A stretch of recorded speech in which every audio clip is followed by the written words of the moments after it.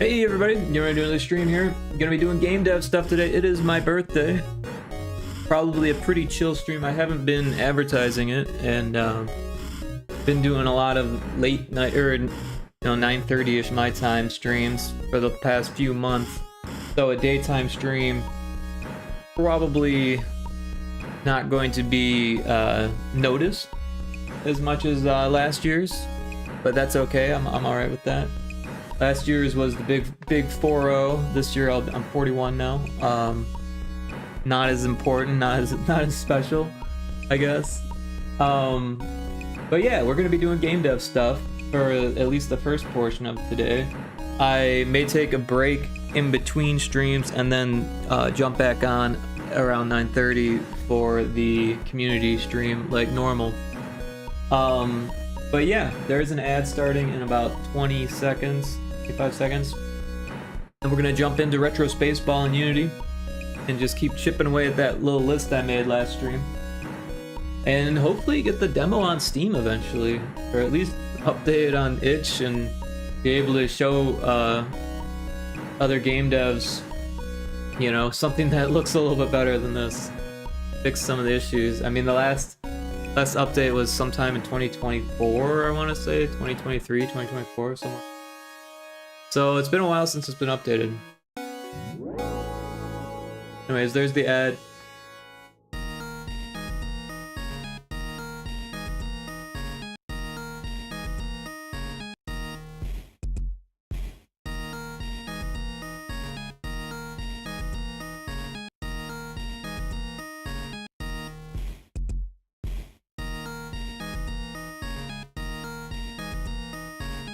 J-Train! Welcome in. You're streaming early, but I'm still at work. LOL. Oh, sorry to hear that you're working. Yeah, it's my birthday, so I figured I'd start stream a little early, and probably, you know, maybe take a break in between streams, or maybe just keep going. I don't know. But why not? Hope that you have a good day at work.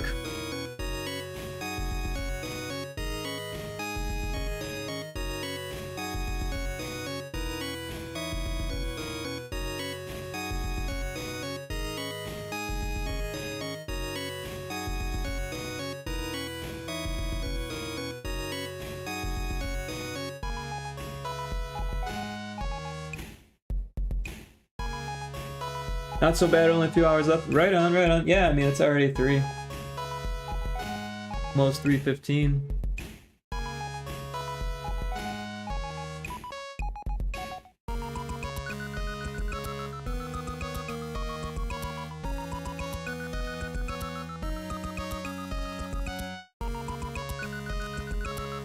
The ad should be ending in like 15 seconds here.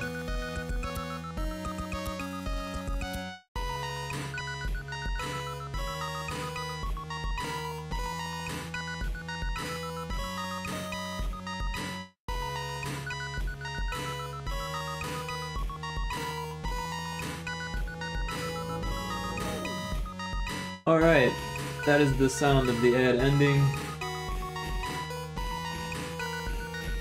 And we have Unity open. And I've got my handy dandy list here. We already marked 3 items off of it.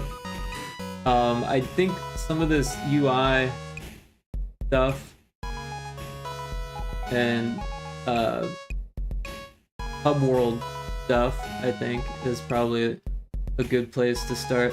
That's been like the most, like, I don't know, pain in the ass ever since I made the hub world. It's just been not polished, and the rest of the game is fairly polished, so it like stands out. And I don't know, it's like the first thing players see, which sucks because it has this like broken unfinished menu right away. And honestly, I don't think it should be the first things players see. I think that they should play the first planet and then start here, but it doesn't really work as well as far as like the continuity and the story and stuff, right? Like, I don't know. I should at least like get rid of this menu and just have it like automatically do things, or flesh out the menu a little bit more, make it less clunky. I don't know. There's a lot of things that I still haven't fully worked out in this. But we do have the list. Now, I'm gonna scoot it off to the side so it doesn't go nowhere. Actually, I'm just gonna put it over here. So yeah, the Planet 3 UI is sloppy, so that's this planet here, and it's the arrow is funky. No, I'm not sure why.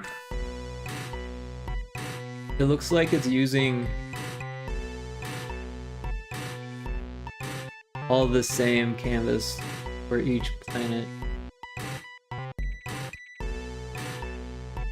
It's really hard to work with because if you just turn it on, it's like that, because it's all animated.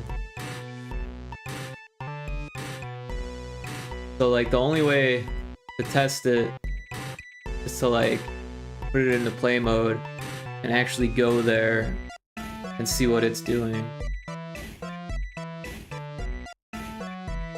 And then make adjustments in play mode, and then copy those adjustments, paste them when you're not in play. That makes sense. Okay, so I'm just going to, well, I guess, how do we get to Planet 3?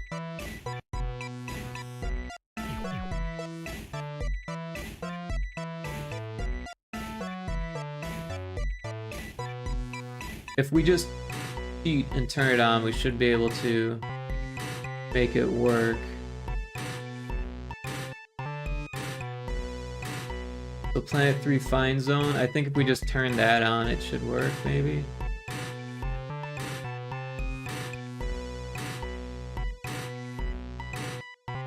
Yeah, look at that.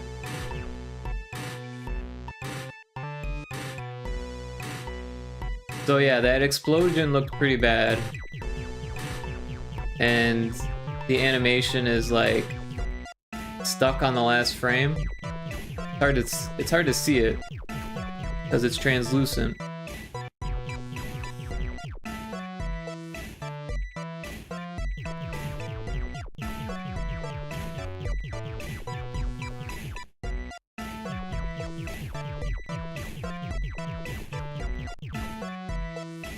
Alright, so now when we enter this Corona thing,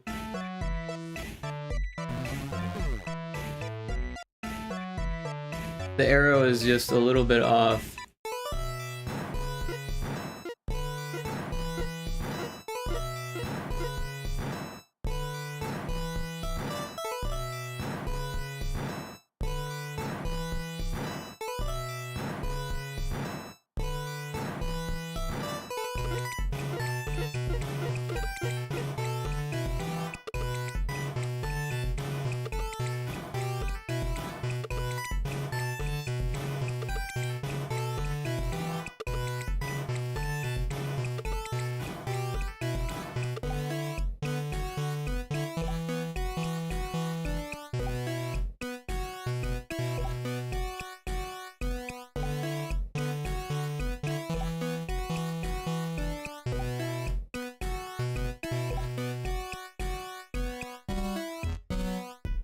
See if that fixes it.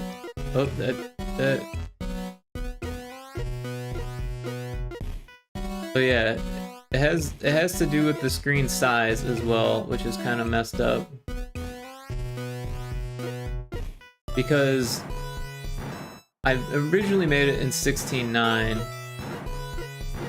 Well, at least it jumps between the two.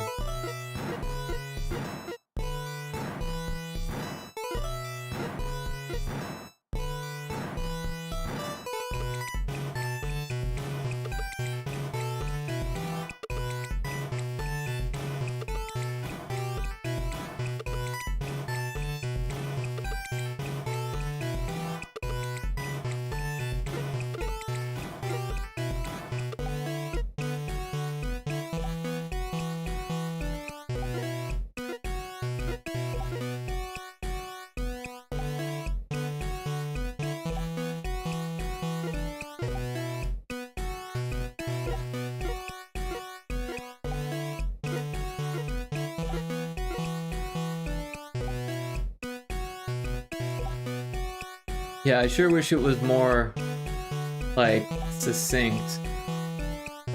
Like on a grid or something.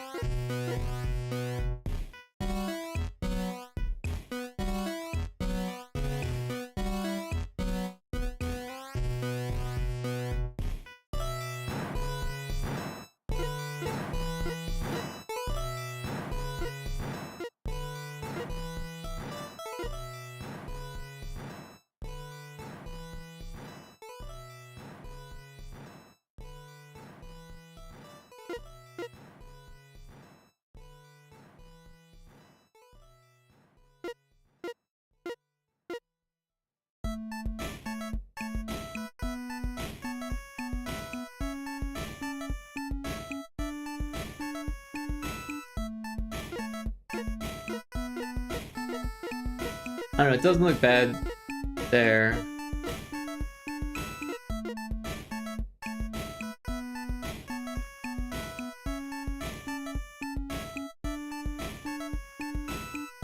If I leave the planet, what does it say?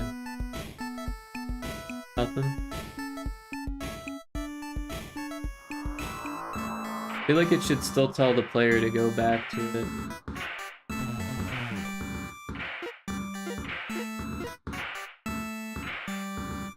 Alright. But those transform points seem good. So I guess I'm just going to copy and paste these onto that sticky note.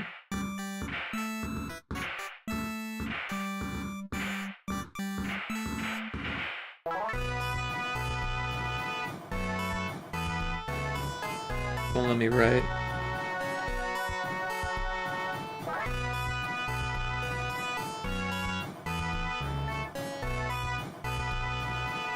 Well, that's weird.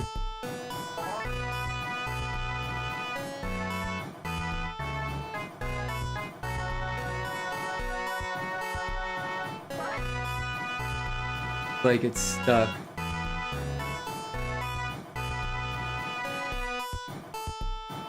It will let me copy paste though, that's weird.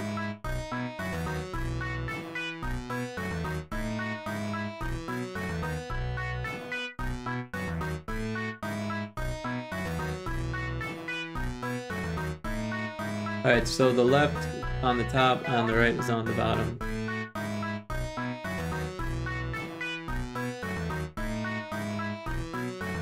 Oh, you know what? I only grabbed it for one of them. Oops. Well.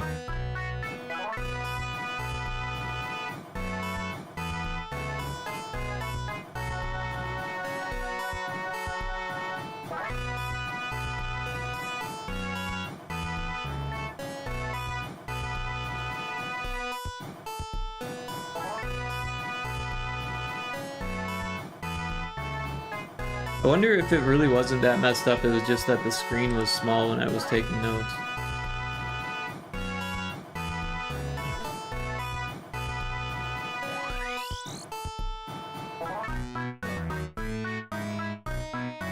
And the fact that it was weird for Planet 3 and Planet 4 and not Planet 1 or 2 makes me think that I changed the screen size in between, because they are the same menu.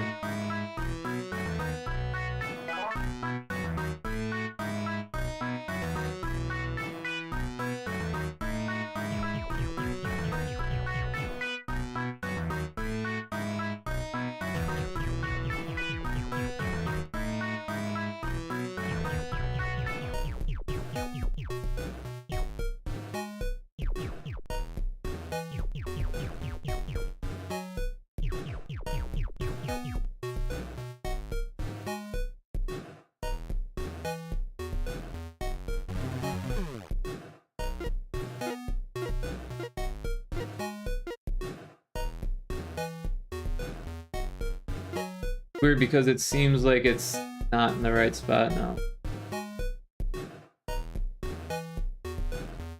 But yeah, I guess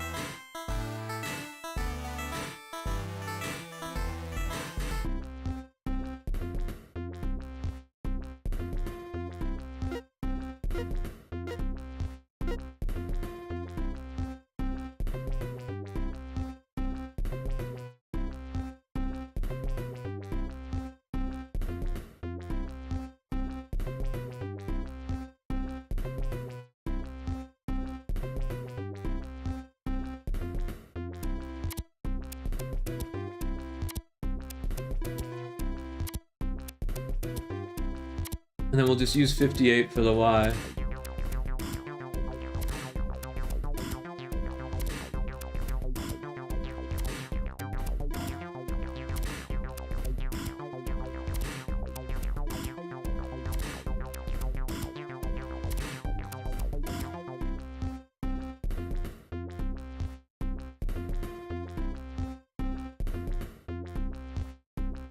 That's being really...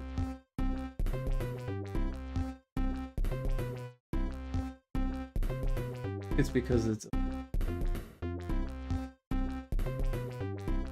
Oh.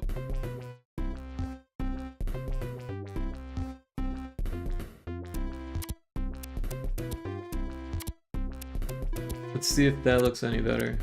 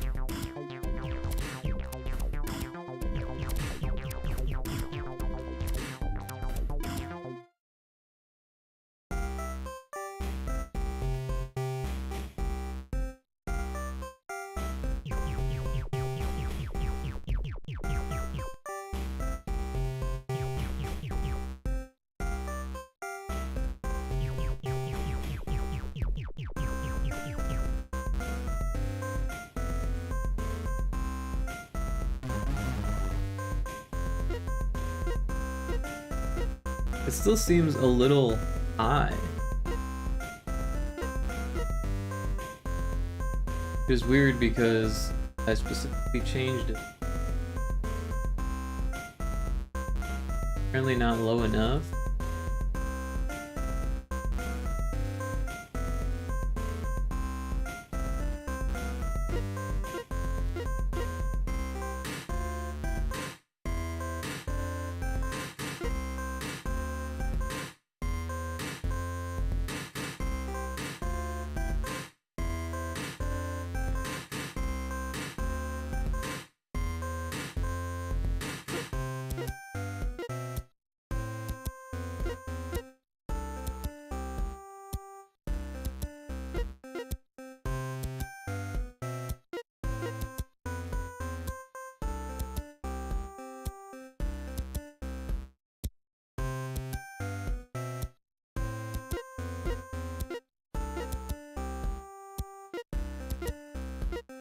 That looks pretty good.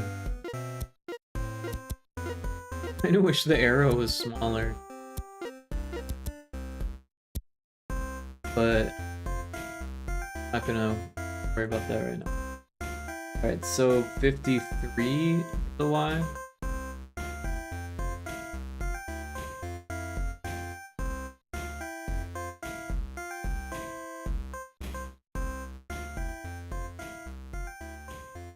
Alright.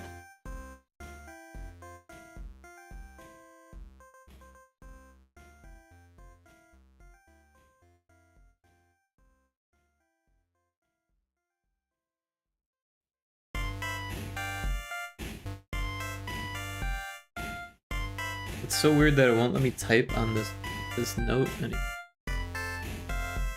Like, what's up with that?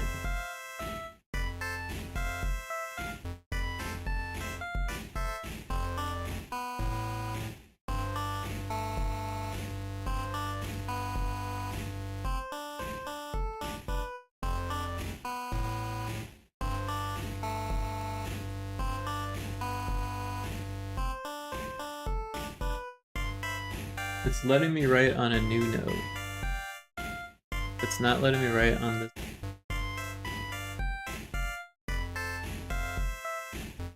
Is there like a lock for it or something? Should I lock it some?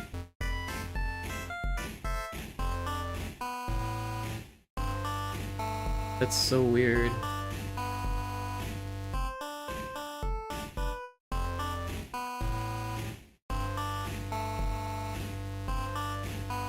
It lets me delete, but not write. I can control Z and I can copy paste. I can't write. That's so weird.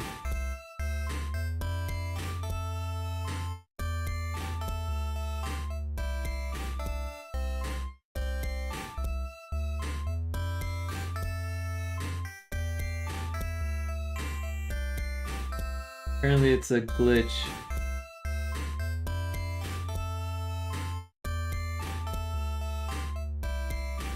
The app needs to be restarted.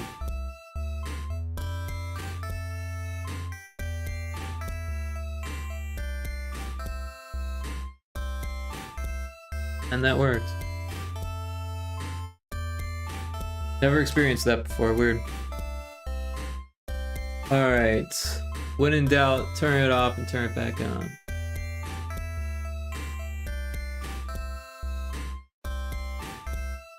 Alright, so I'm gonna mark that as done. And it should be done for Planet 4 too. So, real quick, let's just check that. I'll do the same thing and just set the fine zone to active. And then, be good.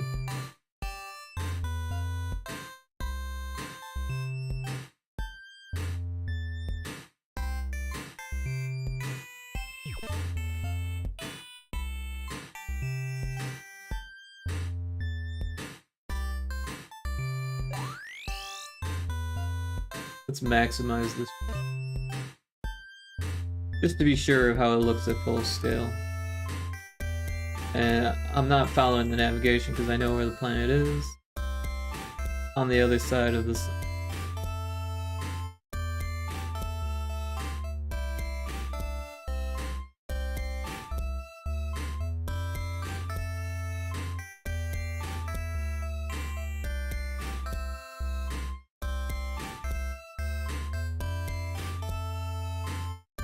And yeah, it doesn't say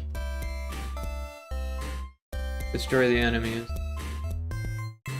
but it does spawn the enemies.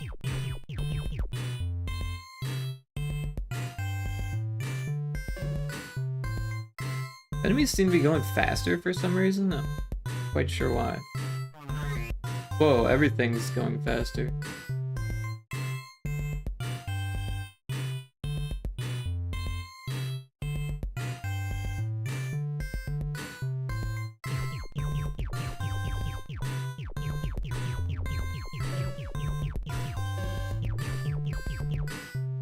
A little weird.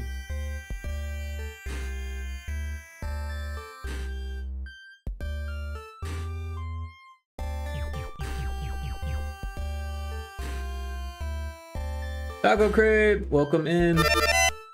Hey, thanks for the happy birthday. Won't be able to stay since it's 4 AM, but I hope you have a good one. Thank you, I appreciate it. Yeah, I'll probably be streaming at the normal time later as well. So maybe in the morning, I'll still be streaming. I might take a break in between. But yeah, I hope you have a great night.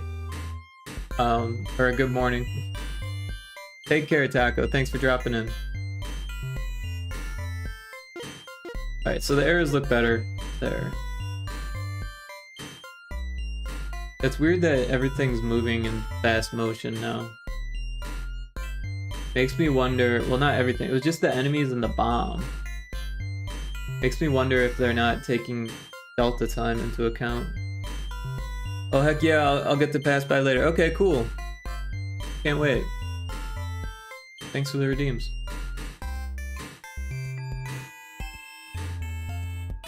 Everyone should check out Taco Crate, by the way, if you have. Fantastic streamer. Awesome pixel artist. With a great community.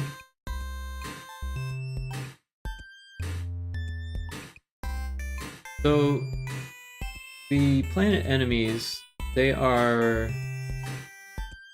prefabs.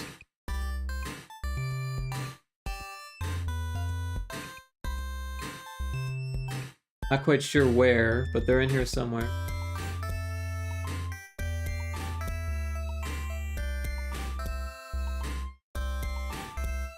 Do a little search.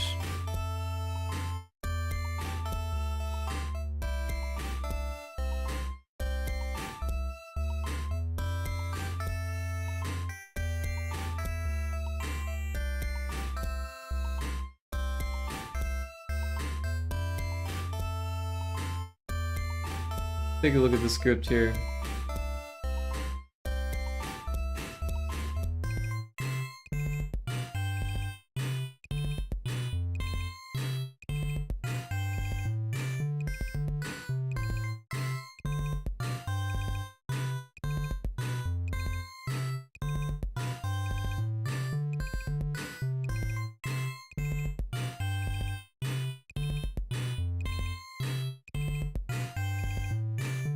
So it definitely is considering delta time.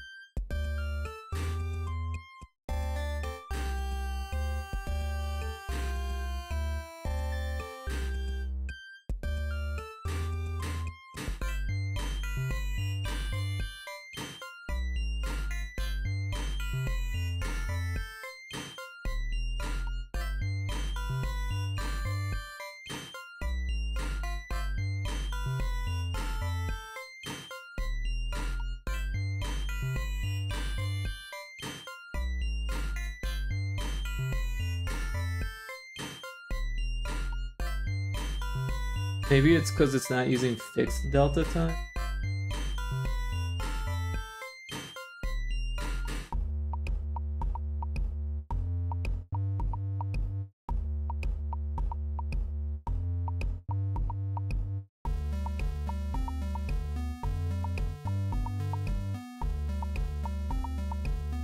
And then the bomb.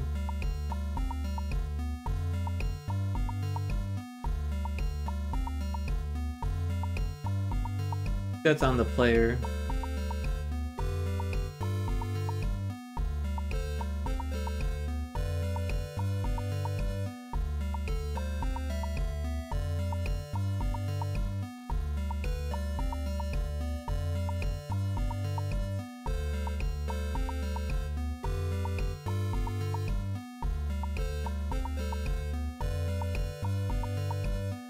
And this looks like it's not using delta time.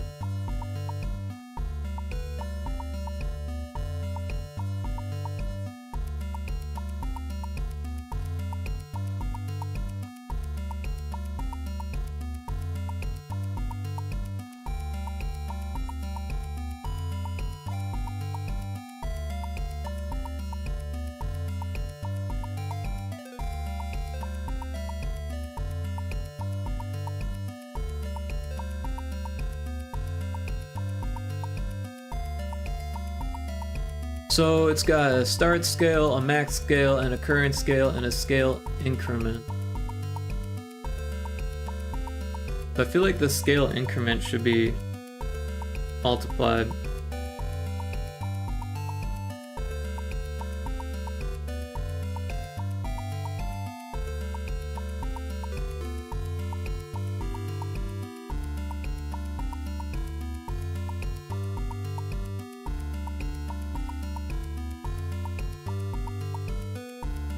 And I think that should fix it.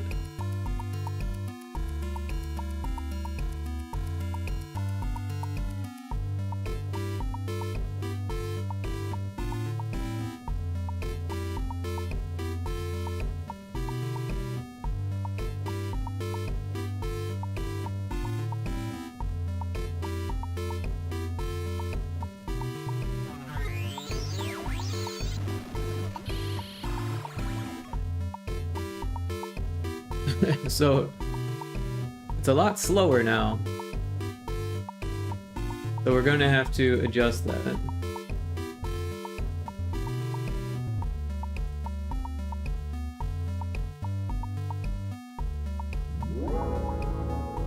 So maybe change that to like 3, 7.5.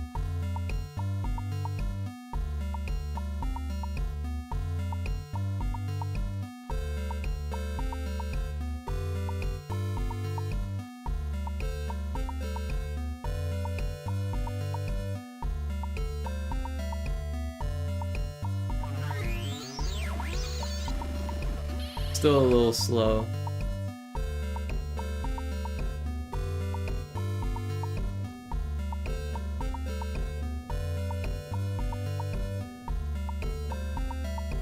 I get 5 and 6.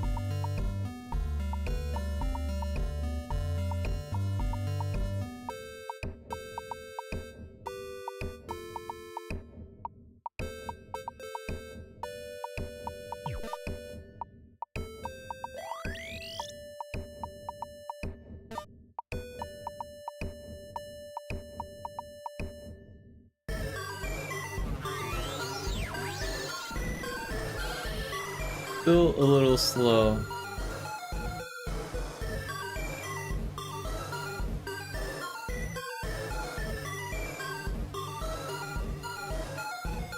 Still a lot slow, actually. Probably needs to be more than twice as fast.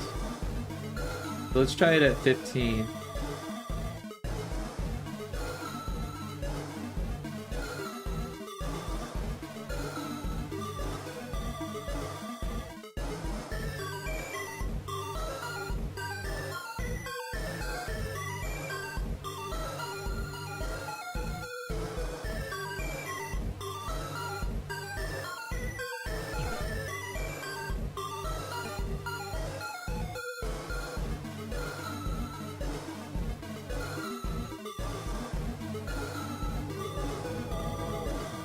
Did I not change it? Let's try it at 15.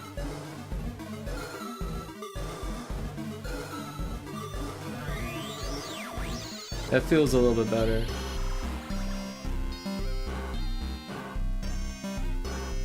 Let's stick with 15.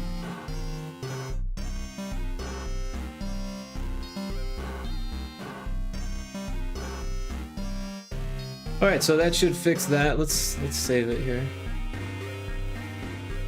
And I added it to the list here at the bottom, so let's just move that up.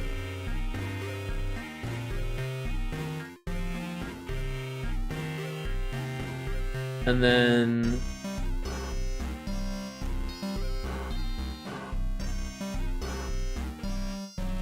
we'll put arrow.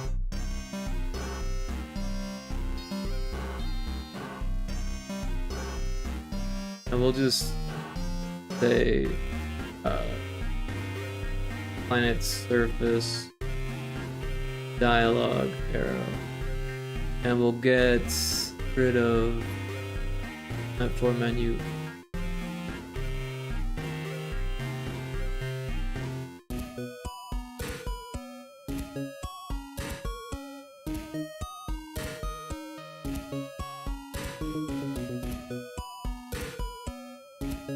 Now I give that a bullet.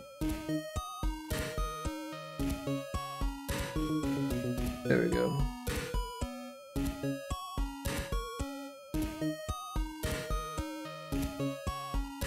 Alright, so let's fix that Planet 3 explosion next.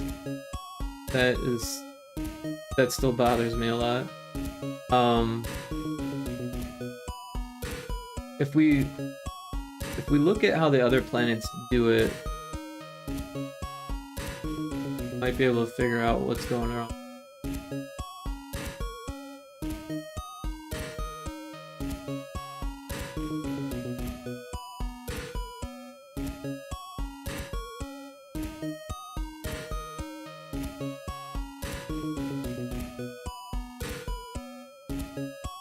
So we've got this activate.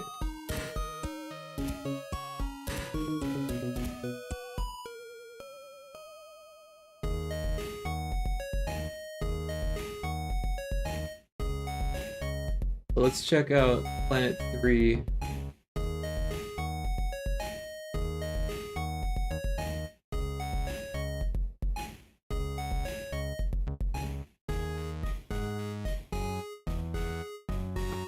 Well, that could be the issue. Also,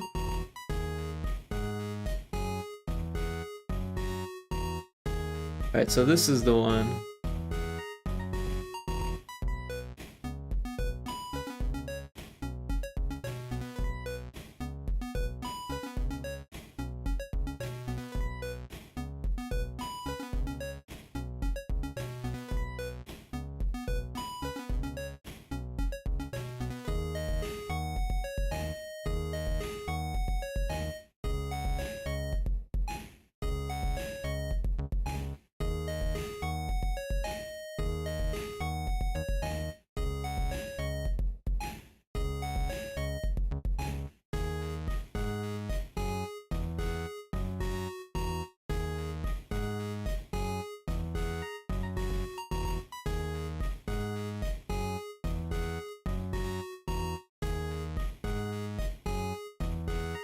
So it seems to be using this activate and not Terra Zero.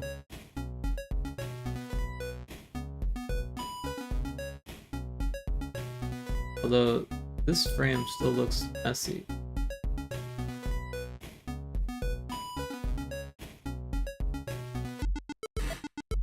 Also, the edge of it doesn't seem.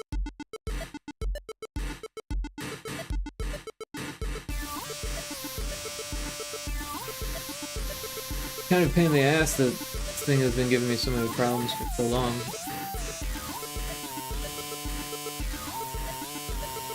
That one's doing it too, but not on Terra Zero.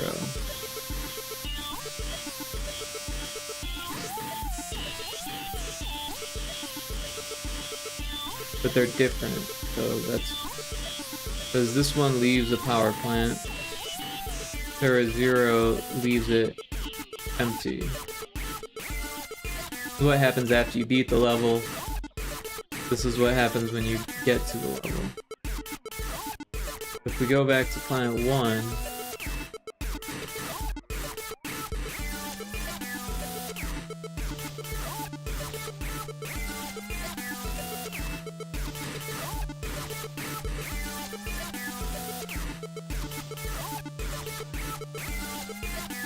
that one's fixed.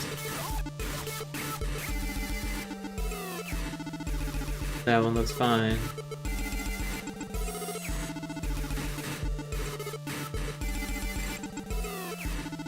So I'm really confused about why this planet looks good now and the other ones don't.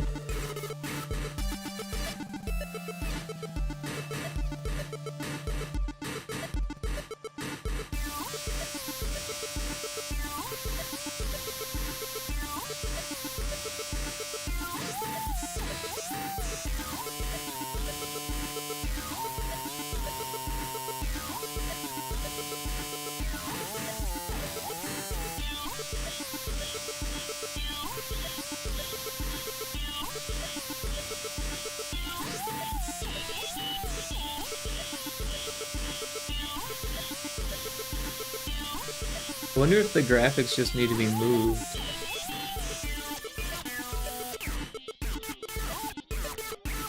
It doesn't seem good. Graphics are turned off.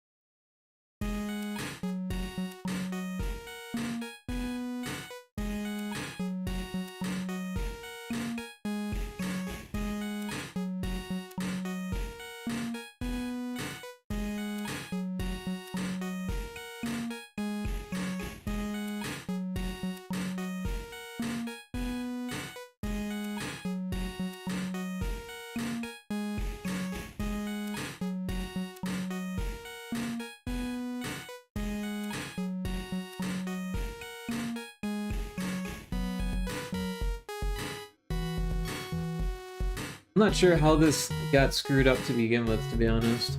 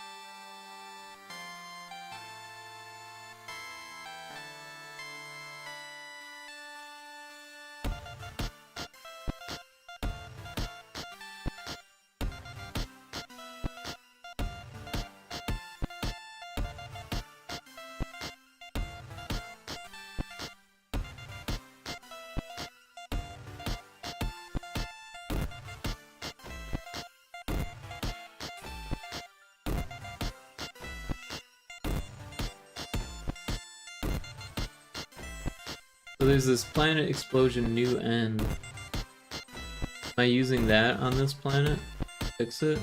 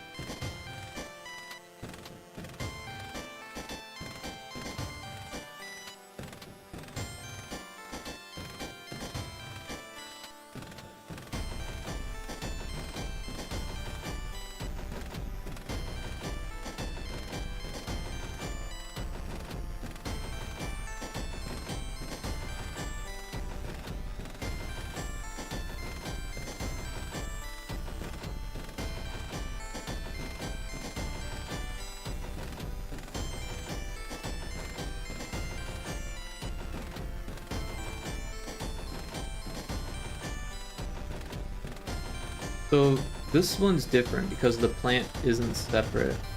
Plant being the orange circles.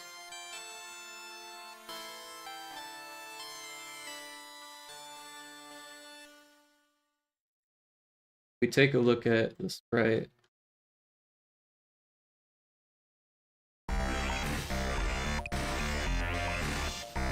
All one. And this one is not. So I'm wondering if the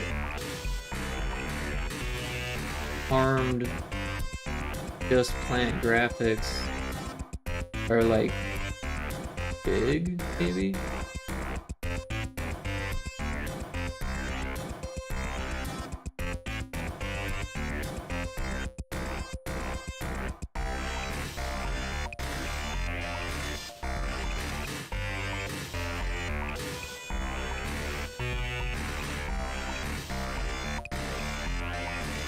I'm gonna import this as a sprite sheet.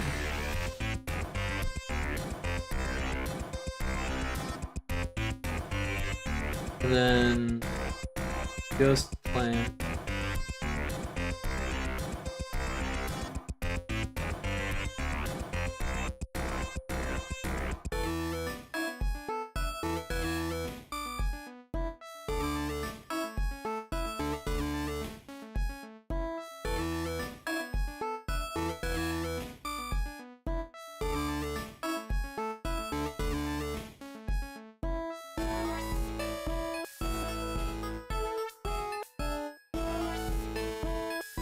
So we've got plant, and then we've got the explosion. So let's copy this and paste it here.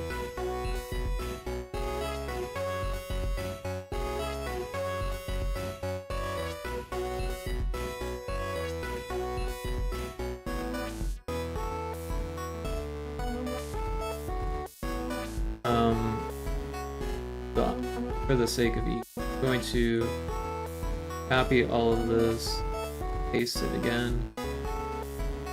That way it's easier to line this stuff up. Yeah, it looks like it's different size.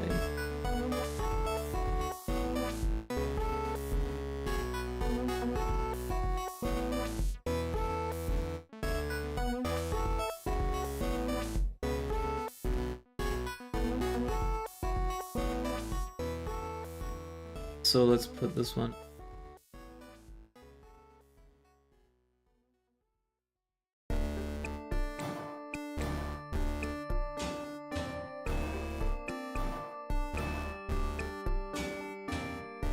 So I think it just needs to be moved over.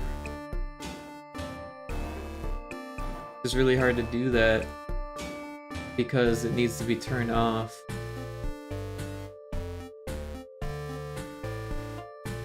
Let's turn it on, and then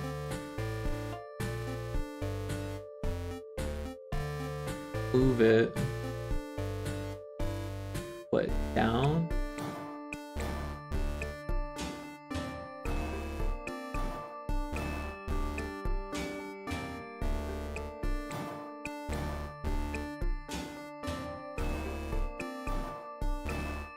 Is there a way we could just like copy this? Where is the graphics?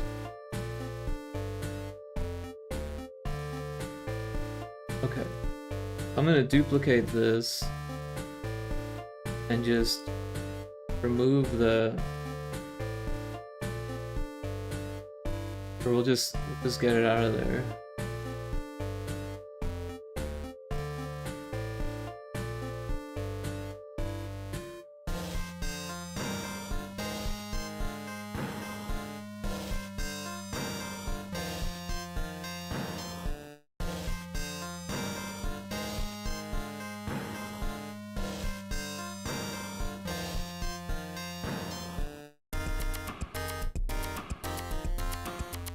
There we go.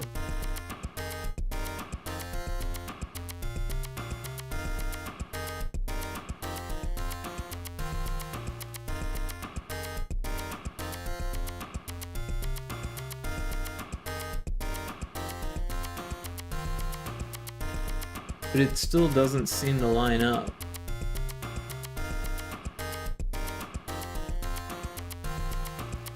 Is it too big?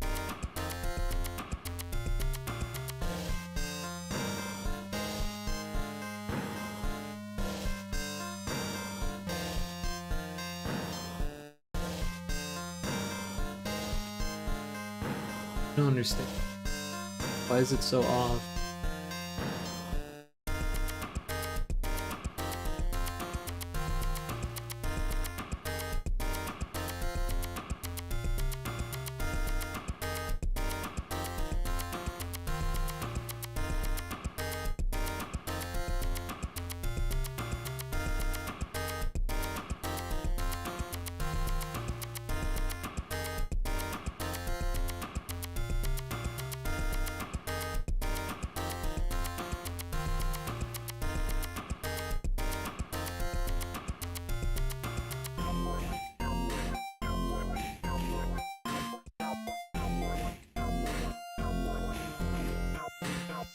It seems to line up when we put it in Aseprite.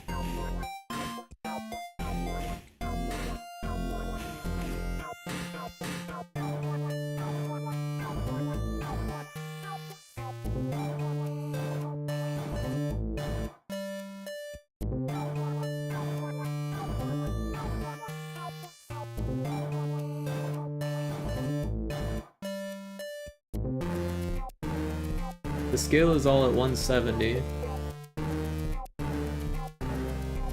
So it's not a scale issue.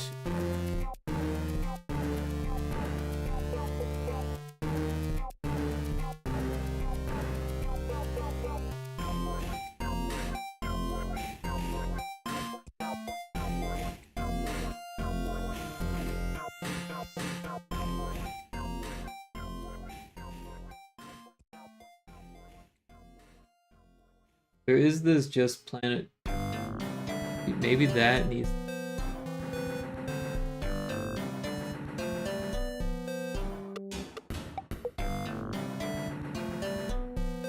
it's using the... Maybe it needs to use the old one.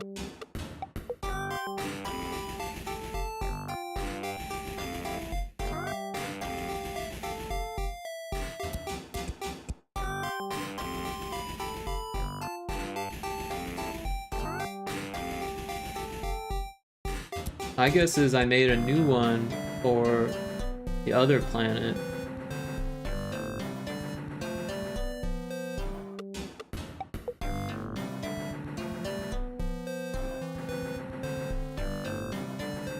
Delete this, we don't...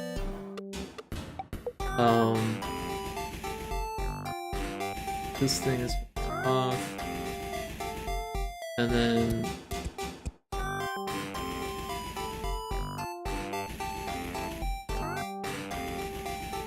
Still using the one. Alright, so what if we take this armed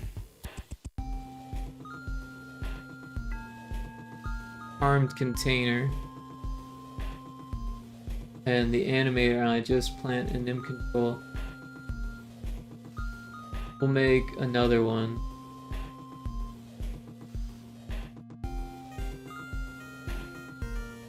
We'll call it old. We'll make this one old also. And in fact, let's just put these in their own folder. Because that way it's not...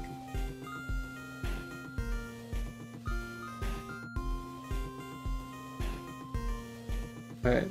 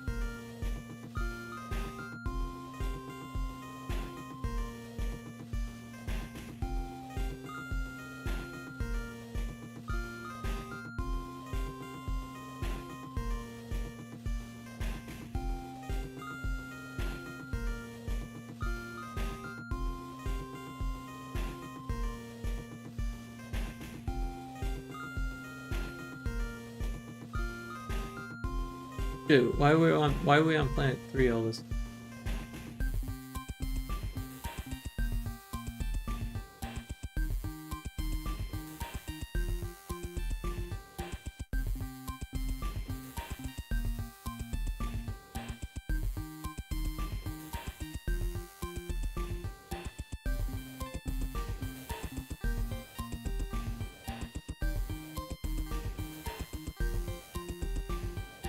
Alright, so that looks like it's gonna line up if I just move it.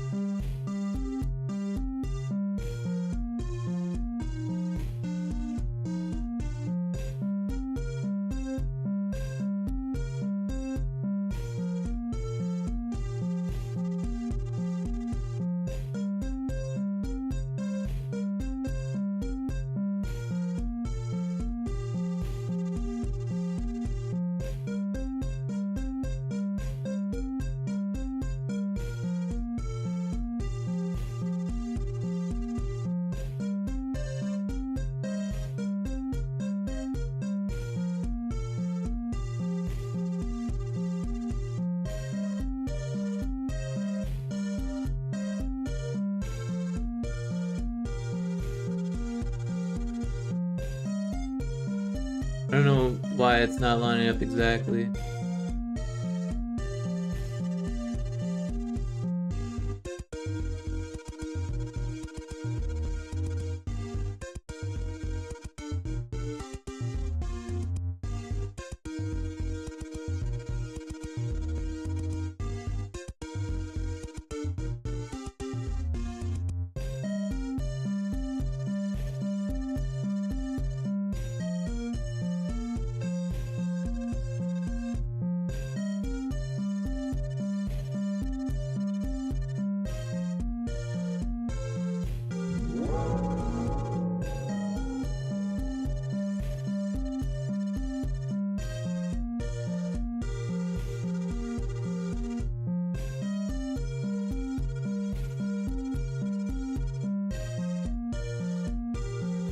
It looks a lot better, but it's not lining up exactly.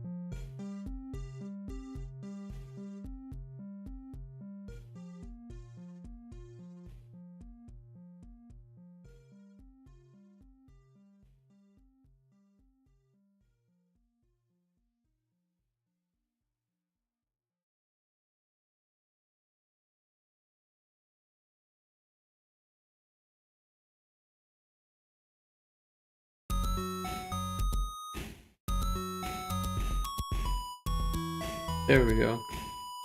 0.056.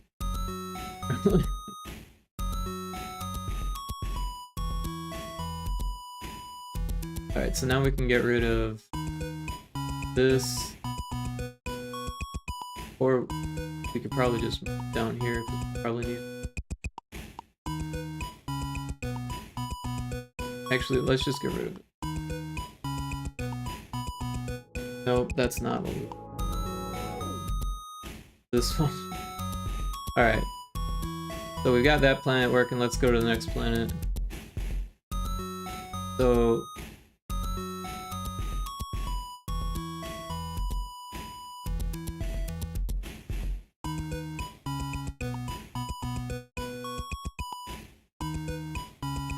this one is also weird because the whole planet seems to be shifted.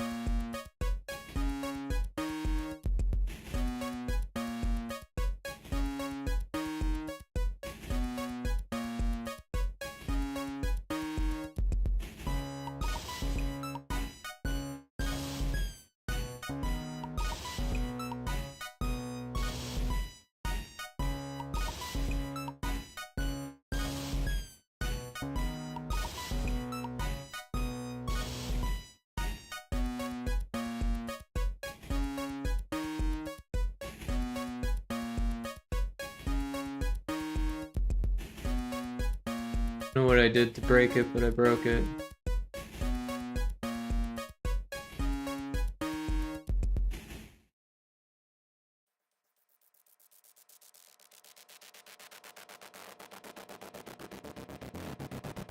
Oh, I'm on the wrong planet.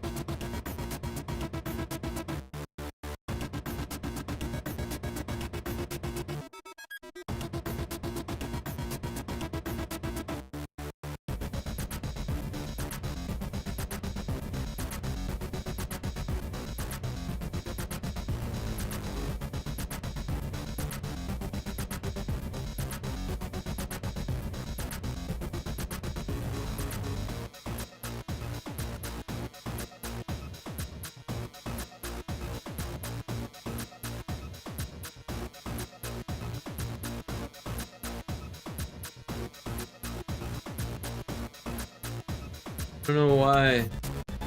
Got that little lip.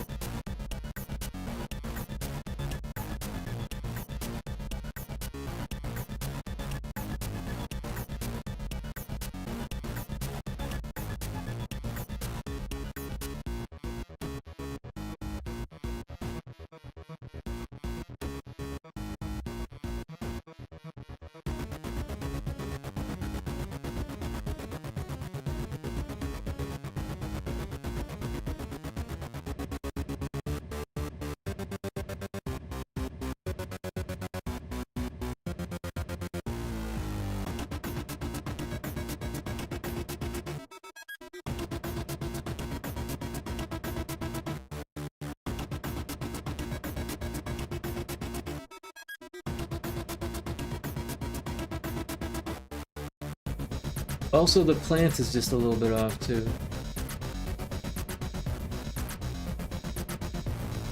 So let's duplicate this just like before. Give it 8. Okay.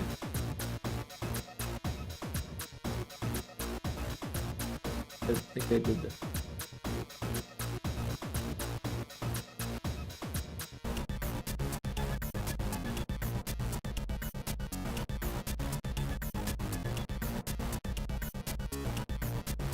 Okay, it is the...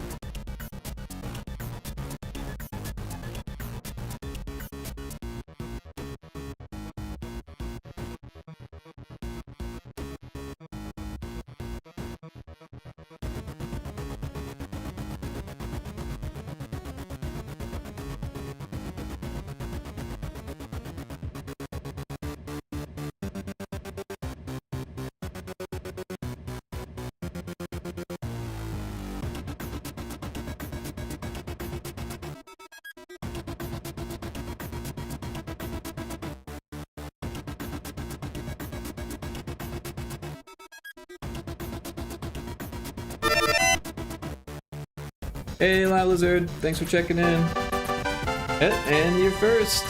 Nice work getting first. How you doing today?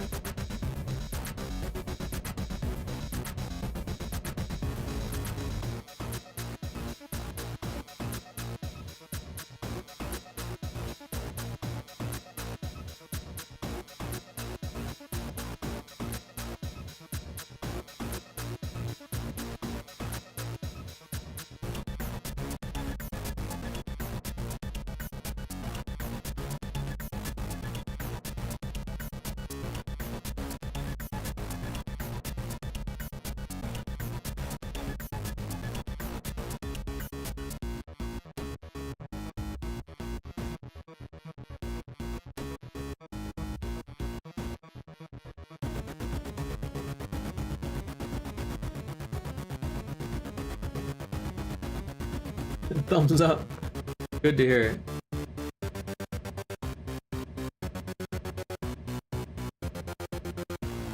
So this is now completely missing. But is this one? I thought we fixed this one.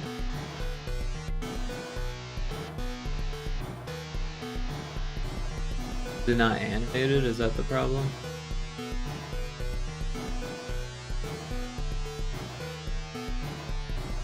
I think it's animated.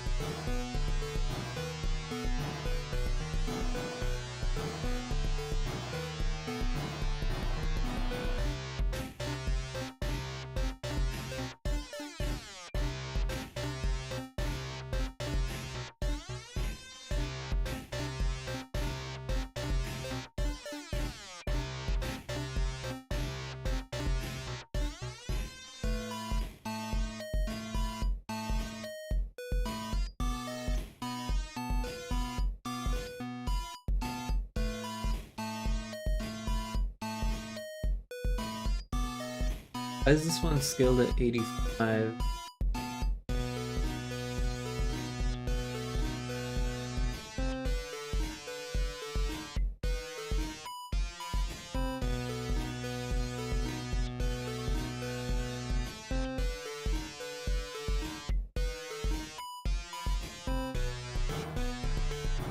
It is ridiculous.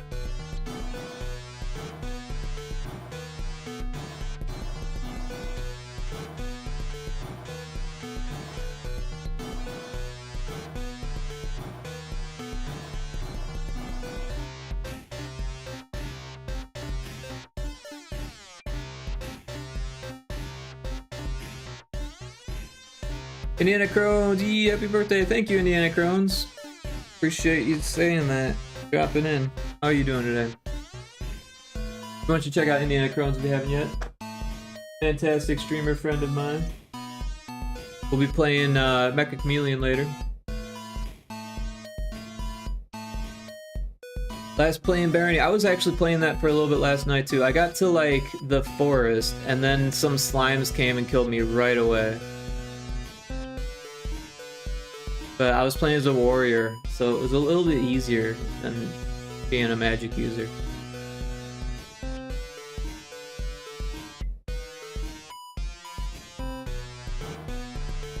But also I was playing on like a pre-made seed. So like when I died a few times, I already knew the map a little bit rather than it randomizing each time.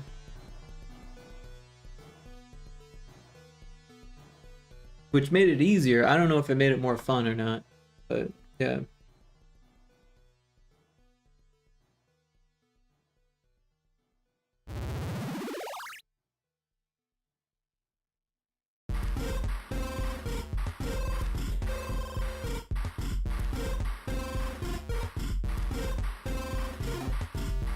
Is that a new follow? Well, I don't know why it didn't show up on Mix It Up. Thank you. That's what that was. Heard a sound. It was a donation. Ah, donation. Well, thank you for the donation. Surprised it didn't show anywhere.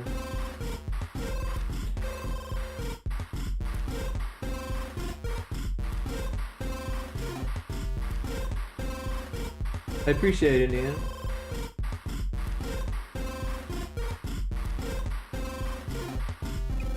I don't know how much it was.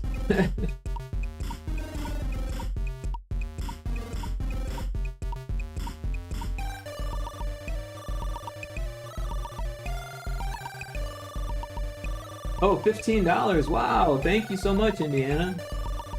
Really appreciate that. That's huge. Buy some mango and broccoli pizza on me. I will do that. Probably go grocery shopping tomorrow. I'll add mango to the list.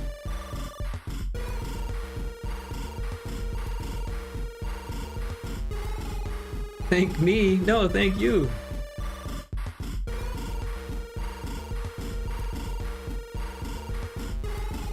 Very kind of you.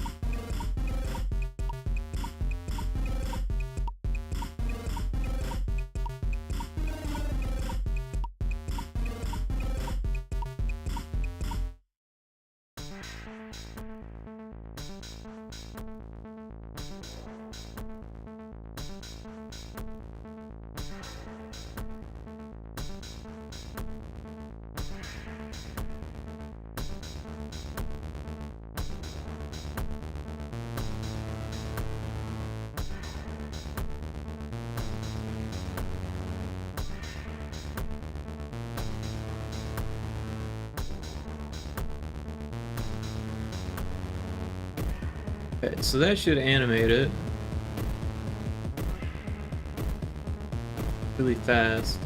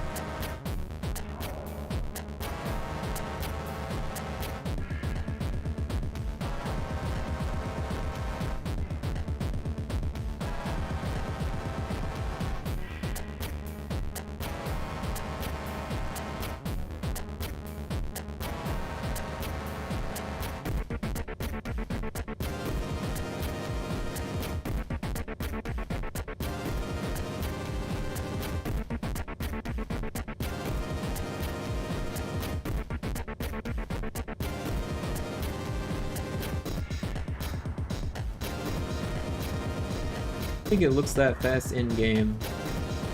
Not sure if I slow the animation speed or but yeah, 0.05 and so we'll do the same thing for the other.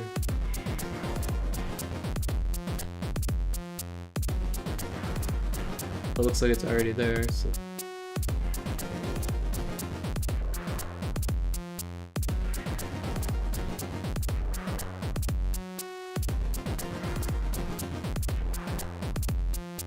now we need to do it for this planet.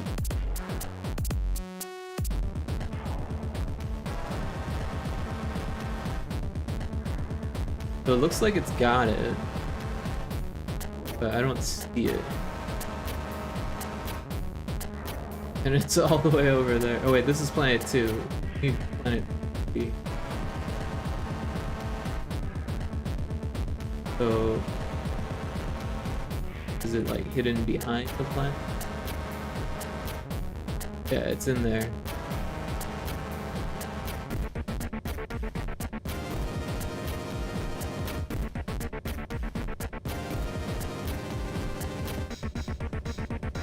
But it's scooched over just a little bit.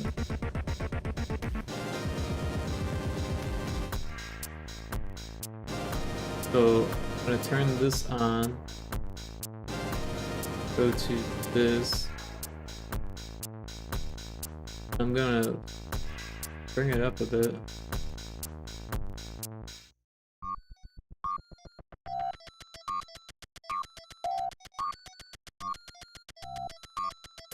And just scooch it over.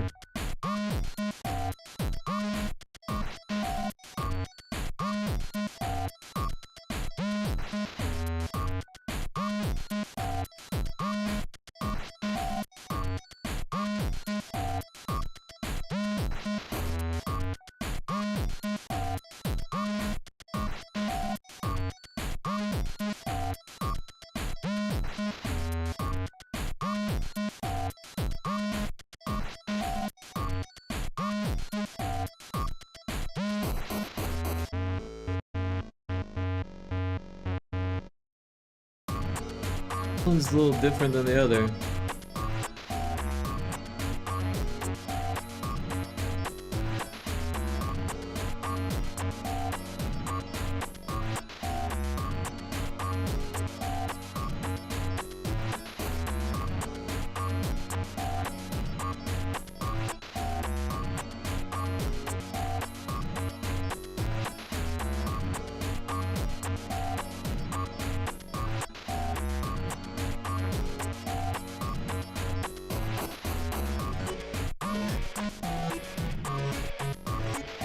There we go.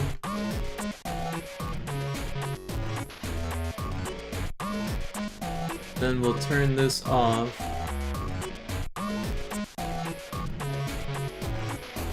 Move this. And hopefully it works now. Let's try some of these out.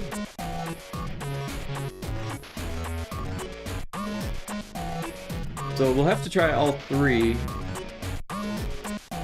The 4th one's a little different.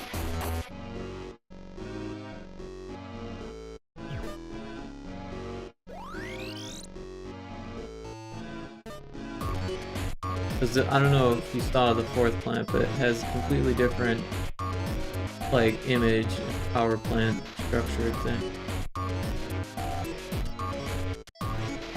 So here's the first one, and it's screwed up already because it had a power plant there when it wasn't supposed to. So that looks like it has this. Also, look at that, it spawned the enemies for the wrong planet. Did it spawn enemies for all of the planets? That's it.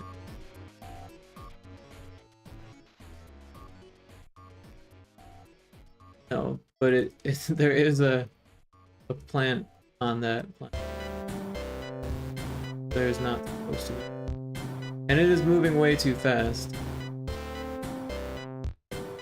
There's definitely some issues here. Right, so we never turned this one off.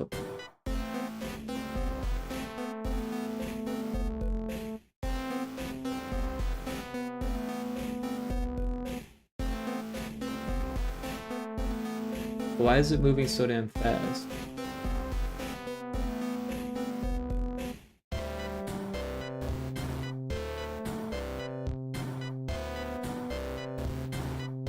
Okay, I thought I put that at 5, didn't.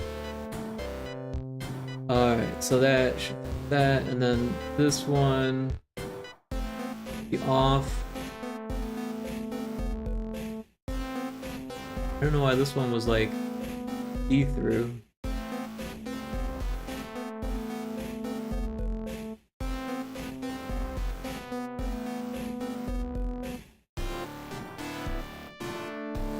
I don't even see the...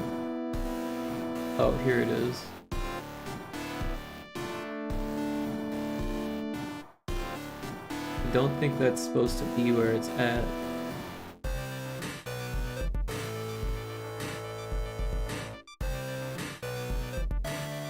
I don't know, let's go there first and figure it out.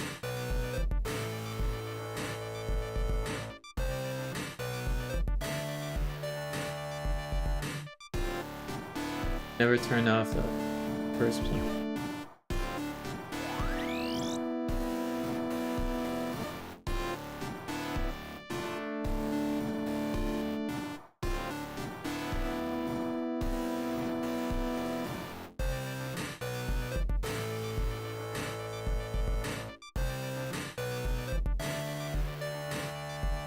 So yeah, there's the issue there.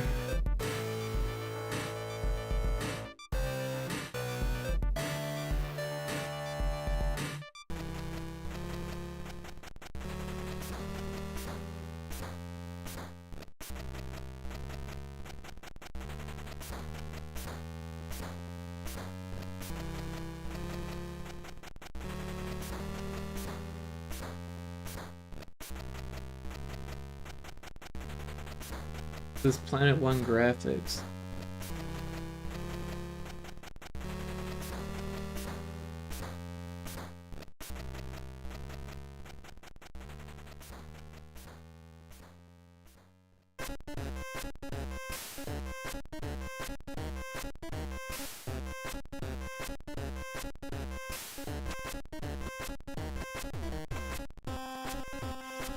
I feel like this is supposed to be in the harmed.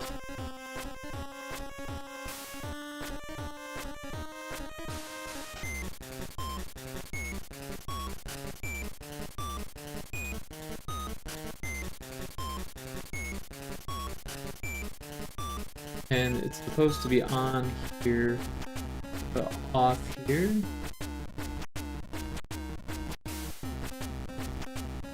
I don't know.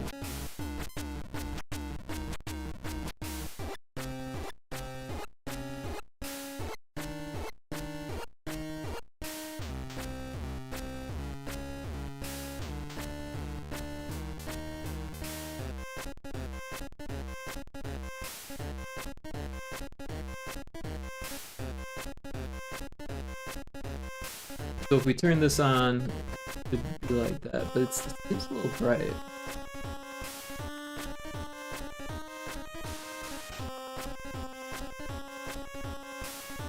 go to planet 1 and fix that.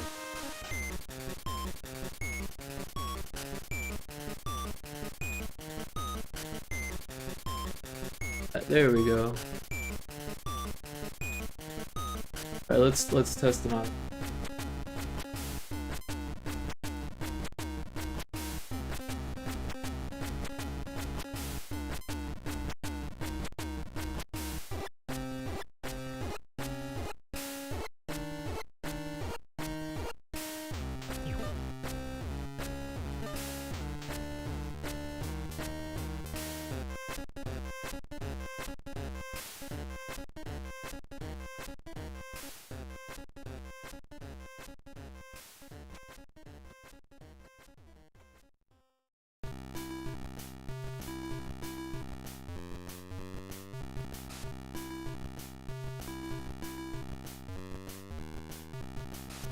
Already lost.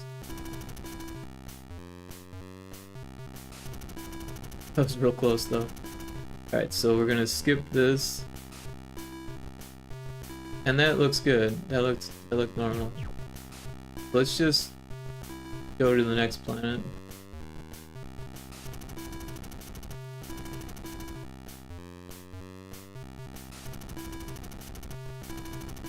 Should be like a planet 2.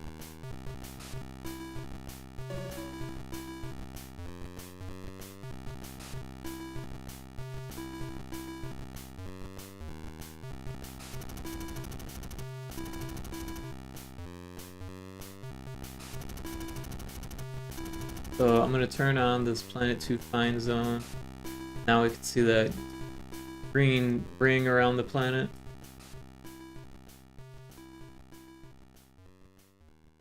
Get there. On it now.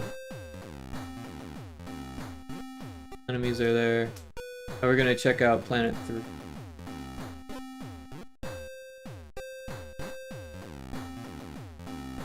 Over here something. There it is. Oh, alright, so that's an issue because it triggered when it wasn't supposed to. Seagoat Games! Hey, thanks for the 200 bits, appreciate it. How you doing tonight, Seagoat? Or today?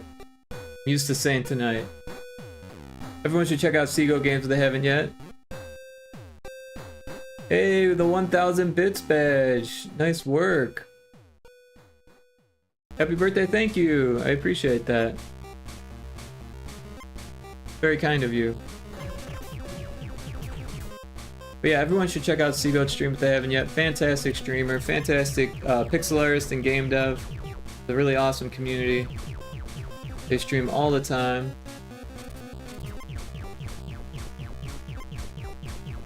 But yeah, I hope you're having an awesome day. Hope it's not too hot there. We had like a heat advisory here.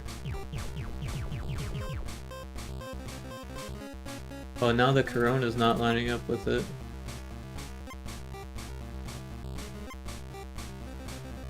Could I speak to the drug dealer of the house, please?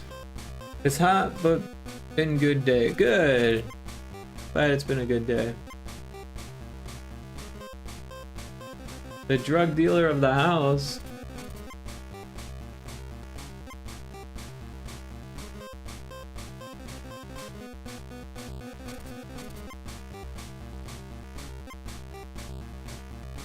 Do you want me to send you back to where you were?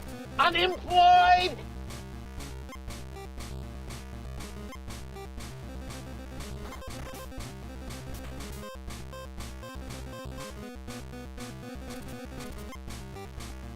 You drew Taco the other night? Awesome. Yeah, Taco dropped in for a little bit, but it was like 4 a.m., so he dipped. He might be back, like the usual time, like 9:30ish my time.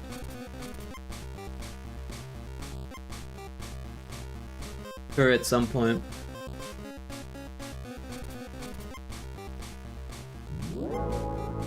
Oh, and there's an ad break.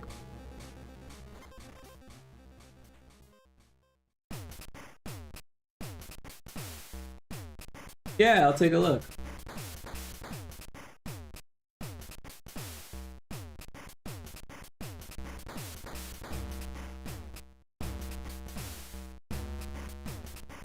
For those of you who aren't stuck in the ad, yeah, it looks fantastic.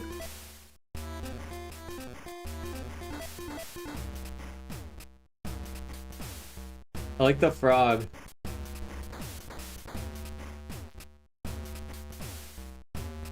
For art fight, oh yeah, that's going on. I forgot about that.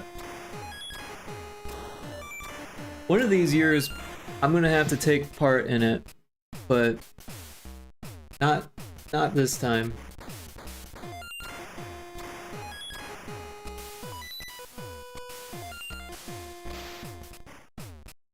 You drew Westlow also, cool. I do know Westlow. Westlow dropped in here just the other day.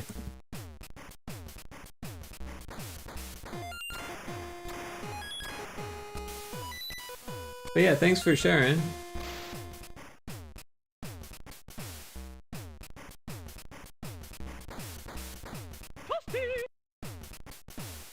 Toasty.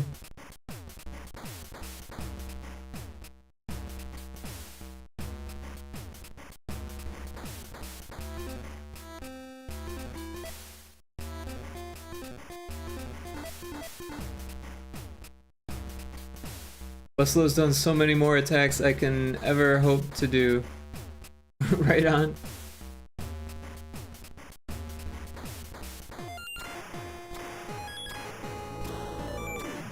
Like we're back from the ads at this point. So I'm not sure why that's triggering. I wonder if it has something to do with the Planet Find Zone being on. Because normally the find zones only happen one by one.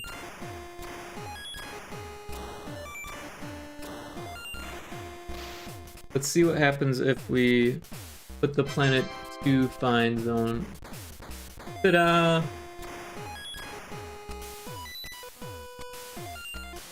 And then go to Planet 1, right? Maybe it'll trigger all of them, and then we'll know that if the zone is active, then it triggers. Maybe, I don't know. Obviously, I did this a long time ago, so I'm kind of guessing at my methods. You must be an Earth crybaby. You do everything your mama tells you. I don't think I've heard that one before.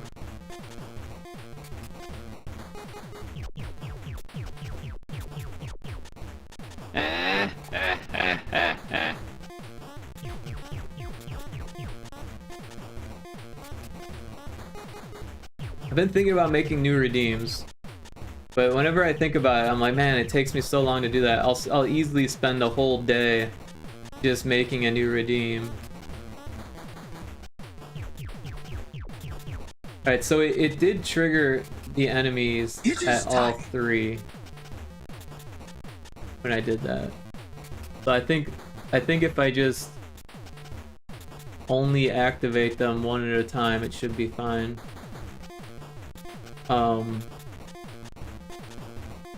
It's a little weird.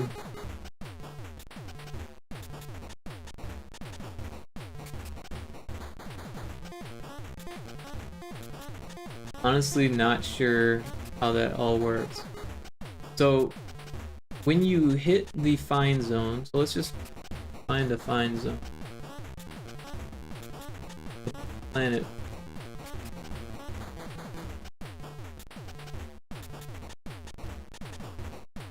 Alright, so we've got this. We've got planet trigger.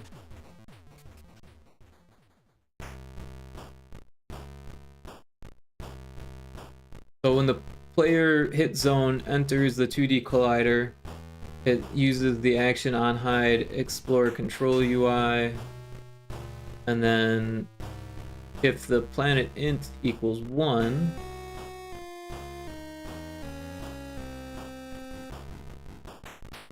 then it finds the planet.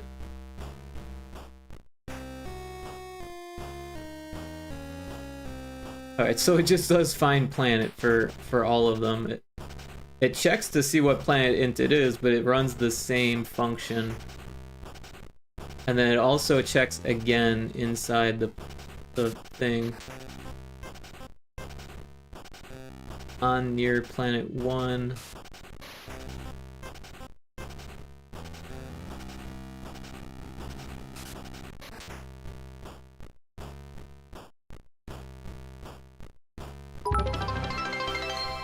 Snake Eyes, thank you so much for the bits. Happy birthday, thank you, I appreciate it. How you doing, Snake Eyes? Welcome in. Everyone should check out Snake Eyes stream also. Awesome streamer friend. Play lots of games together. Very cool person. Oh, and Seago, thank you for the lurk.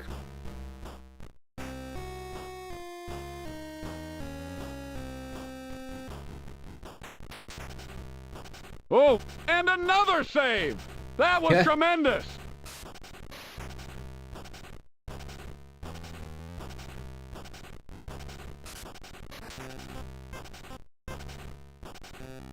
So there are set enemies for enemies 1, 2, and 3, and 4. But they seem to all get activated if the Find Zone is active.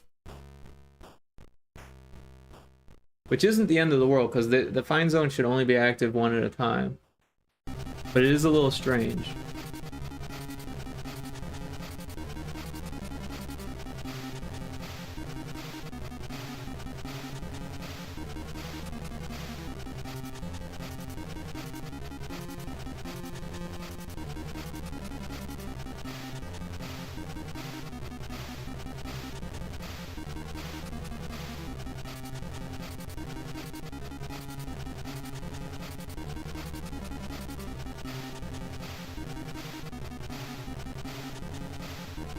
It should only be activating them if the planet int equals that number.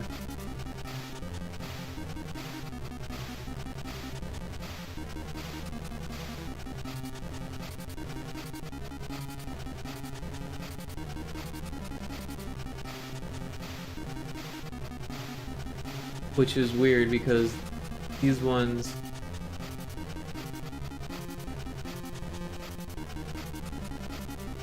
have a different planet int number.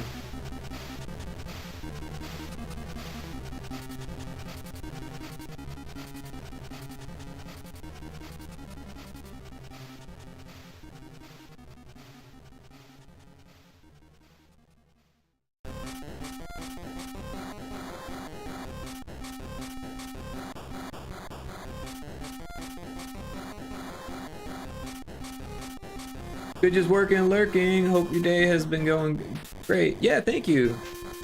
I hope you enjoy your day at work. Day's been good. Haven't really done a whole lot. Just kind of woke up, made some mac and cheese, and ate, and then hopped on.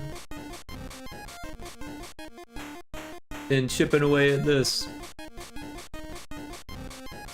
We've been on for like an hour and 40 minutes.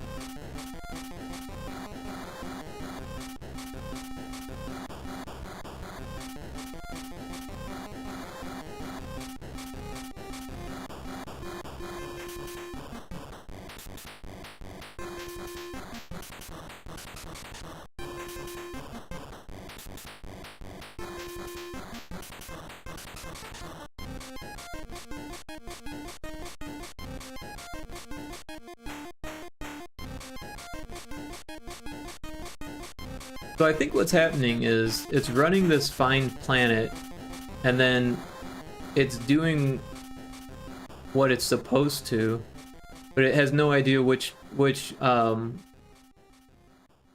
the player was actually at, right? Because it knows what planet it is because of the planet integer, but it doesn't know which planet the player is at. It has no comprehension or logic of that. So that's why it's just activating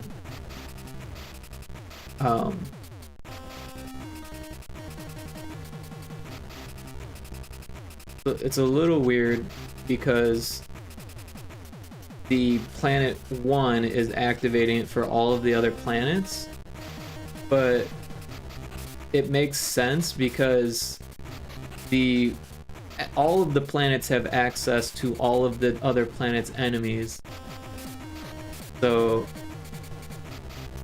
if its trigger is active and the player, or if the game object is active, it doesn't even matter about the trigger. Is if any of the other game objects are active while the player triggers any of the planets, they all spawn the enemies. Now, I don't know if I should fix that, because it just seems like it could make issues, but at the same time, only one planet is ever active at a time.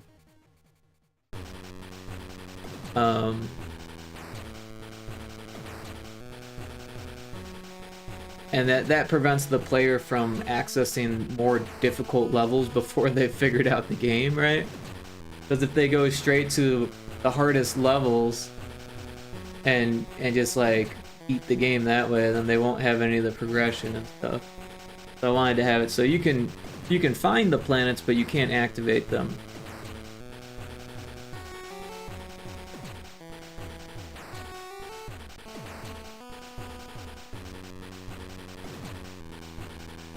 But I think I'm just gonna leave it, to be honest, because there should be no reason why they'd be turned on the way they are. I was just doing that for testing purposes. So yeah, normally they're turned off. Same with this one.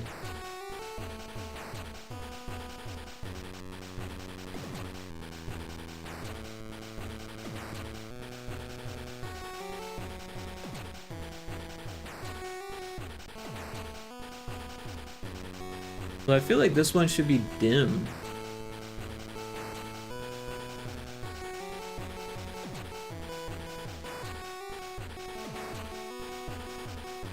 I guess it is dim. Just not as dim as the other one.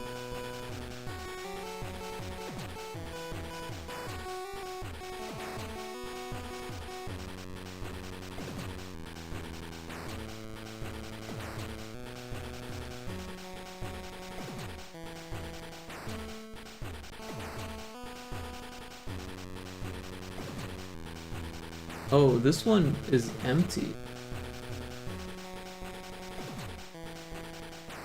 That's intriguing. So if we turn this one on, well, first of all, if we go there, it has the game object, even though, oh, we've got a planet 3 dim. So is there a planet 2 dim?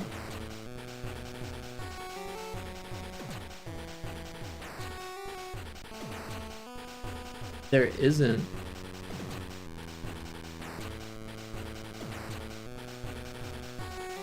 But there should be.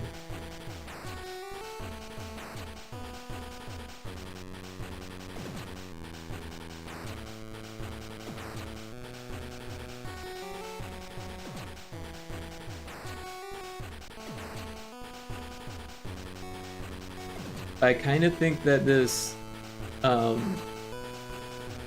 empty one here is the one is what it's supposed to be.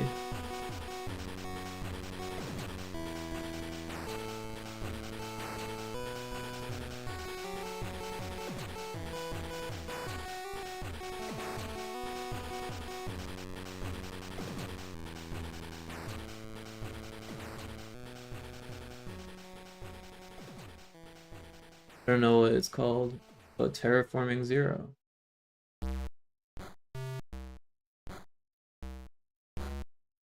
Right, so now there's 2 of them. This one be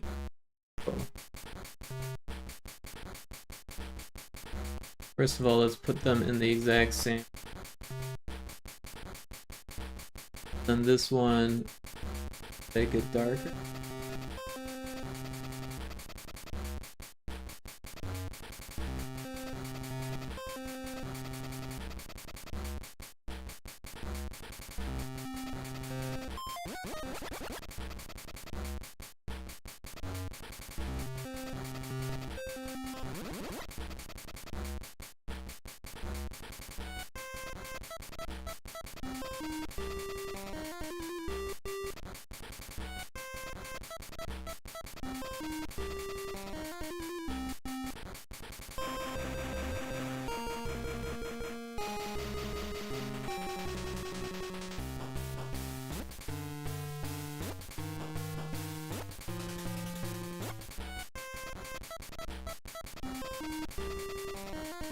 So it should just work because it's all underneath the other ones.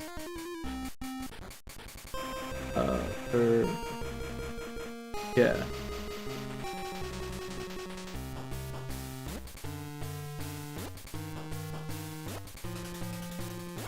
Wait, what just happened there?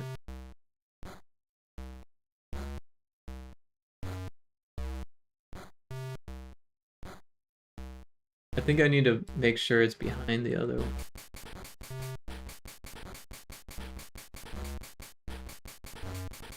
So we're gonna call this Planet 2 Dim.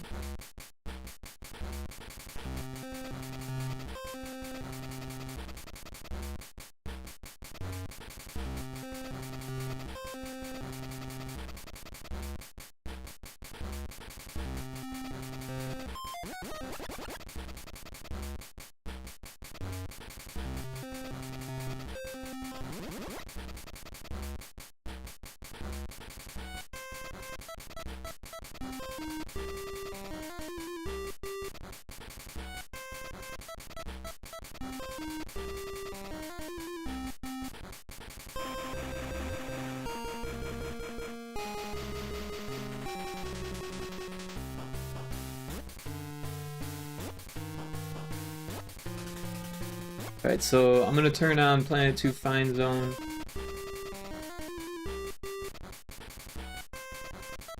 Is somewhere.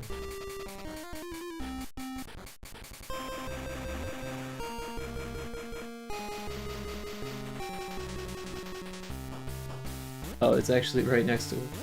Okay. And so this will activate Planet 1. Or actually, I don't know if it will because of the cutscene on Planet 1. We'll find out.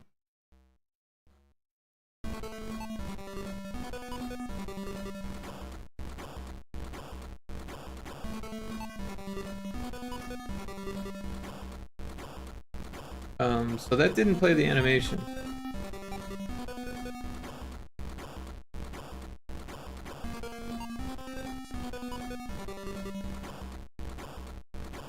My guess is that it did, it just, the dim one was in front of it, maybe?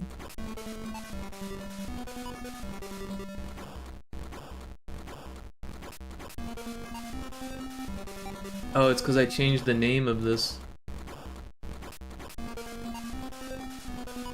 That's why it was called Planet 1 Graphics. Okay.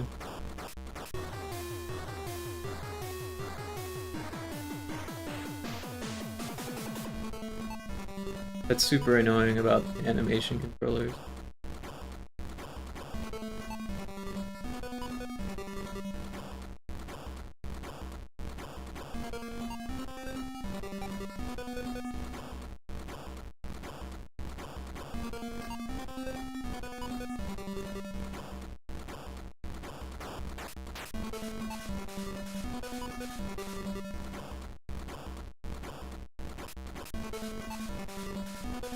Well, it should fix its color on its own then. So that's cool.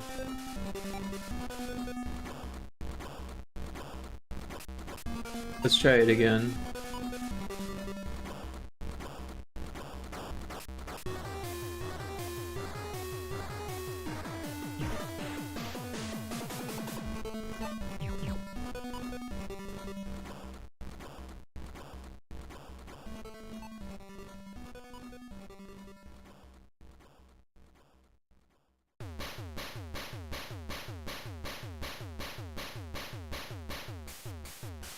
So the edge looked a little funny.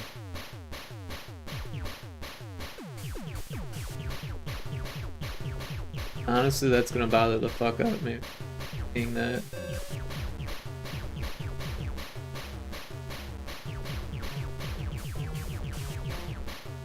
Let's see if we can fix that. Otherwise, every time I see someone play it, I'm gonna be like, oh, why did I leave that like? Alright, so we've got this. There's that edge.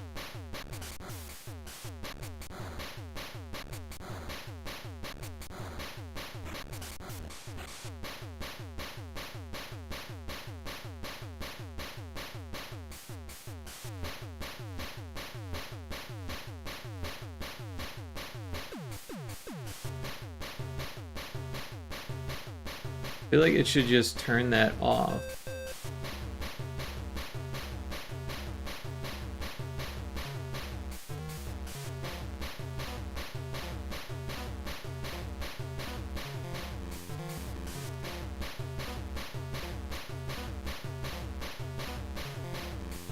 But it needs it to be there.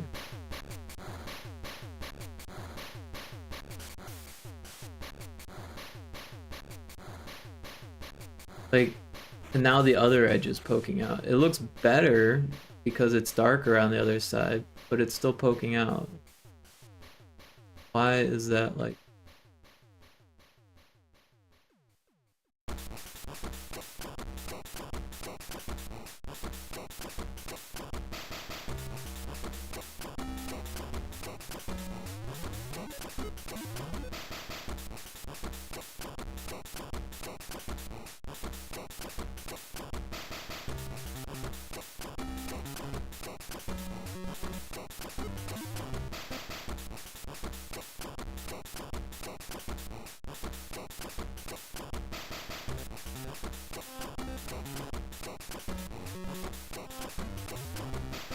I think we need to fix that. Like, it's okay if it goes over, but it can't go under. So let's find the planet.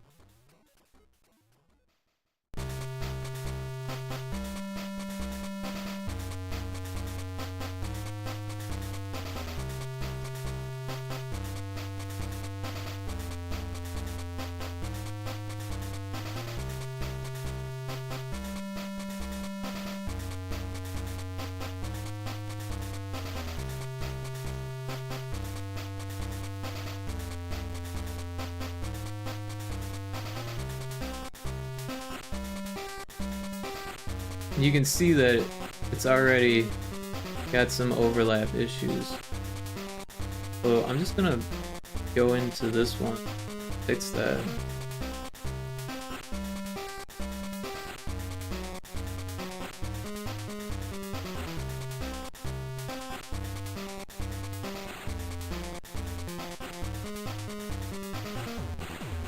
I don't know how it got like that. But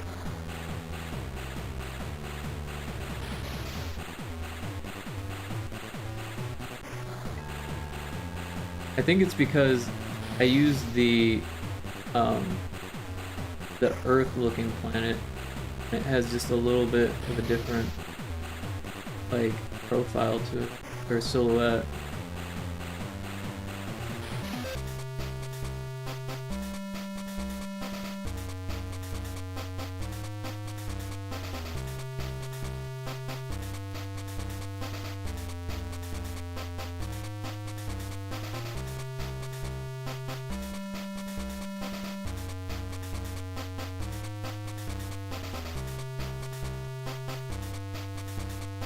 So it will overlap on the Earth one, but since it's opaque and it's only a pixel or so, it shouldn't really make too much of a difference. One frame of an explosion. So it'll, if anything, it'll actually help the animation by making the surface expand just a little bit and then contract. It'll actually fit the explosion.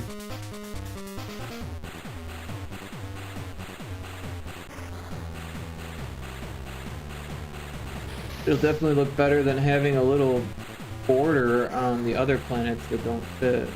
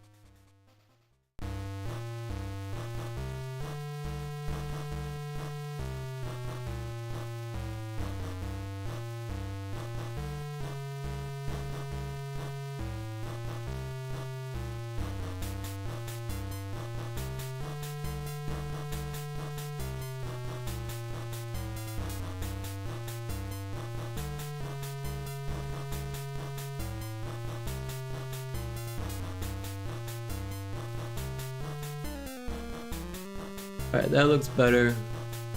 So then we're going to export the sprite sheet. And we want it to be exactly how it was. I think it was 3, 4.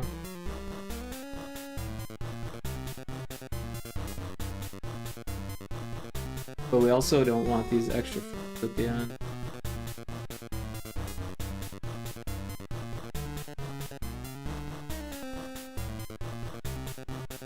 Want to make sure that's... Oh, it is actually... Oh no, it's opaque on this. Perfect.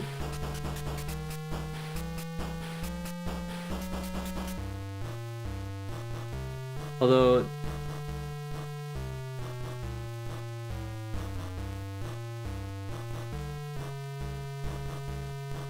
it like shrinks again afterward. Where it shouldn't till the very end.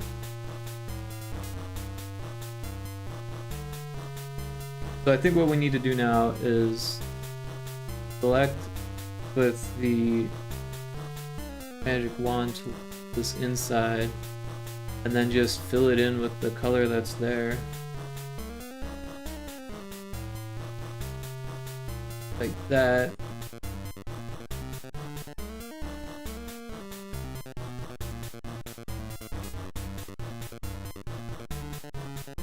On each of these frames.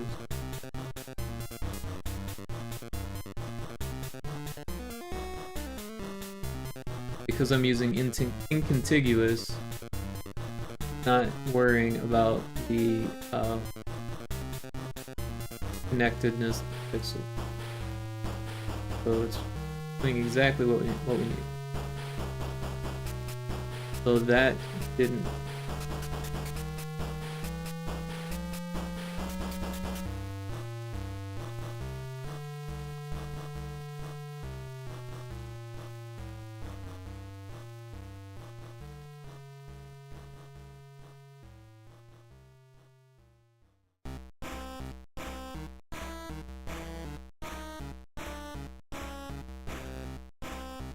I think it's because there's already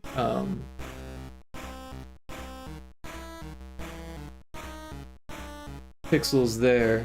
So if we do a contiguous fill, or no, incontiguous, and do that first, that.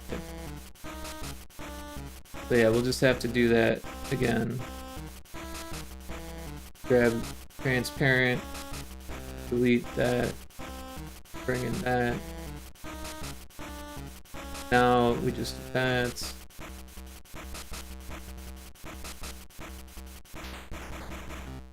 Alright. So that should fix that. Let's take another look at the sprite sheet just to make sure that it's the right shape. So it looks like it's 4 by 3. So back to Aseprite. We want to export sprite sheet.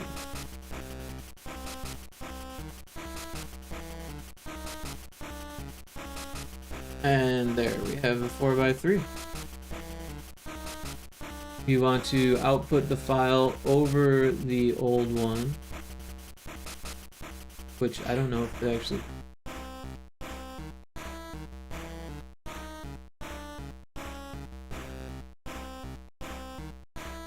Saved it to works.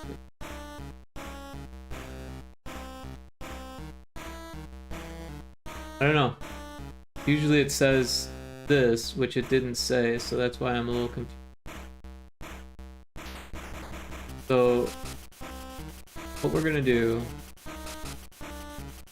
we're gonna go to a new folder.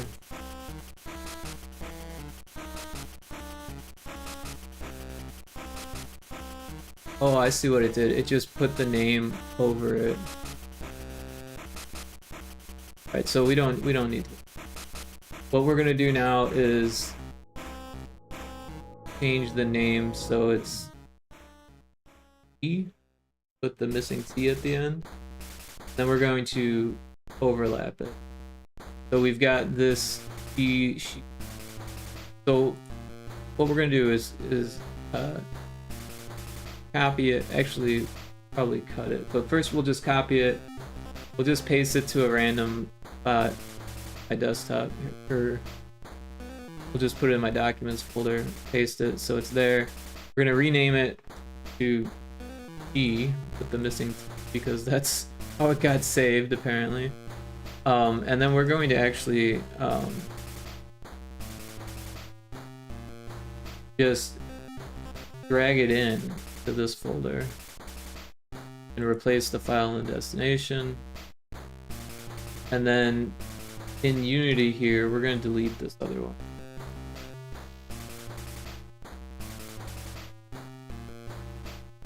And so now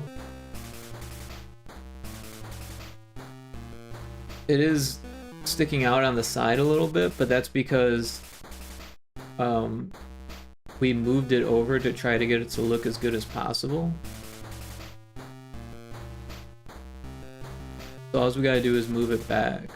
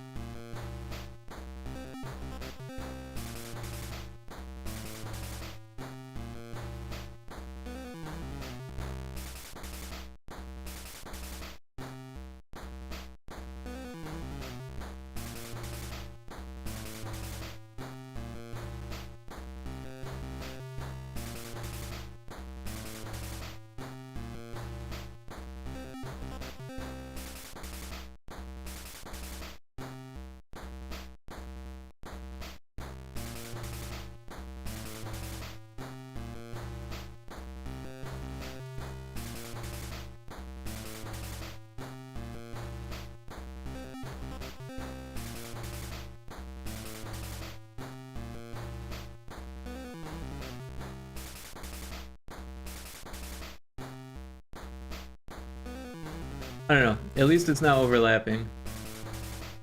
Like I said, the transparency is overlapping a little bit, but that actually helps it look more like an explosion. We go to Planet 3.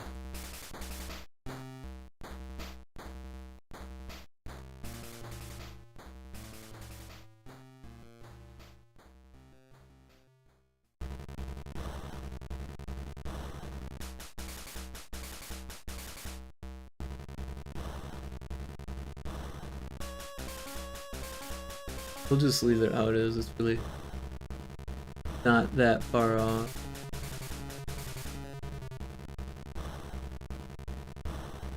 Oh well, it's hanging up. But never mind. Let's fix it.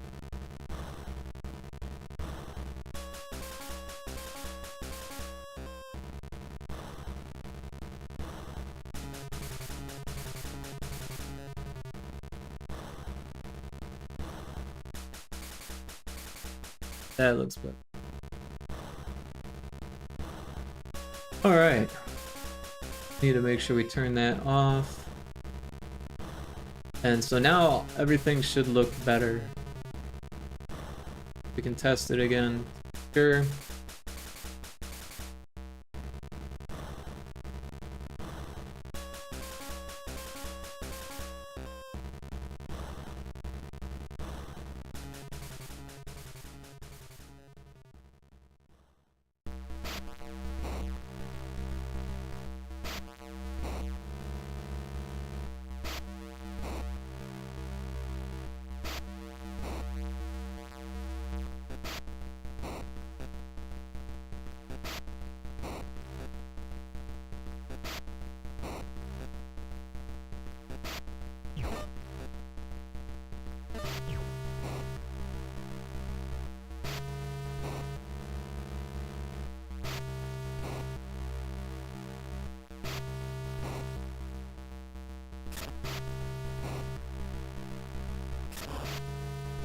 Did that look right? Or was the... Seemed like the plant was on top of anime.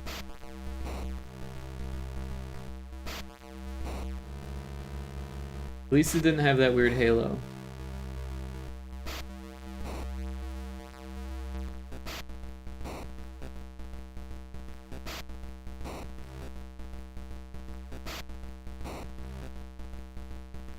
Yeah, the plant is on top of it. So let's fix that.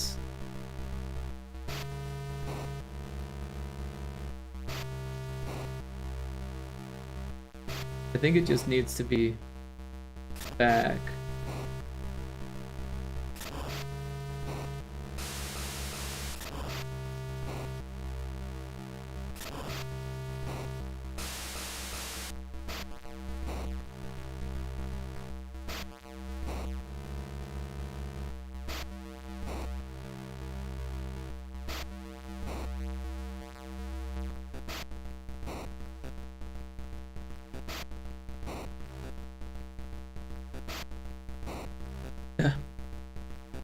And we've still got this weird thing going here.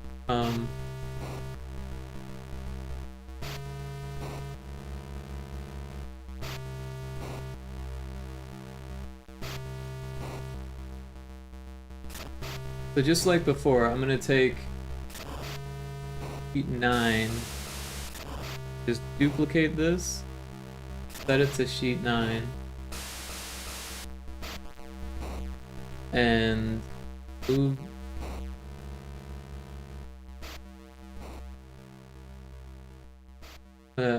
turn this one off and move this so it fits perfect.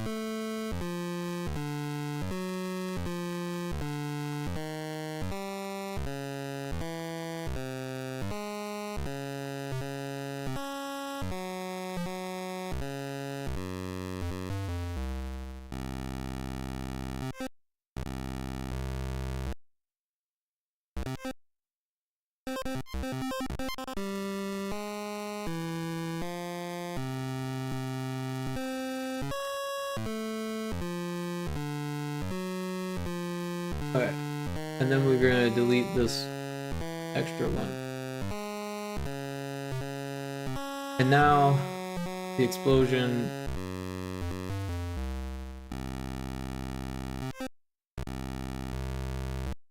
should look what we need to like that. Alright. One more try. This one's it.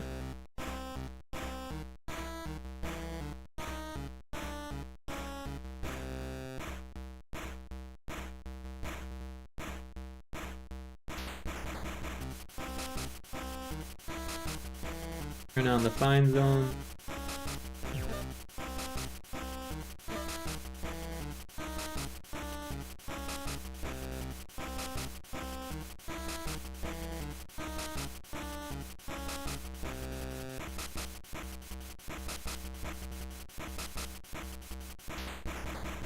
And that looks good. The enemy is in the fucking ass.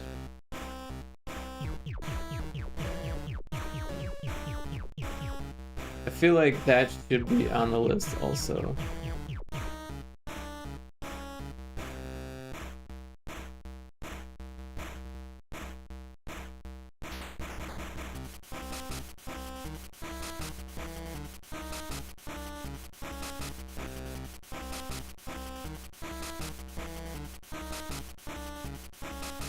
So there's a couple different things that should happen here, right? First, the logic for preventing that is failing, because there is logic to prevent that, it's just failing. And then second, there should be, like, obviously a secondary preventative measure here, which could be that if the enemies or asteroids are within that, then it kills them.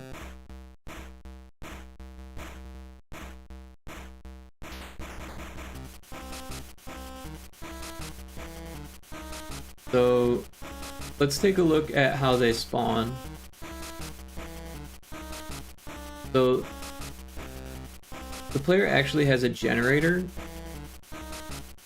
this asteroid generator.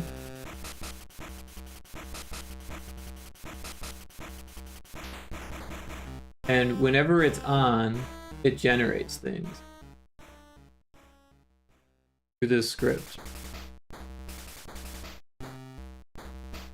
It only generates enemies and asteroids. And it's got this don't spawn. So don't spawn zone script. That if the collision object has this don't spawn zone script on it, then it shouldn't spawn.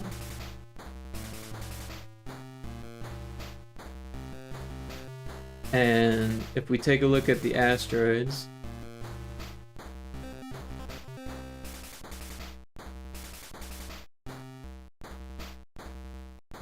they've got this don't spawn zone script.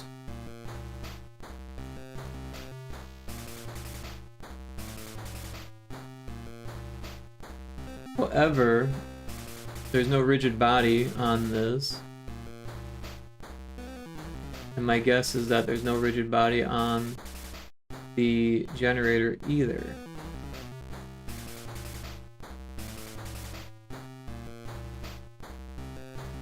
There is not.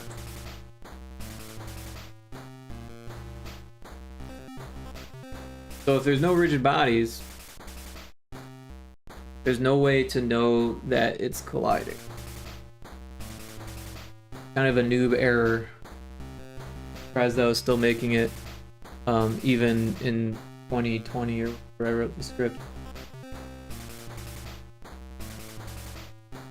Because I remember running into that issue back when I first started Unity. I was like, why can't I get the trigger to trigger?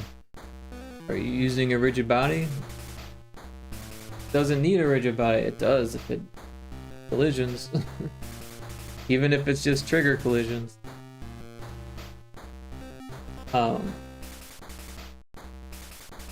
So yeah. You also want the rigid body to be on the parent object, which can make things a little bit weird.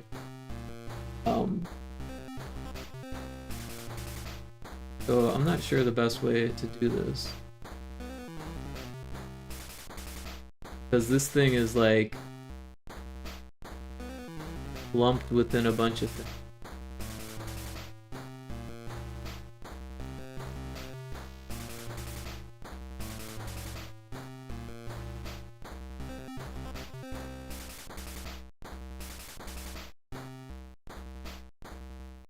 Weird how it's only selecting some things. But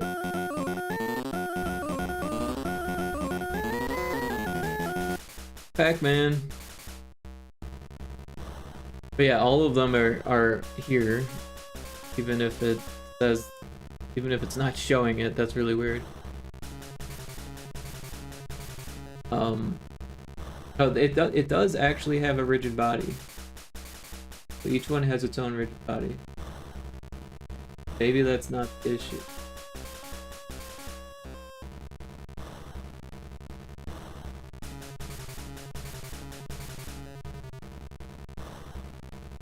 this is set to this trigger.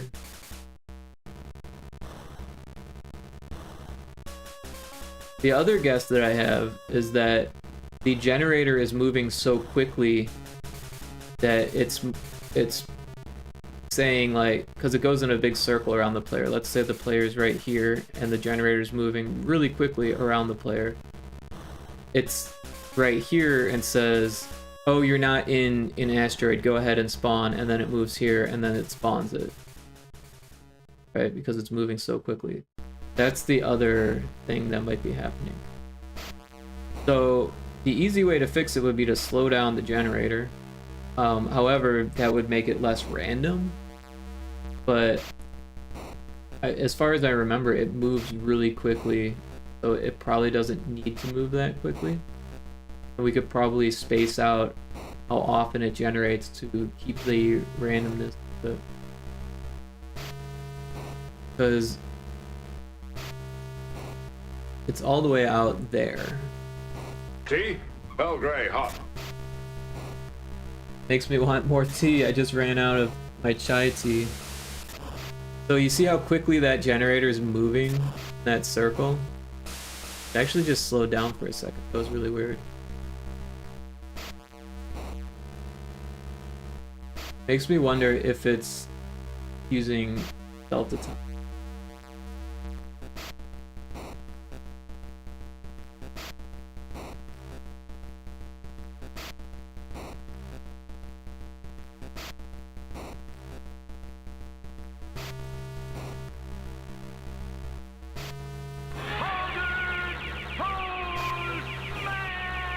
It's not using delta time.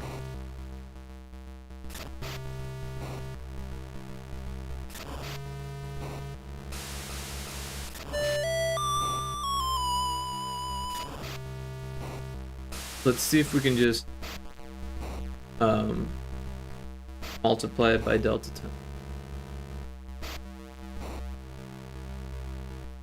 time. We can't do that. Maybe we can just multiply that by delta time. That worked.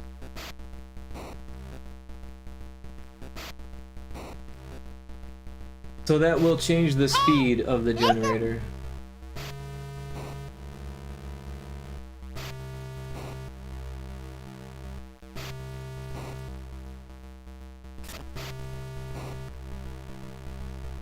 So we should probably make a speed variable. And it probably shouldn't be public.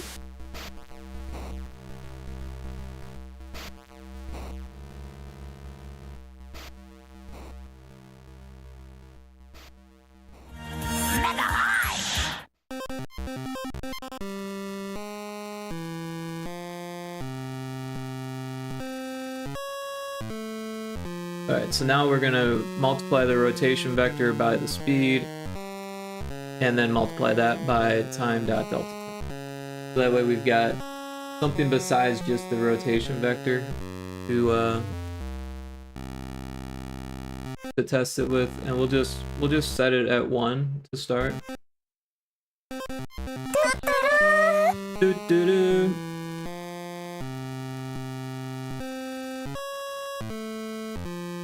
The 1 is really, really slow.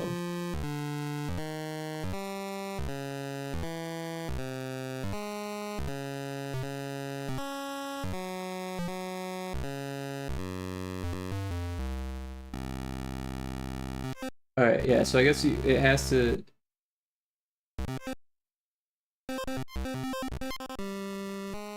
There might be something preventing it from... Oh, don't spawn is...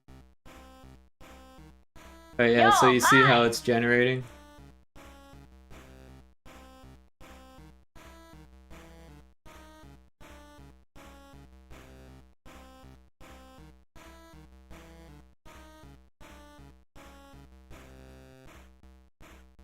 And all these asteroids are just flying around.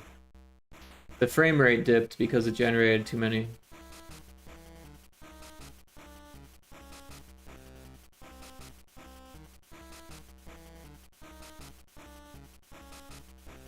And so there's actually a, like, if we follow these asteroids, eventually they should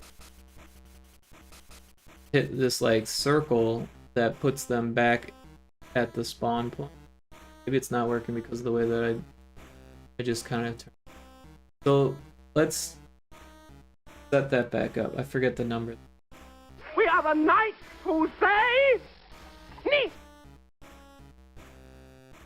We'll just say 10. See what happens. The knights who say knee.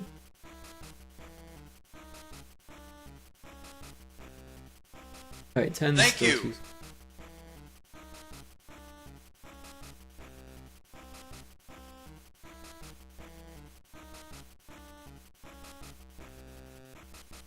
That might be okay. Let's go with 40.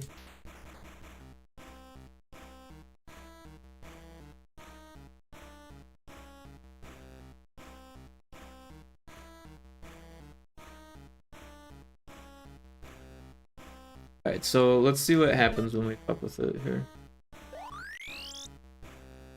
Inconceivable! Inconceivable! So as soon as we hit a spawn zone, and it does rotate with the player, which is weird, but it is attached to the player. So there are spawn zones just kind of like hidden within this area.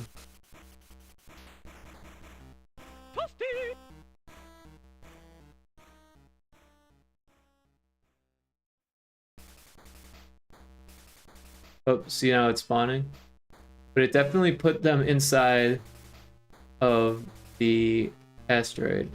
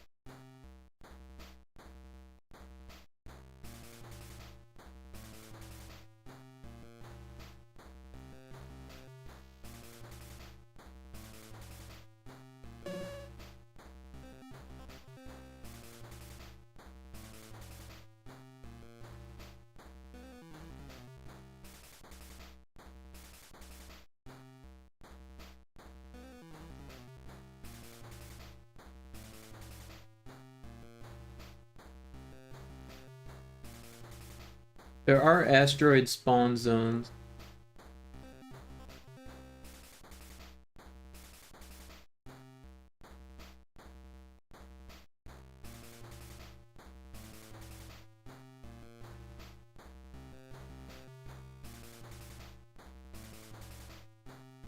Oh, that's...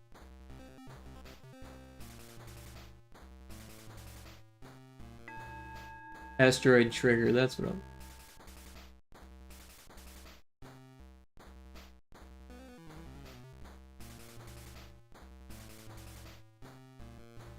So these things are actually kind of interesting. See if we can. So I'm gonna make my way over to that asteroid trigger.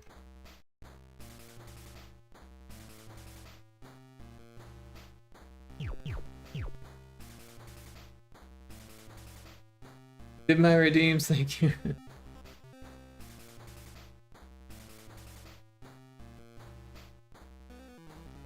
So as I go into this trigger here, this green circle, watch what happens.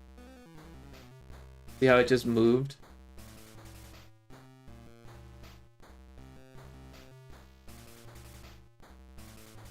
It randomly decides a new spawn location near the player, or like near where it was. And the player is not aware of that. So without cheating and using the editor, there's no way to just continuously spawn stuff like I'm doing here.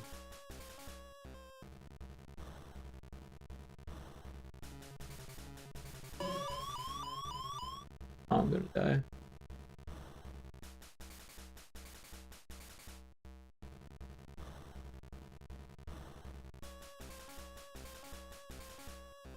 So yeah, now there's a lot of stuff floating around in space here.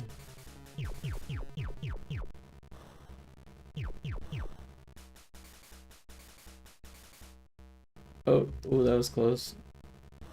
I don't know why I didn't die there. I was holding the boost, but I didn't have any boost, so it probably had something to do with it.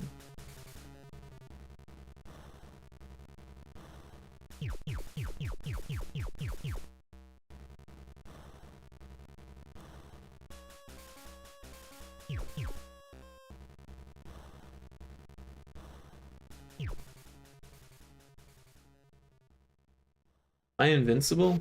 No.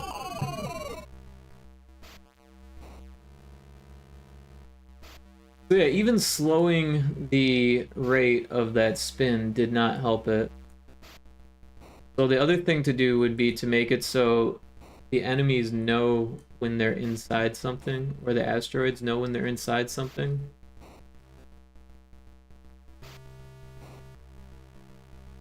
So here's an asteroid.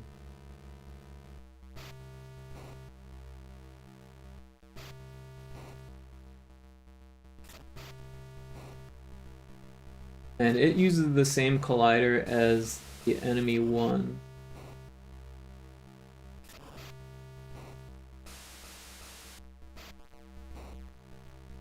Got a trigger, let's see what that does.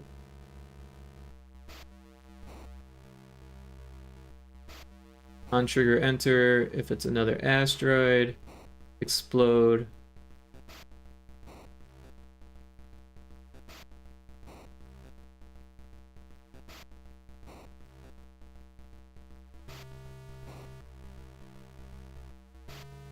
And I'm pretty sure the enemy explodes when it hits an asteroid too.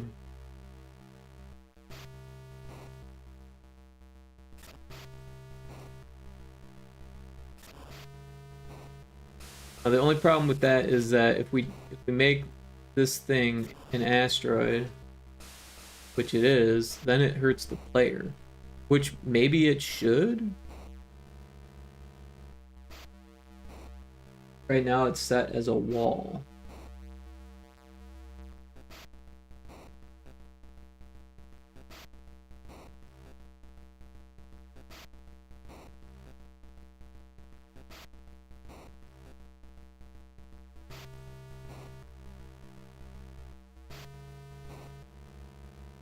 The other thing we could do is do a on trigger stay for a wall.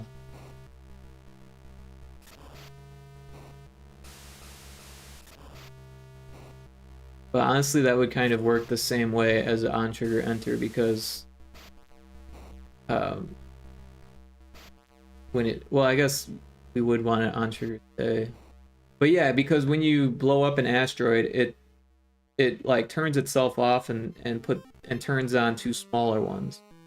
So those ones would on enable, do the enter script again, and then die, and then whatever spawns from that would die.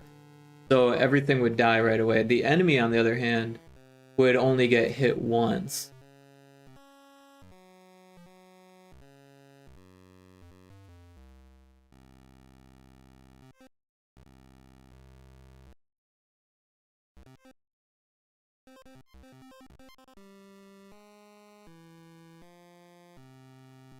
But we could do... Oops.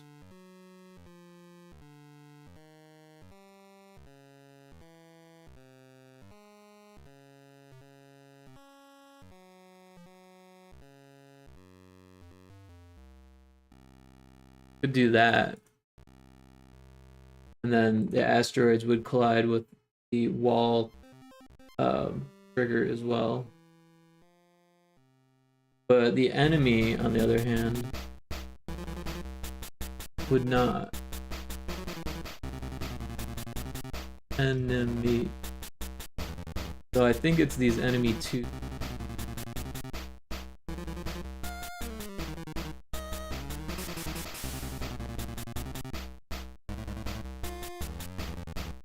Oh, those are the planet now.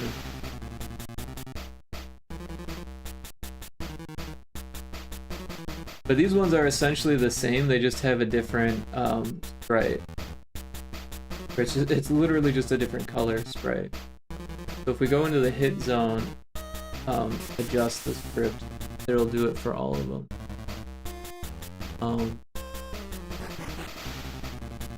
And there is an on-trigger stay here.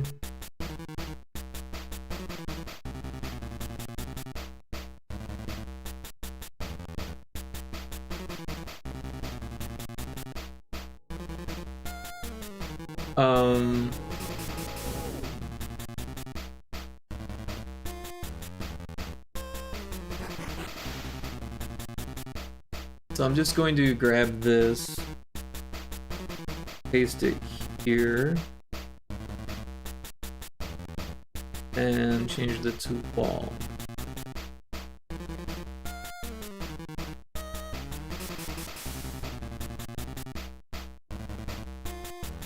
So it should continuously hit the enemy if it's inside a wall. You will gain a free gas from it. It's still gonna drop its thing, so it might be a little weird. But the player could also just assume that it was killed by an asteroid.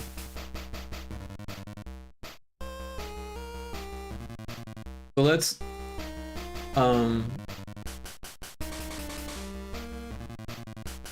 zoom out so we can see if one gets stuck.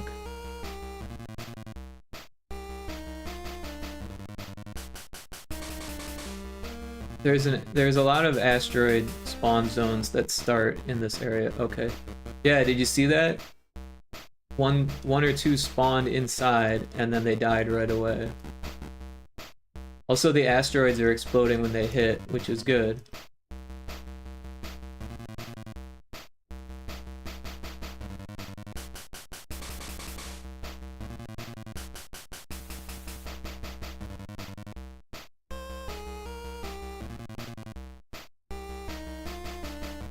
And there's some extra gas that just formed because of, I assume, one spawned inside. Oh, but they can't touch the walls.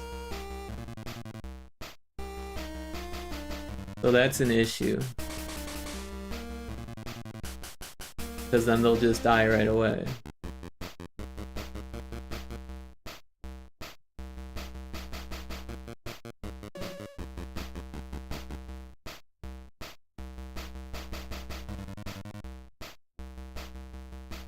Also, there's less chance of the asteroids actually making it to this middle area.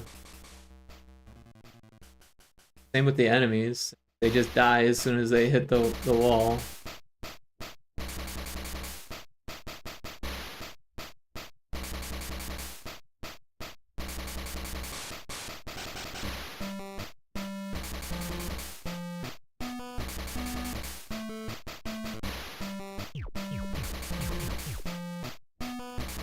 So I don't know if this is a good solution. That one still... It's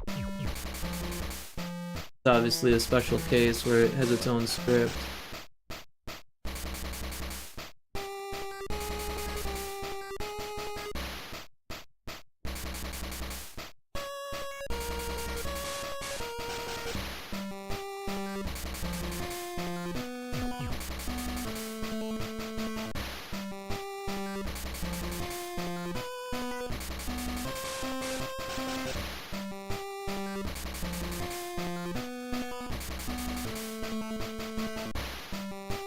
Yeah, I don't know.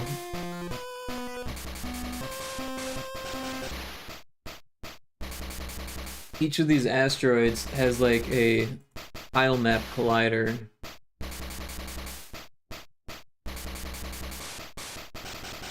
And this circle, right?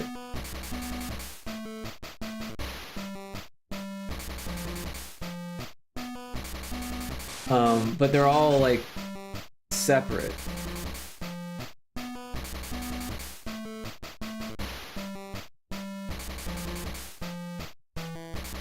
I could put a circle inside there, and that might prevent some of it. Right, like if I added another circle, and then shrank it down to fit in the asteroid, right? This might be the best way to do it.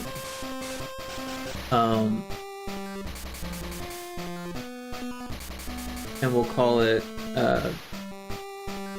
kill zone.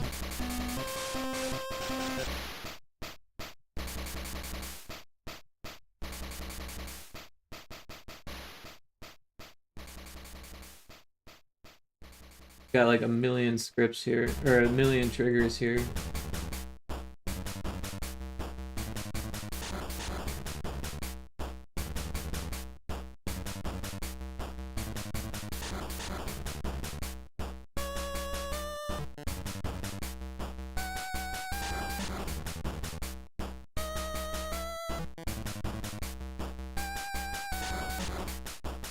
I'm really reluctant to add any more because there's already so many.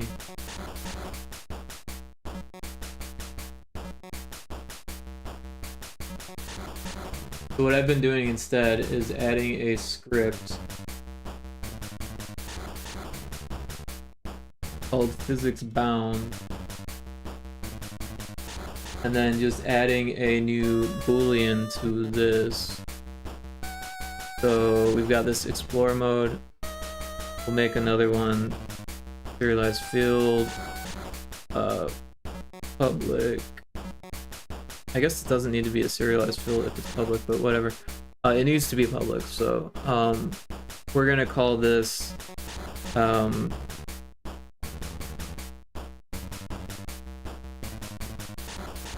kill zone.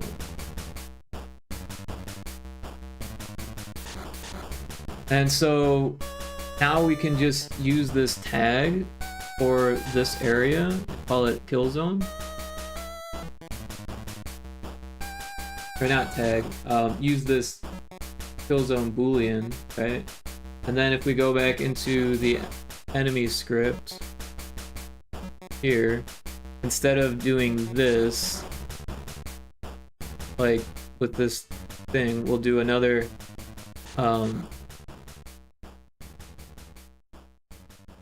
one of these. So we'll just copy this underneath it and say if temporary, actually we could just call it sun damage zone, couldn't we? Although then it would start on fire. So yeah, we'll just set it to be kill zone. And instead of saying in sun zone, we'll say this, and then we'll just get rid of those. So now what we do is we check to see if this temporary bound script is set to kill zone. If it is, we check to see if it's already dead. If it's not already dead, then we hit the enemy.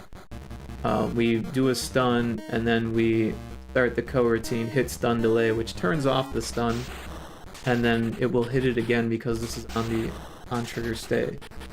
So it will take stun time still, but that's okay. I'm not really that. But yeah, so now to make this even better, what we could do is duplicate it again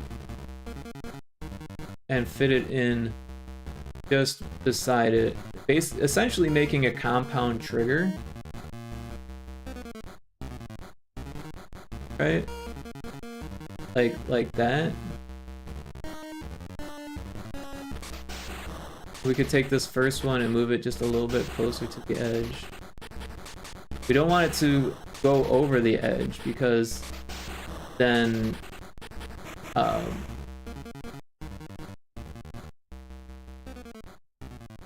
it will kill the enemy even if it doesn't spawn inside. And so we will have to do this for every single asteroid, which is ass.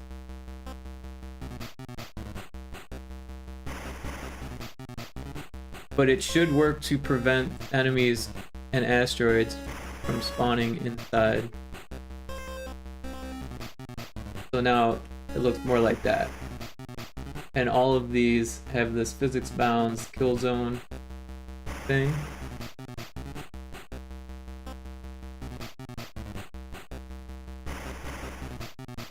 But we've got a lot of asteroids to do this with.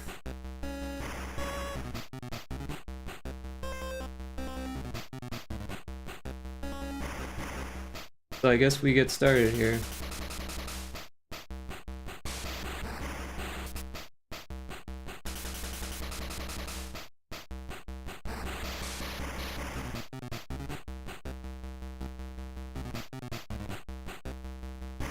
It's relatively easy to do, just a little bit tedious.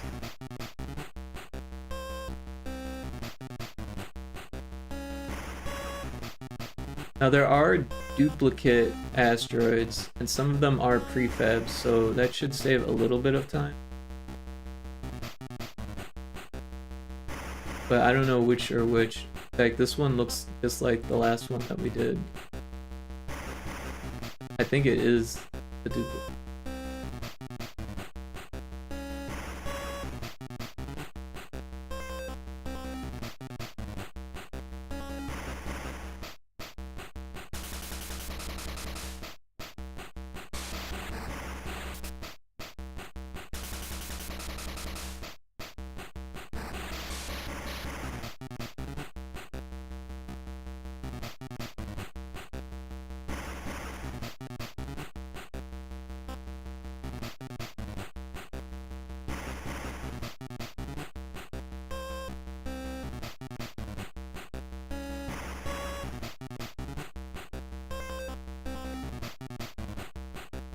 Yeah, those are the exact same.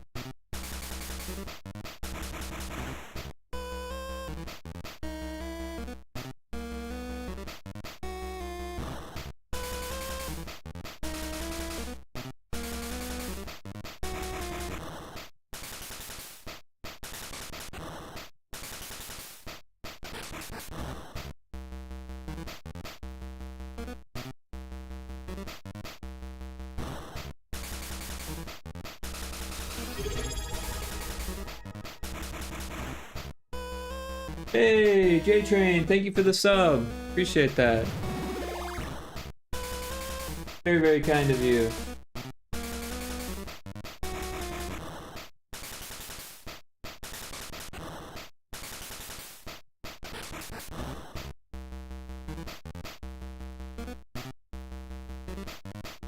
Oh, and the 100... Oh, wait.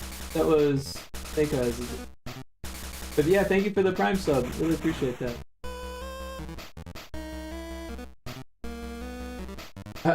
I wrote, in the bot wrote, I really appreciate it. And I said I really appreciate it. That, tell who wrote what the bot says.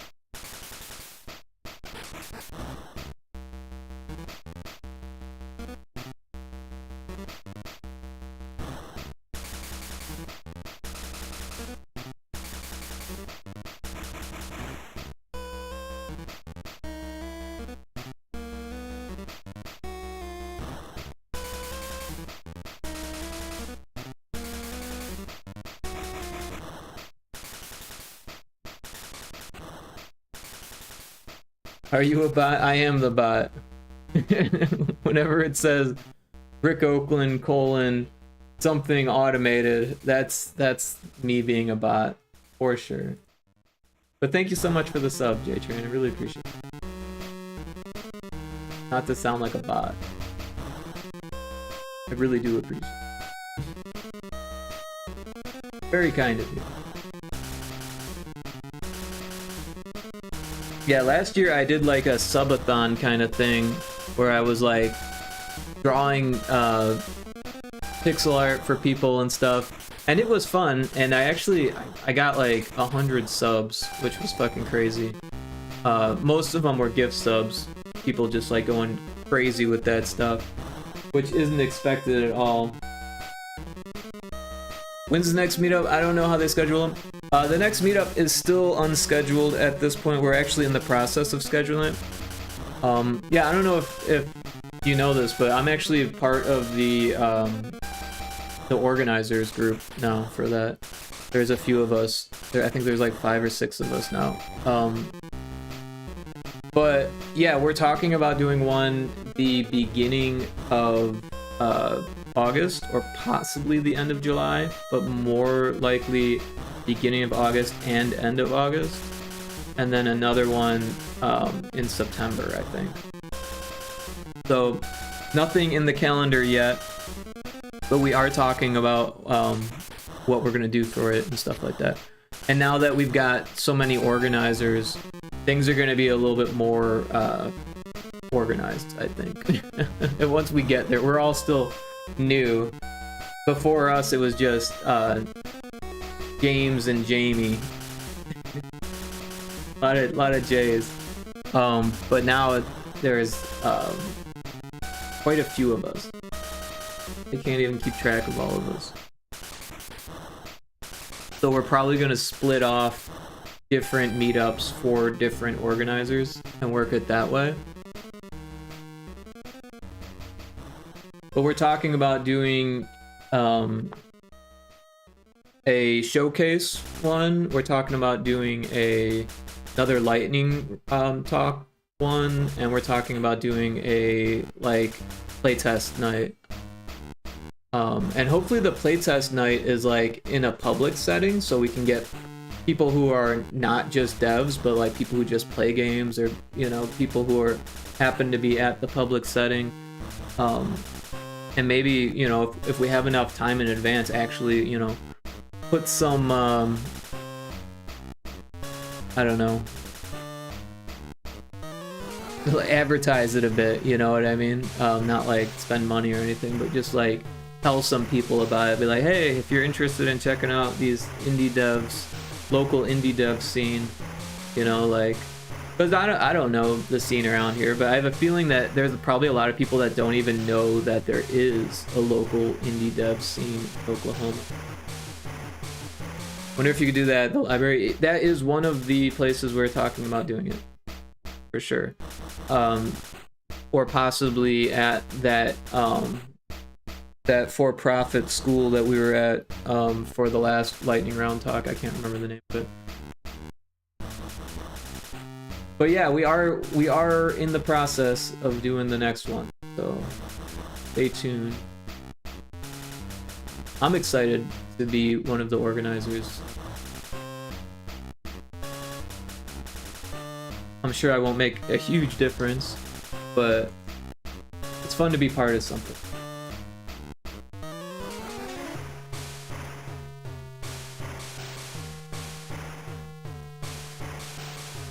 OCU, yeah, that's what it was called. What does OCU stand for? Oklahoma Community University? Is that what that is?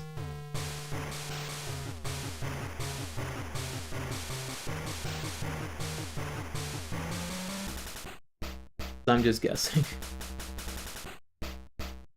Oklahoma City University. Ah, okay. So it's an actual university? I was thinking it was a for-profit like thing. Kristen Chenoweth went there. I have no idea who that is. Is that like a local legend? it's a private religious school? It didn't look religious. Also, if it's a religious school, can it be a university? Or is it just use the name university and it's not actually government funded?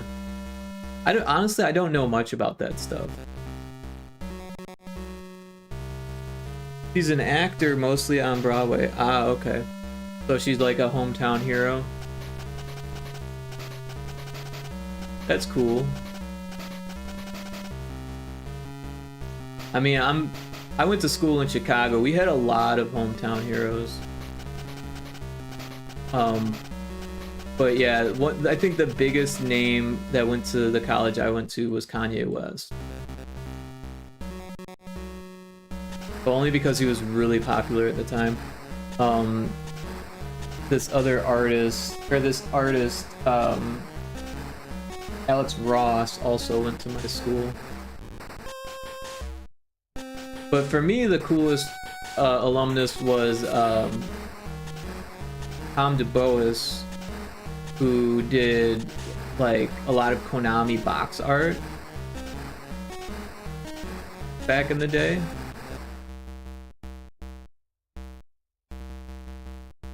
Like Super Castlevania, Turtles in Time,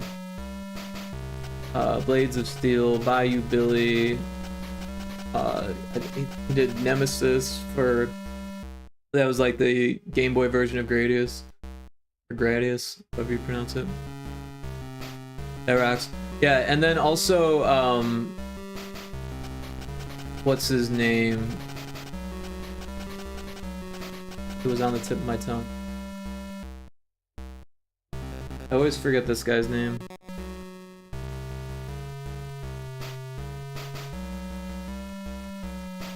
Jan Tobias also went to the college that I went to. And he is one of the creators of Mortal Kombat. He also did like the art for Smash TV.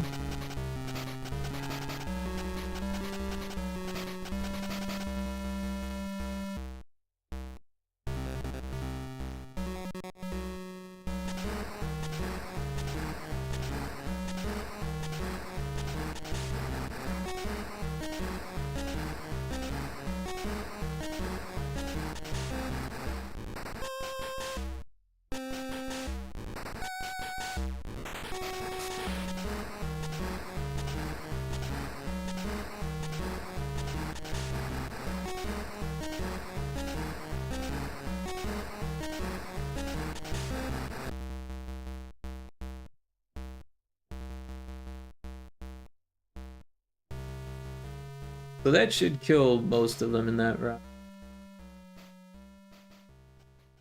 And this one has the same as the other ones, so I can steal these ones, duplicate them, drag them in, then drag them over. Wait, is that not the same? Thought it was the same. Clearly it's not.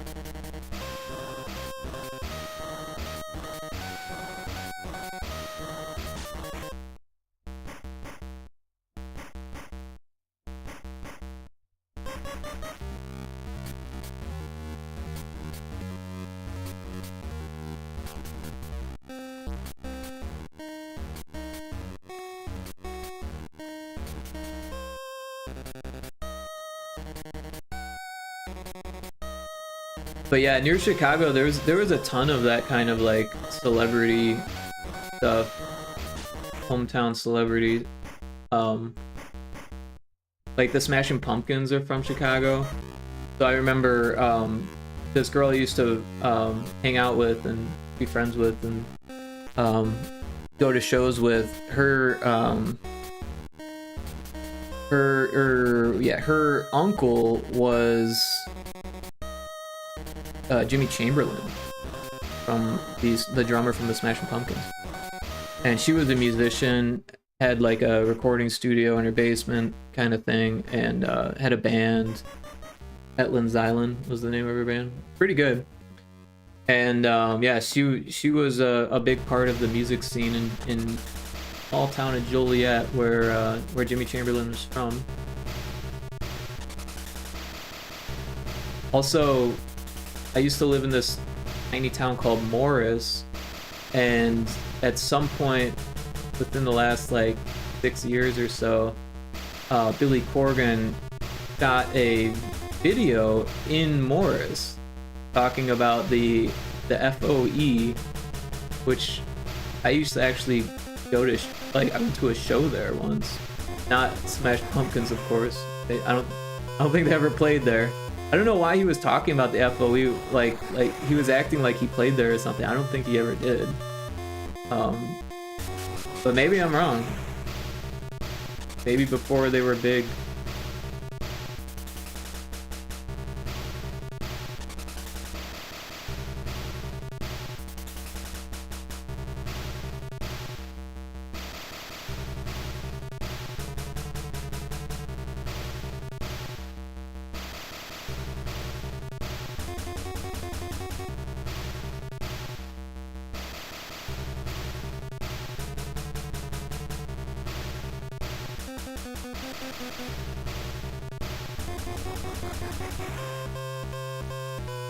The Flaming Lips are from around here, and I see the lead singer all the time. I had no idea. When I was growing up, I was a huge Flaming Lips fan. I heard She Don't Use Jelly on the radio, and that shit blew my mind. I was like part of the BMG CD club or whatever, and I didn't know what album it was. I didn't have the internet or anything like that, so I just bought both of the albums that were available on the CD club. So I was in like 4th grade, and I got Clouds Taste Metallic and Transmission from the Satellite Heart, and I love those albums even today. And like, I'm not the world's biggest Flips fan now. Like, I've never actually seen them. A bunch of my friends did and talked about how good it was and stuff, but I didn't actually end up at a show where they were there. But those two albums are, I don't know if it's like a nostalgia thing or just because they're like better than the other albums, but like, I mean, I like some of the singles from the later stuff, but man, both of those albums were so good. Not sure if still there, but it used to be a Flaming Lips alley downtown. Oh, really? That's so cool. Yeah, I really don't know much about the scene here. I learned that there is a chiptune artist that has some level of fame from here called Metroid Mike. But I looked it up, and he's only got like one actual chiptune album on Bandcamp, or at least that's what I found. Maybe I'm wrong. I think he's like more of a metal person that got into chiptune. Regardless, he's the biggest in here.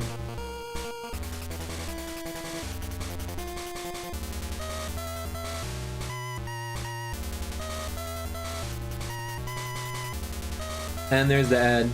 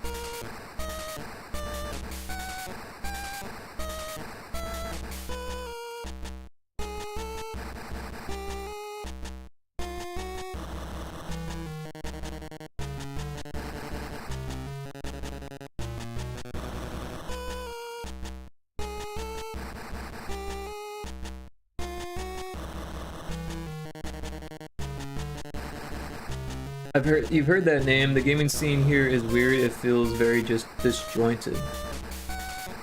Interesting. Do you care to go into more detail on what you mean? Because I'm not sure of anything out here, to be honest. But I didn't even know there was a music scene out here, but apparently there is. But it's just, everything's so small out here.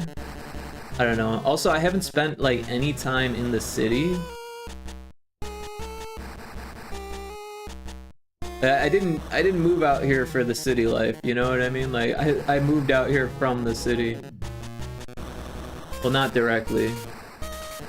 I lived in Phoenix for like 6 years, and then I moved to my mom's for like 3 years, and then I moved out here.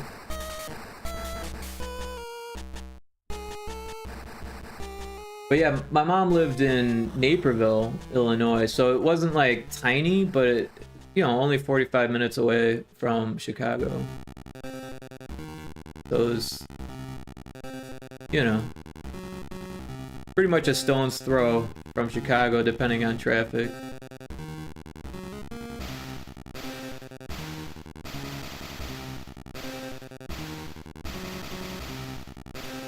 Like, you couldn't see the city from Naperville, but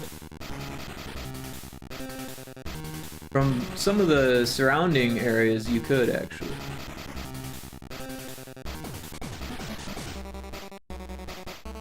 I think this should actually take care of it, because the enemies are pretty big. Like, if they land here, they'll be in one of them. If they land there or there, like, even if they landed here, it'd probably be, yeah, maybe that one needs it. Because I'm thinking if they land stuck in the edge, then they'd be stuck still. So yeah, maybe I will add a couple.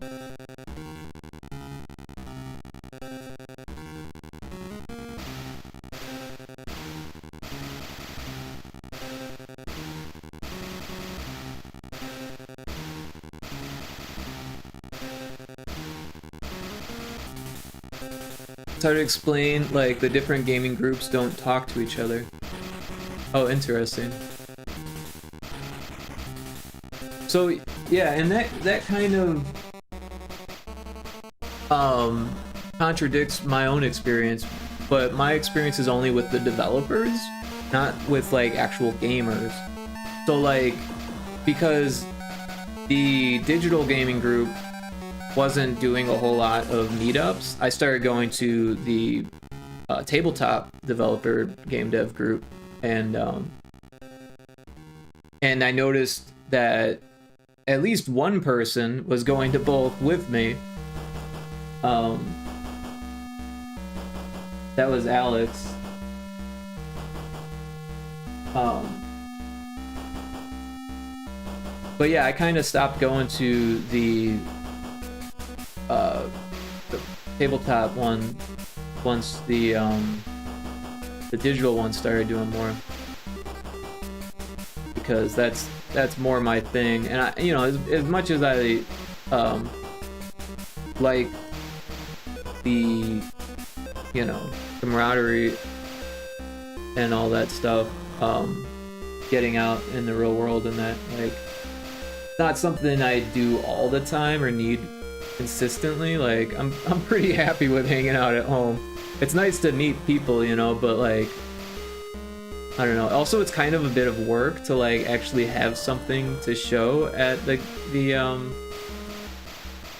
board game one, because it's like you gotta like actually make a board game or a tabletop game. I mean, you don't have to, but like if you want to, like, you know, actually benefit from it, like you kind of have to have something to show. And I guess I could just like bring the same shit over and over again, which is kind of what I do with the digital stuff, but like, I don't know. It feels easier with the digital stuff. Probably because I could just like throw it on my Steam Deck or on that little handheld or whatever, and I'm kind of always doing game jams and shit. Cyfix, welcome in. How you doing? I mean, more broadly, like game devs, esports, tabletop, more gaming in general. Yeah, that makes sense. Yeah.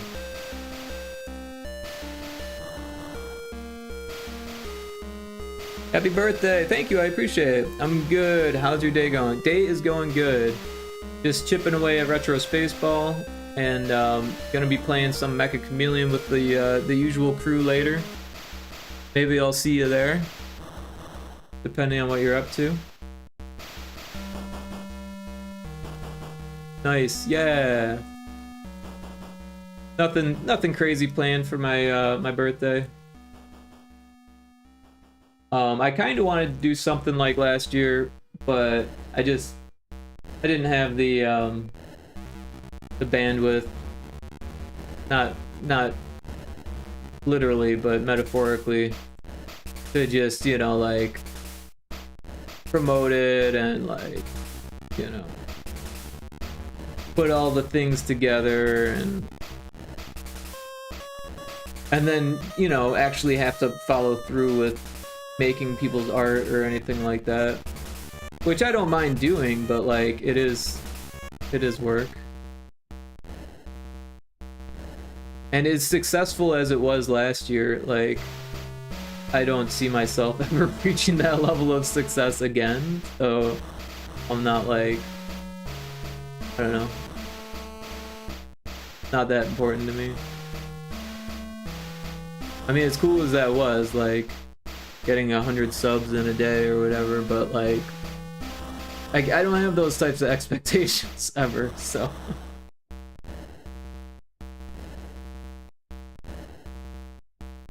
I mean, it's really cool, absolutely cool feeling, but not exactly what I'm in it for. Yeah, that was crazy, yeah.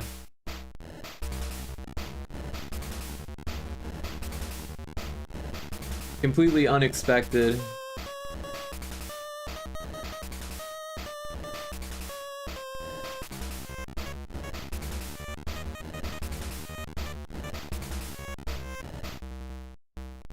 But yeah, this year is a little bit more chill, you know. Last year I turned 40, this is 41, so it's not nearly as important of a number. I do feel older. I feel like I'm getting older faster, but I don't think that can be helped.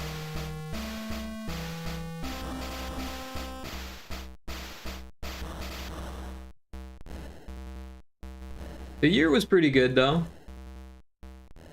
Made some games. Actually, between last July and now, I actually made quite a few little things.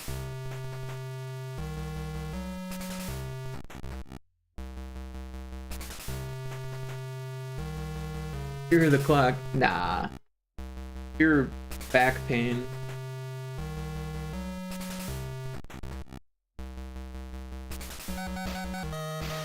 Joint pain.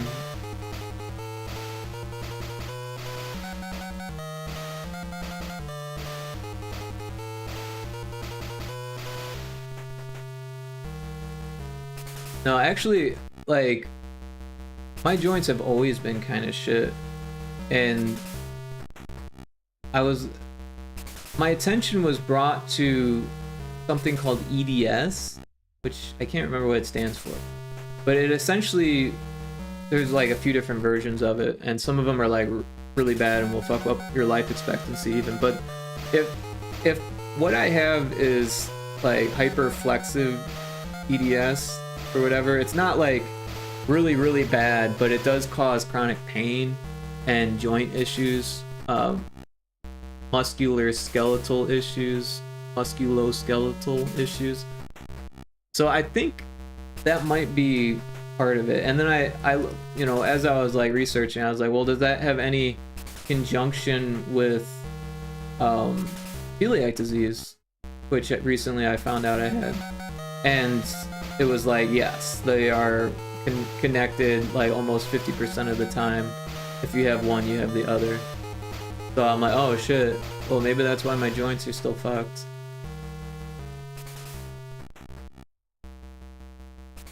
But yeah, essentially it's weird because your ligaments have more stretch than normal. So like when I was young, I used to have really flexible joints. Everyone always was like, "Oh, you're so flexible," you know. Like I would show off how flexible I was. But apparently, that's like a condition that leads to ligaments being like too lax, and then they don't fit where they're supposed to, and the muscles have trouble keeping them in place.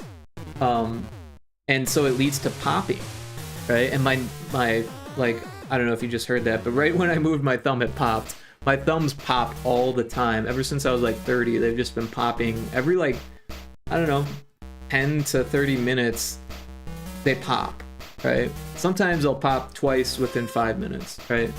And it's like a loud pop, like audible pop, and it's unavoidable. It's not like I'm cracking my knuckles, it's just they pop, right? Your wrist pops whenever you move it. Exactly, right? So that kind of stuff could be, it could factor into this EDS thing, which is a syndrome. That's what the S stands for. The ED is someone's name. But my elbow has been like that my whole life. It pops every time I move my elbow. It pops. Like it's always kind of fucked with my throw, and I always felt like throwing sports I was always terrible at because my elbow would always pop at like, you know, in the throw and just kind of fuck it up.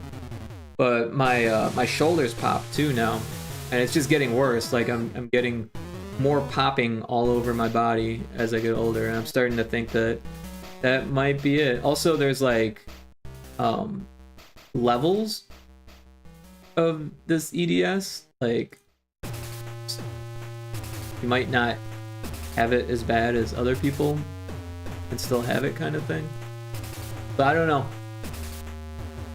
The way they test for it is actually by testing how much your joints are able to move, like the flexibility of the ligaments, which seems kind of weird because like if everything's going good, then it's pretty flexible. But if you're in the painful side of it, then you're not as flexible anymore. So it seems like it would be hard to test.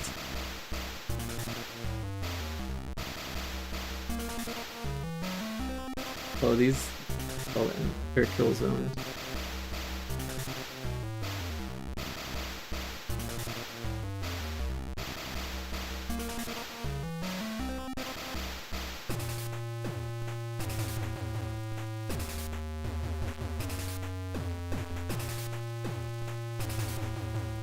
I thought my wrist stuff was just gamer wrist. I've never heard of gamer wrist. Didn't know that was a thing. But as a gamer, I don't know. I never had like wrist issues until I shattered my wrist. And even then, it's more about using a mouse has always been more of the issue than using like a gamepad. But then I guess gamers could be using a mouse also.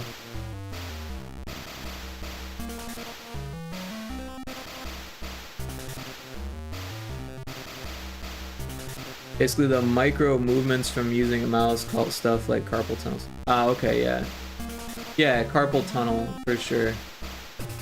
That's kind of hard to avoid these days. But yeah, having good posture for your hands and your elbows and your arms is huge. I use a mouse pad with like a little bubble on the wrist. I found that to be extremely helpful. I used to use a vertical mouse, but it was really expensive. It was like $90 and it stopped working. It still works a little bit, but like the clicking is really intermittent, which is bullshit. For a $90 Logitech mouse, it should fucking work, you know?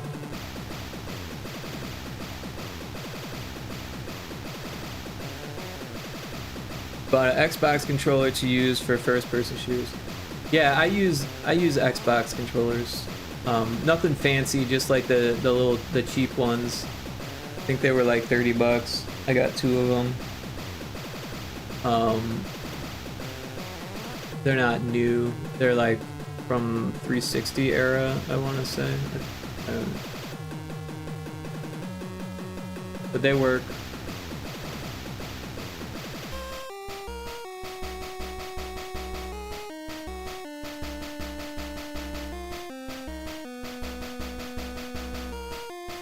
Yeah, I try to avoid a mouse whenever I can, to be honest. Like, if I get a new game, as soon as I go to play it, I check to see if it'll work with the gamepad first. And even if it doesn't, if I can make it work, like, I'll do it that way. Like, even if the support's not all there, if I can use Steam to get it to work, I'll do it that way. But yeah, sometimes this doesn't work. I like using a mouse, but the mouse doesn't like to use you.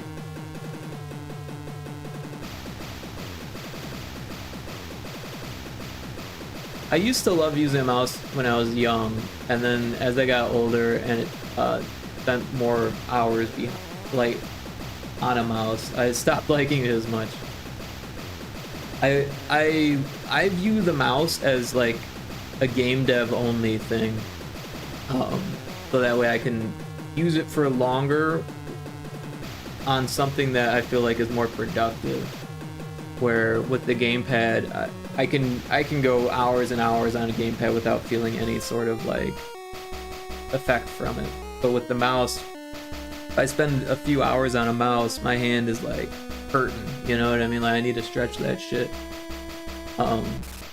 Which I still do with the game dev stuff. I'll still spend hours, you know, doing it. Like I've already been streaming for what?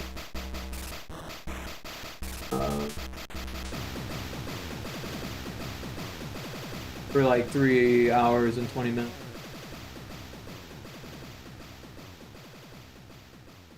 And it's not hurting, you know.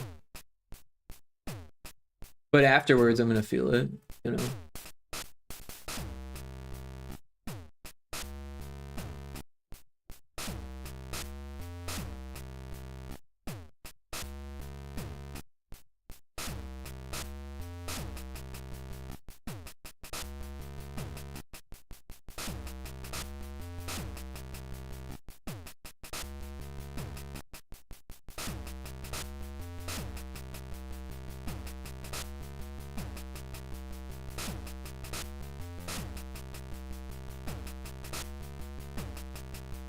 I think the mouse works better for things like Minecraft building, while the controller is better for shooting. Yeah, I mean, it really depends on the game and the person and how serious you are about it. You know, if you're like a sweaty gamer, mouse is probably better for shooting for accuracy. But I'm not gonna let that stop me from playing with the game controller. I still play Call of Duty with the game controller, even though I have it on PC. You know, I'm still gonna play Helldivers with the gamepad. Okay, I'm not gonna just because I can aim better with the mouse doesn't mean I'm gonna do it. I'll acknowledge the fact that my aim is better on a mouse, but I have more comfort with the gamepad, and comfort is far more important to me than accuracy.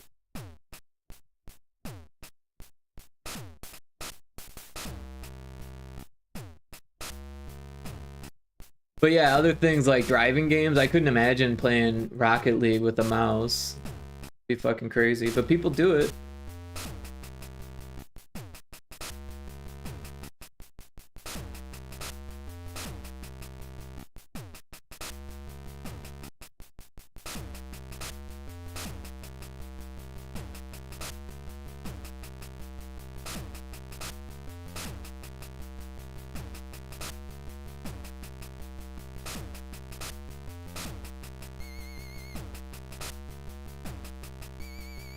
It may be that I grew up playing Halo with a Xbox, but I did Minecraft with PC. Yeah, I mean, when I first started playing Minecraft, I eventually got a gamepad to work with it using XPadder, but it didn't work out of the box with the gamepad, right? You had to like still use the keyboard sometimes, or like map it to work, and it was, you know, I remember trying to get it to work and it taking a while before I actually got it to work. And then on the other hand, I spent a lot of time playing Doom with a mouse and Duke Nukem when I was a kid. And then when the Xbox finally came out, it was rough to play with dual joystick. But like it seems so intuitive now, but man, that first time I ever played Halo with the group, I was getting my ass kicked because they had already been playing a lot. You know, it was like my first time, and I had never touched a dual joystick controller for a first-person shooter before. I had a dual analog controller for PlayStation, but it like really didn't have any use for any of the games that I used it for.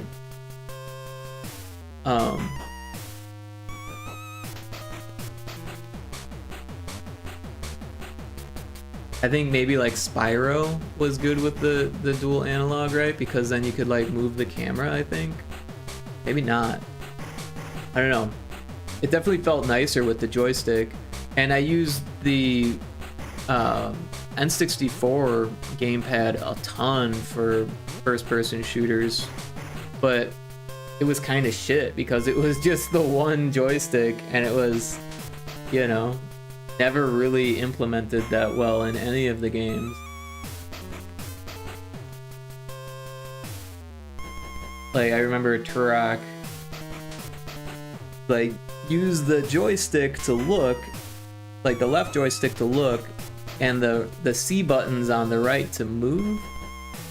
Like, that was confusing.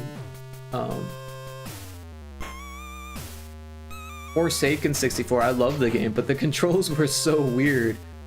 Like, you could change them, but none of them really worked great.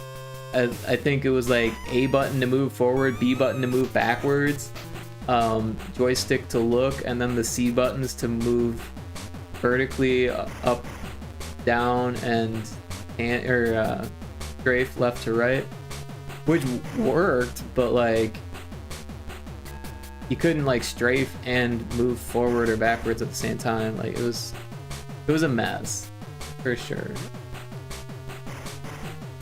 But I didn't have Forsaken for PC. I kind of missed out on that. But I loved it on the fucking 64, despite the funky controls.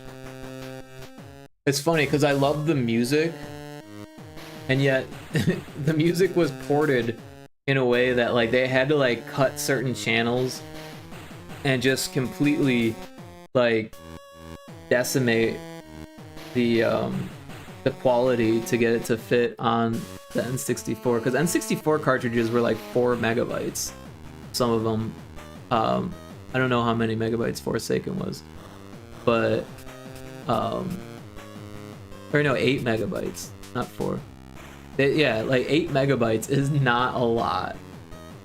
Like Super Mario 64 was 8 megabytes. What?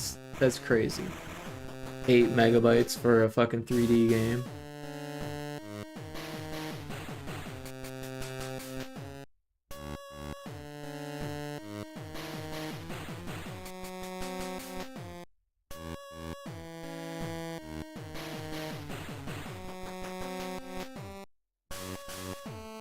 But it's funny because I still love the soundtrack from Forsaken, and like, don't get me wrong, I think the PC version soundtrack is cool, but I like the N64 one more. It has more charm to me, despite it being compressed to hell and like missing channels from the original tracks. It's like definitely a lesser version of the original soundtrack, but I prefer it. It's really weird. You've not heard of Forsaken before. It was a 6 Degrees of Freedom shooter, which was all the rage in the 90s, thanks to the success of a game called Descent, which was made by developers who went on to make what the fuck was it? Volition Studios, which was closed maybe 5 years ago, 4 or 5 years ago. Volition's biggest like flagship title was the fuck was the name of that game? Shit, I can't remember. Look it up real quick. I never played it.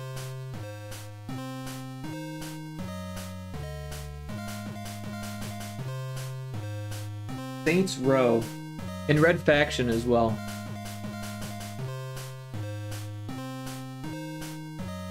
But yeah, they got closed down in 2023.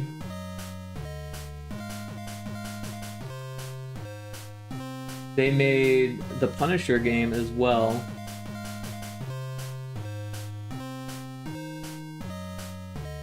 I guess they did actually make Descent. It wasn't just the developers, it was that studio.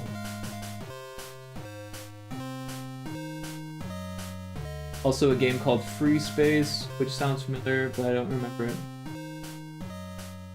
But yeah, Descent kind of took the world by storm. Since then, there's a really cool, like, spiritual successor to Descent, which I own and can't remember the name of. Overload, which is pretty cool, and it has a VR version of it, or like a VR mode, which is pretty cool, but makes you sick.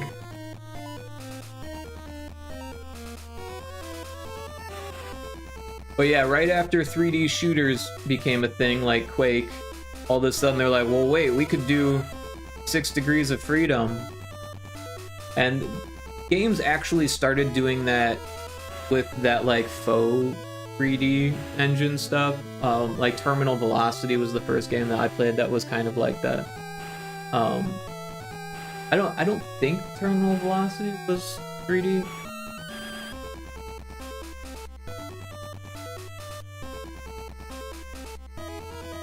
Let's see what engine it used.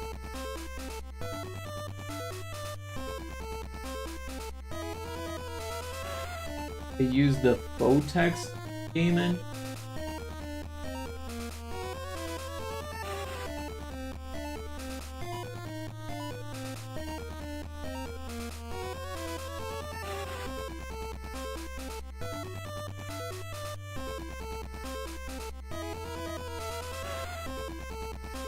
Okay, so Photex was a build engine successor.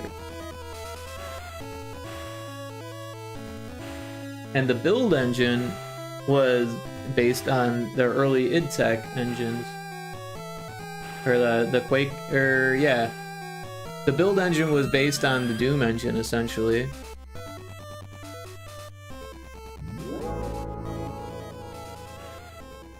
Oh, we've got to add. I'm going to take a quick break here, make some tea, and use the bathroom, but appreciate you hanging out while I take a little break. We'll be right back. Everything was based on Doom. Yeah, exactly. The Quake engine became the Unreal Engine, and putting Doom on Windows is why DirectX came to an existence, and DirectX led into the Xbox development, right? XNA led into Mono Develop led into Unity. Unity is what I'm using right here today. Started with Doom. Anyways, I'll BRB. I'm gonna get some tea. See ya in a second.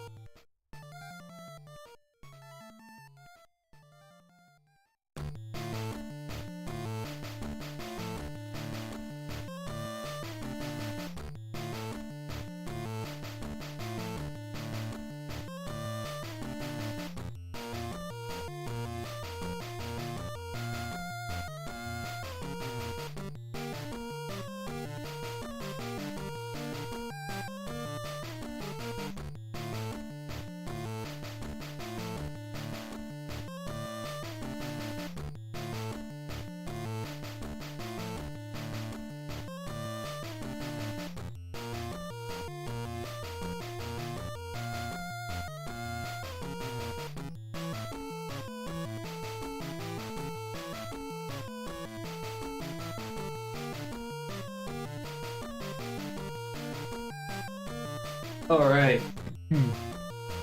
Sorry for that. I am back.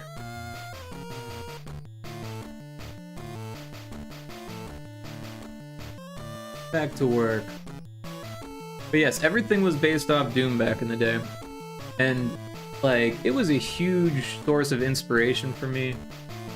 I've been dreaming in Doom for most of my life now. I mean, I started playing it in 1993 when it came out. Never fully stopped. Like, there was some times where I didn't play as much.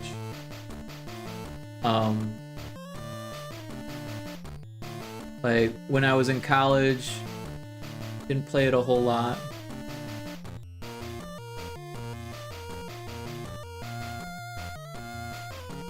I always thought about it. When I was in high school, I started modding it. Or at least starting to learn how to mod it. Guess I didn't really make anything. At least nothing substantial, nothing I could show off.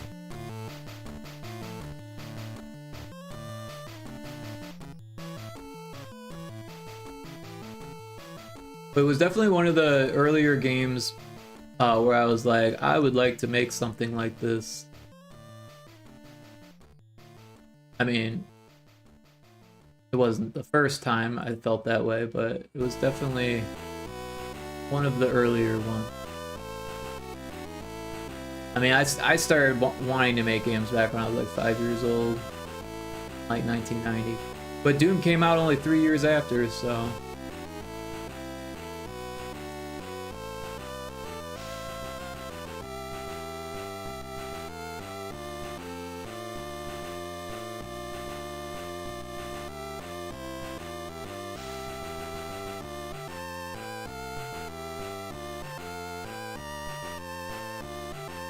Actually getting close to the end of these here.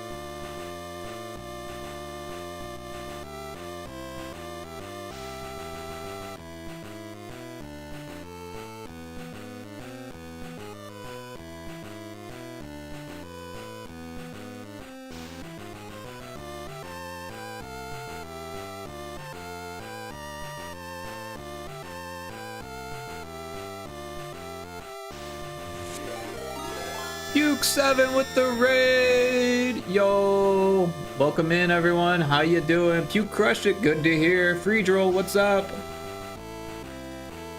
Yeah, I was lurking. I saw some sprites. Tell me more about what you're working on. How are things going in the Pukeverse? Got raid and run. Oh, all right. Well, never mind then. Enjoy your dinner, and if you come back afterwards, I will ask you then. Hey, ala them boys. We them boys. Yeah, good to see you. Thank you for the birthday wishes. Appreciate everyone dropping in. Borpy Borpty. Thanks, Mora. Appreciate it. Free Drill. Very much appreciate it. I am 41. I'm officially old. I guess I was last year. But yeah, I'm working on Retro Spaceball. If you guys don't know it, it's a game. A Unity game. I have a link. Anyone wants to play it, well, first wishlist it on Steam. You can't quite play the demo yet on Steam. However, if you go to my itch page, you can play it there. It's not done. Which is why I'm working on it right now. I would like to get the Steam demo up eventually, but I feel like the demo that's on itch right now, well, it's more of a beta than a demo, is just too not polished. Not polished enough. So we're doing some polishing today.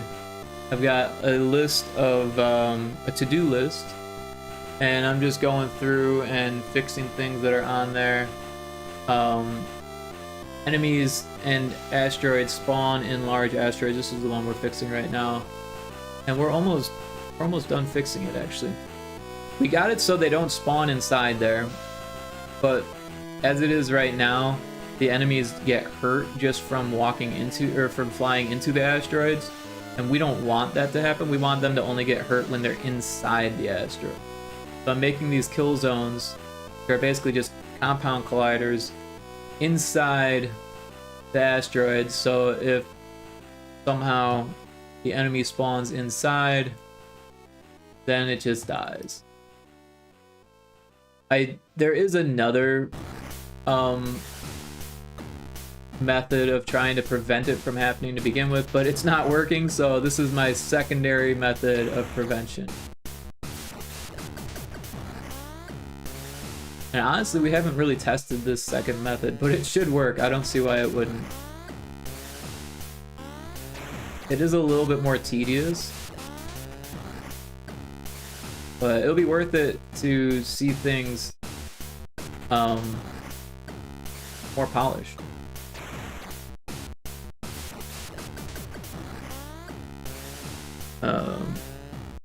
Kill zone, that's what it is. Because it kills the enemies. So essentially I just put a script on it, and the script is just a bunch of public booleans. And then on the enemy, I have it check to see if the object it's colliding with has this script on it. If it does, then it checks if it has this boolean checked on it. And if it has both the script and the boolean, then it does what I tell it to do, which at this point is to kill the enemy. So it's pretty simple, nothing too crazy, but simple is better.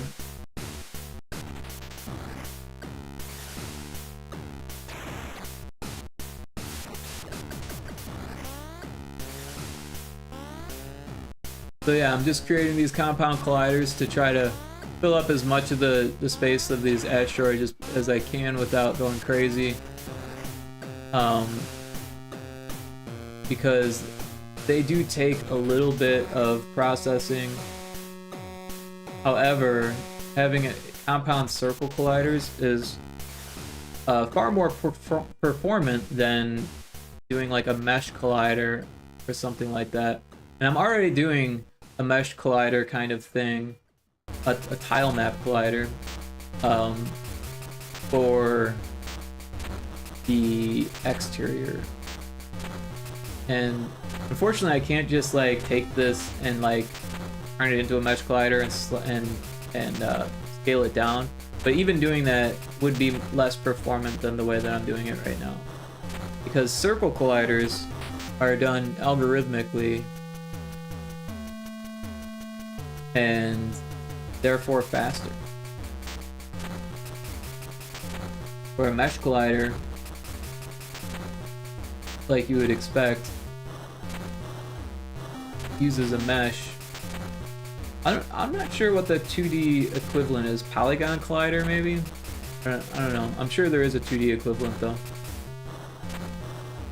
And while it's probably more performant than a mesh collider, it's probably not that much more performant.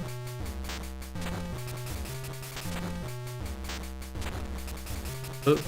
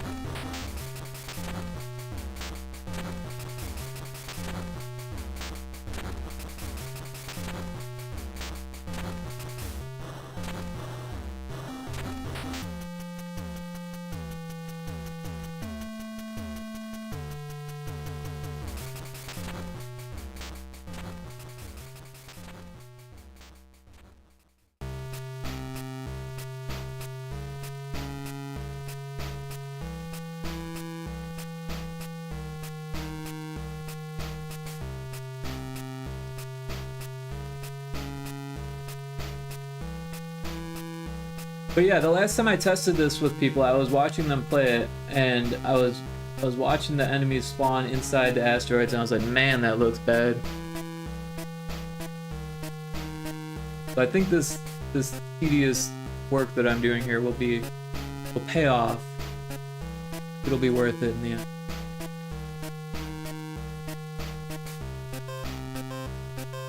Because I don't want the asteroids to just kill the enemies.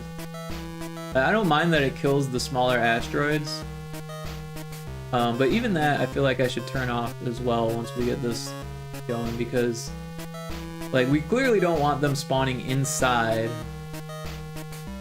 but we want them to get to the player when they're in the middle of the asteroid field, and that's not going to happen if they can't touch it.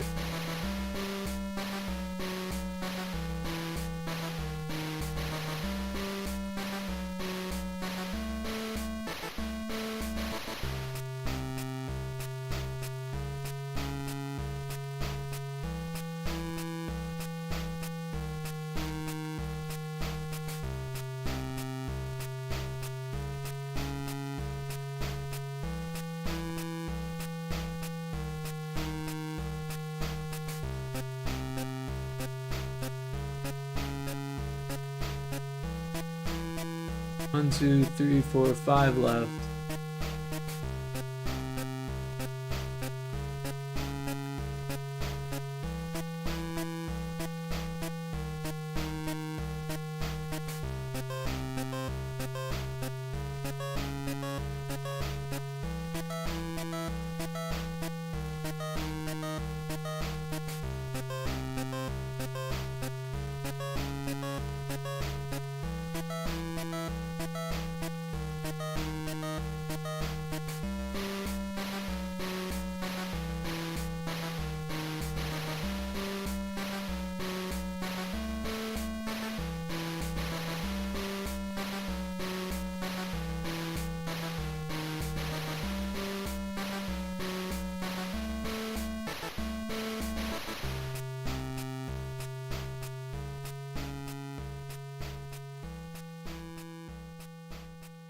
At some point, I had figured out how to give each of these asteroids like a spring joint.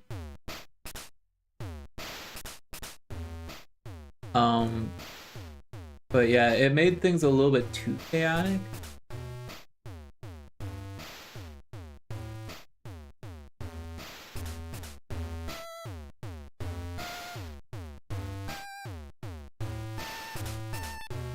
I think I still use that in the like the debris field.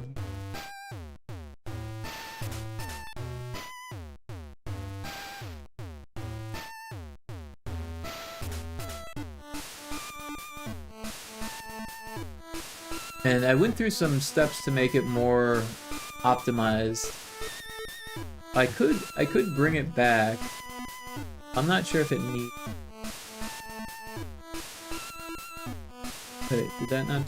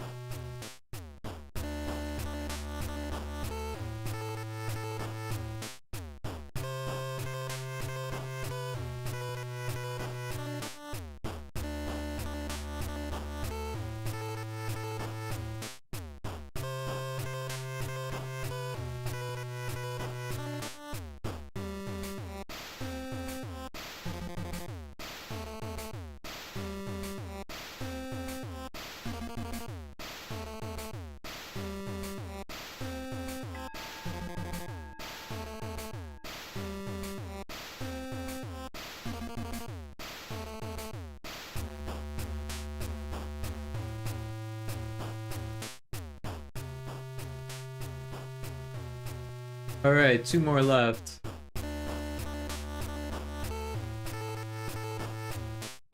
Whoa, that circle is not nearly large enough. I wonder if that's why they were spawning in there. Wouldn't that be fucked up if it was just this one that was causing the spawn issues? I just wasn't recognizing it.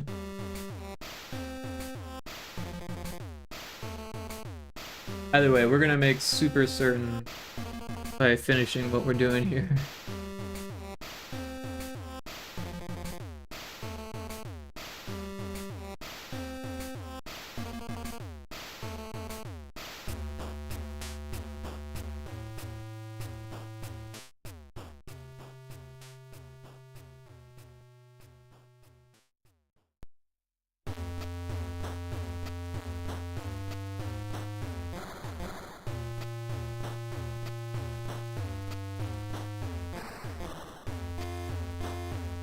This is literally the same one as the last one.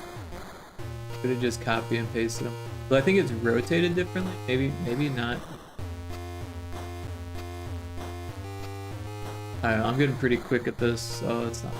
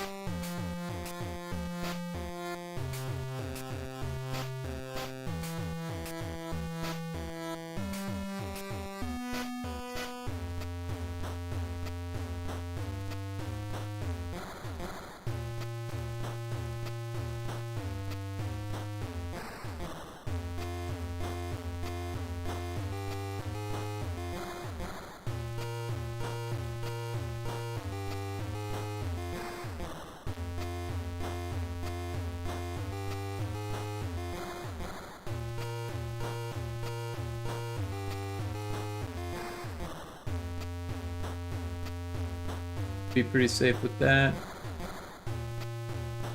A small one.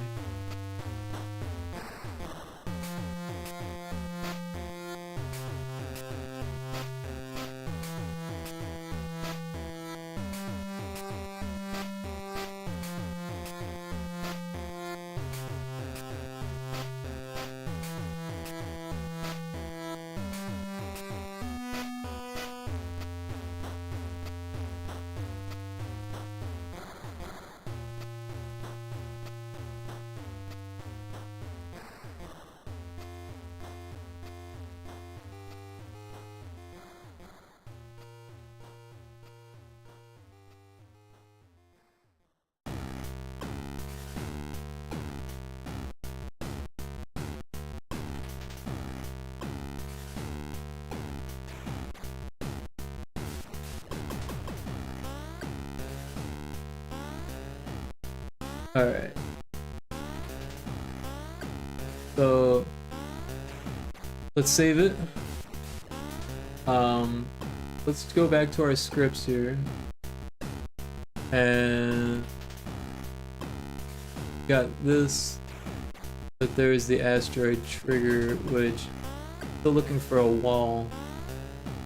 So let's get rid of that.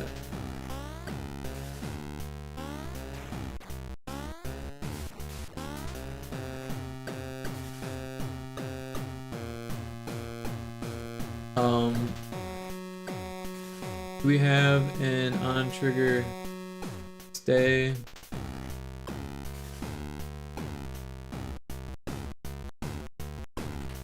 I don't think so.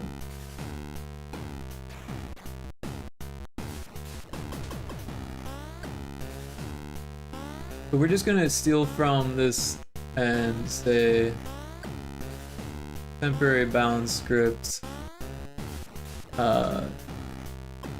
Kill zone. We'll just grab this whole chunk here.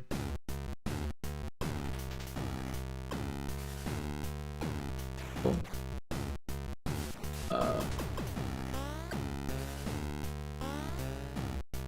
Close it off.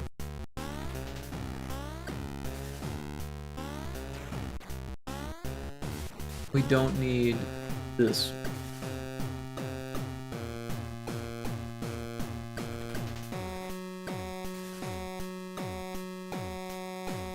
And then we need we check top of this, we've got this temporary bound script.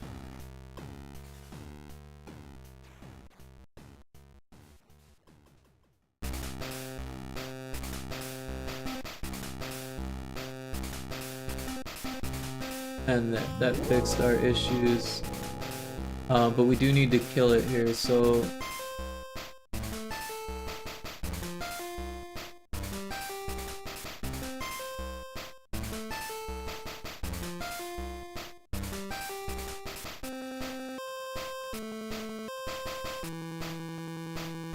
let's see what this kill delay does, because we might just...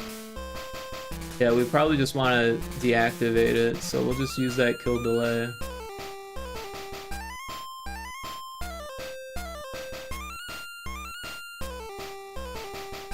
Probably don't need the delay, but that's okay. It never spawns on screen, so that small delay won't even be... But yeah, this should prevent it from spawning in the asteroids, and now they won't die from hitting it.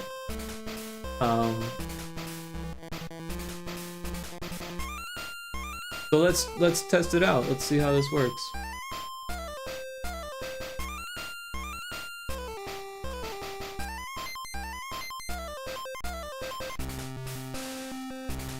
Alright, I'm gonna make it big.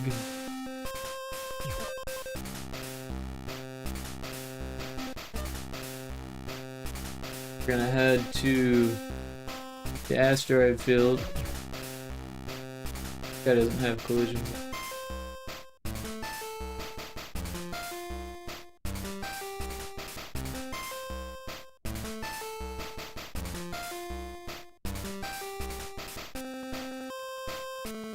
So eventually we'll pass through one of those, yep, generators. And it's not hurting them anymore, so that's cool. They still hurt each other.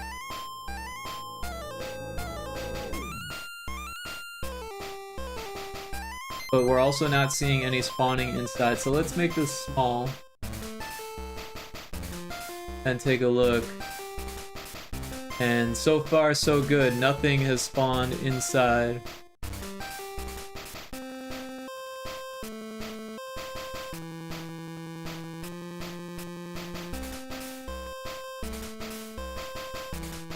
We can actually cheat to find the asteroid generators.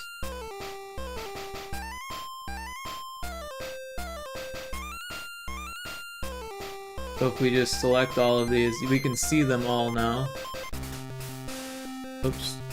Hit the wrong button. Run away.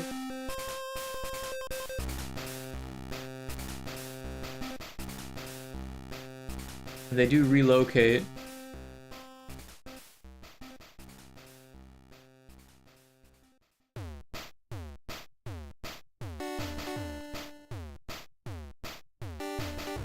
And the asteroids still kill the enemies, which is fine. We want that kind of emergent behavior. No mecha tonight, you're still sick. Oh no! Well, that's okay. That's too bad. I was trying to organize a surprise for your birthday. A surprise? Aw, you don't have to do that. I'm sorry that you're sick. You feel better.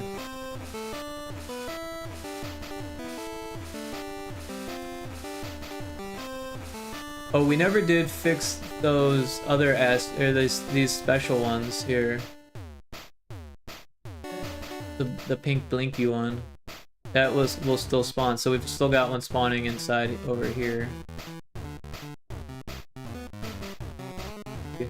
Make it big, you can see it's still spawned inside.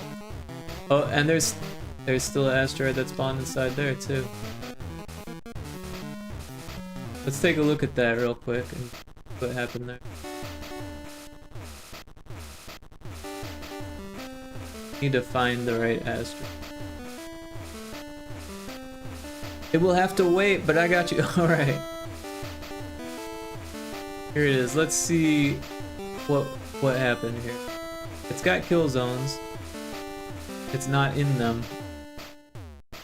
So I guess it just needs more kill zones. Large asteroid tile map 4. Let's go ahead and fix it.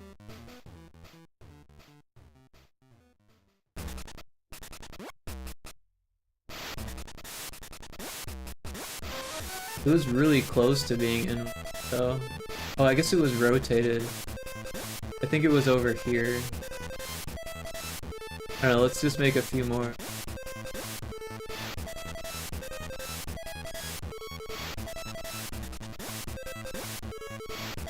One down here.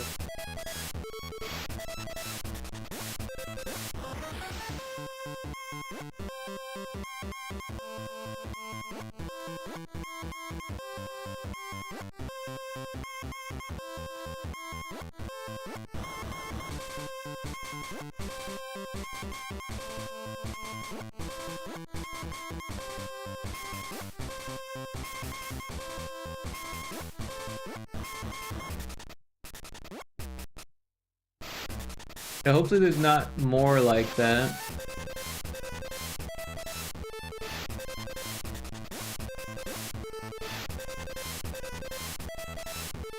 I have a feeling this one could be refined a bit too.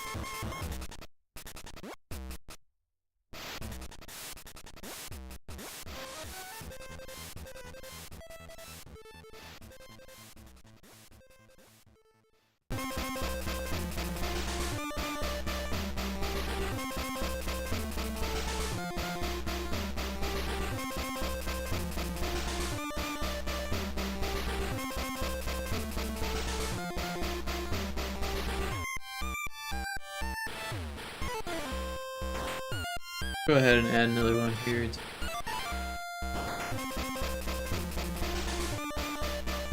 Justin.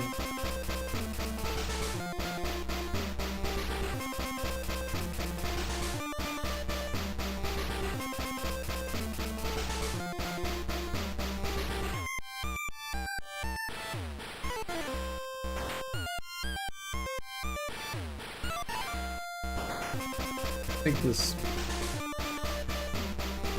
closer to the edge. We could go this.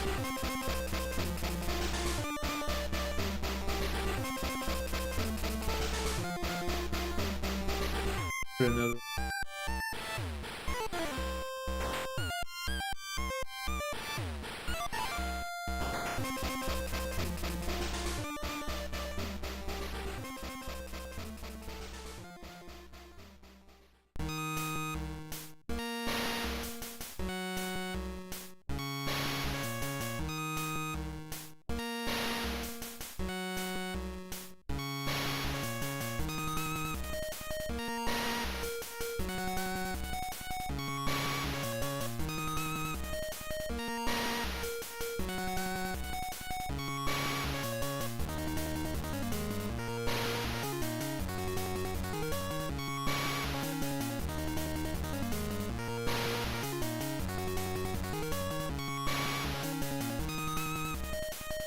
These look pretty good. Alright, let's find that special asteroid and fix that so it doesn't spawn in there either.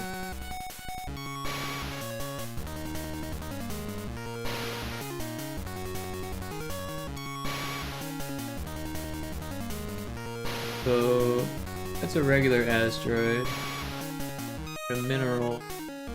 There's probably one just floating around that's turned off, but that's usually the way I roll. But if there isn't, we could always grab one. Scrap? I think that's it. Yep, that's it. Alright, so we're gonna go into the collider. The trigger. Asteroid trigger script, here we go.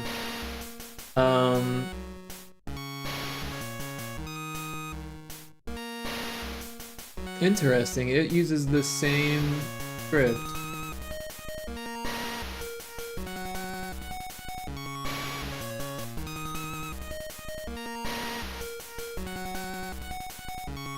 So, why was it stuck inside that one is the question.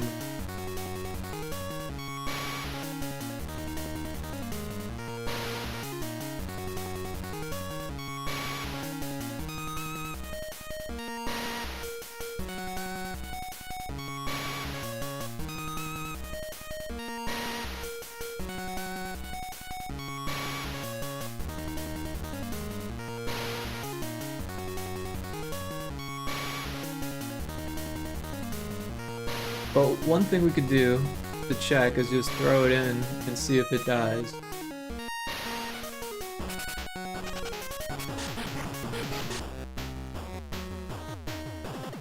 And it does.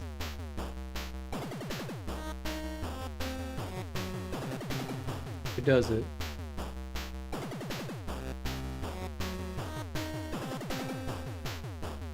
It was weird that it respawned.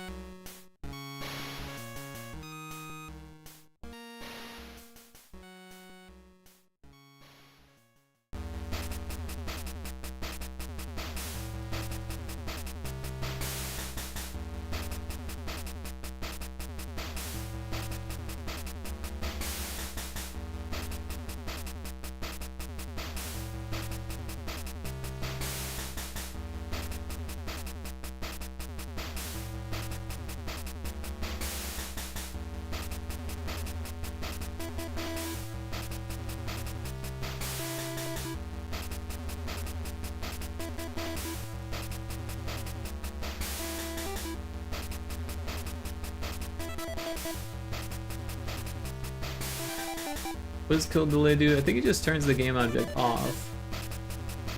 It does.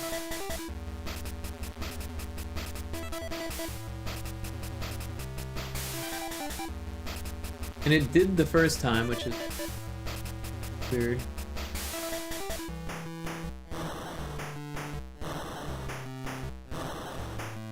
But it also turned it back on. And it like moved it, which is really weird.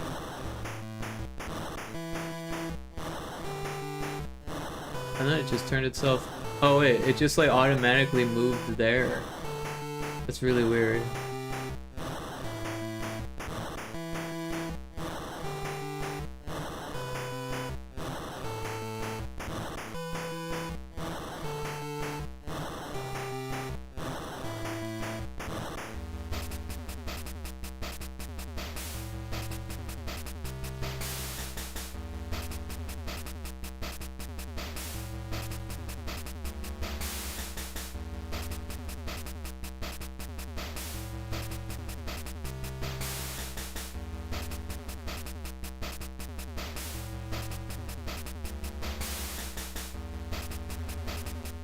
I don't know, maybe it just hit one of those gaps.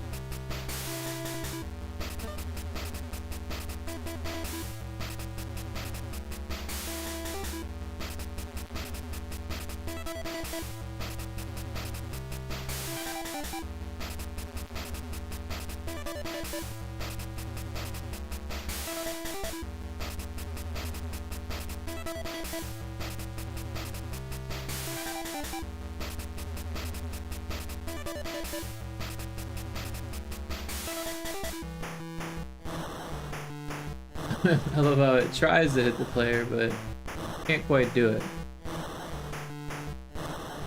Alright, so if we just put it inside, it doesn't seem to kill it.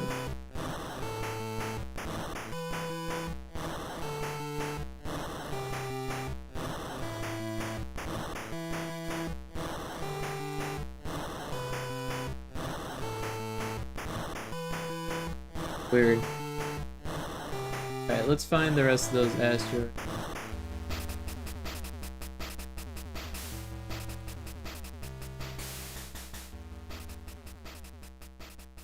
Oh, it died eventually. Maybe it got kicked out? I don't know. Anyways, here we've got all the asteroid triggers.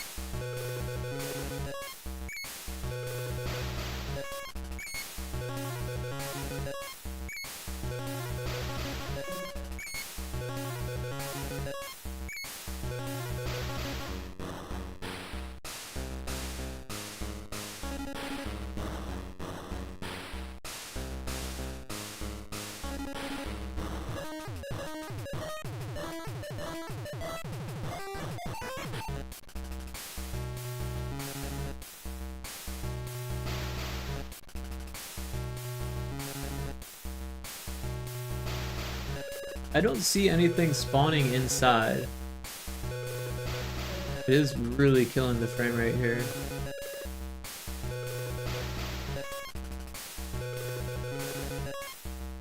Oh wait. These triggers. Oh wait, I was thinking the triggers were the kill zones. No. Oh well, that one spawned inside. There's the asteroid inside. More asteroids inside.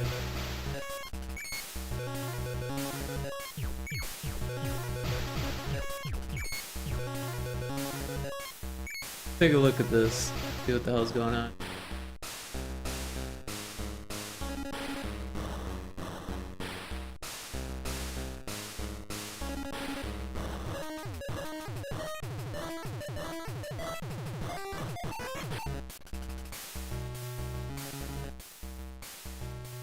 They're definitely inside the kill zone. They definitely marked kill zone.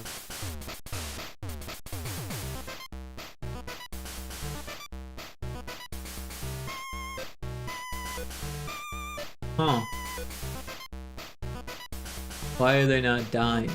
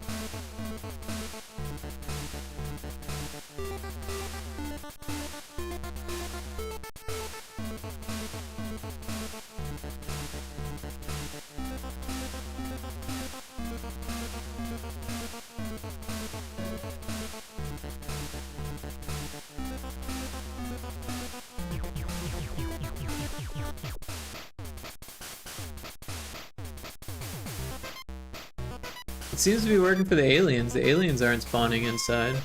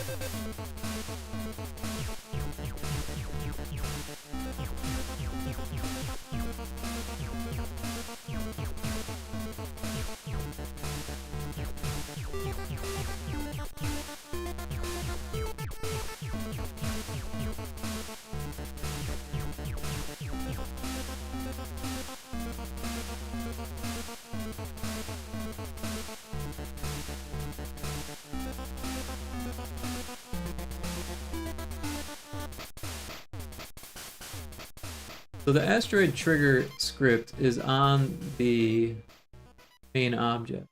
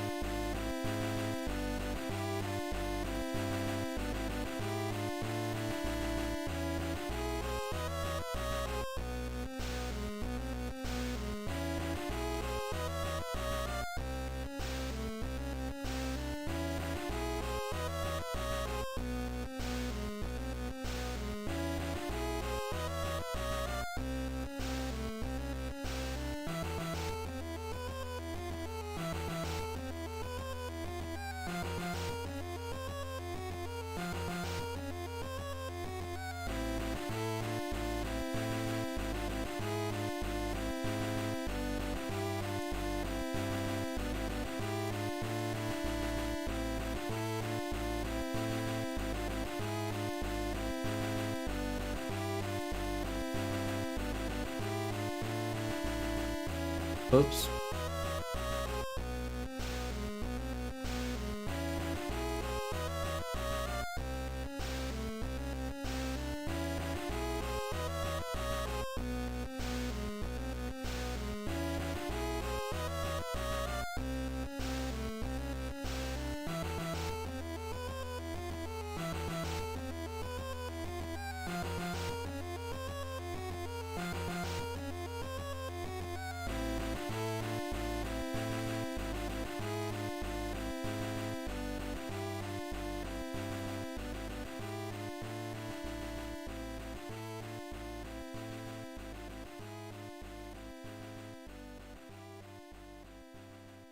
So now, if I turn on debugging,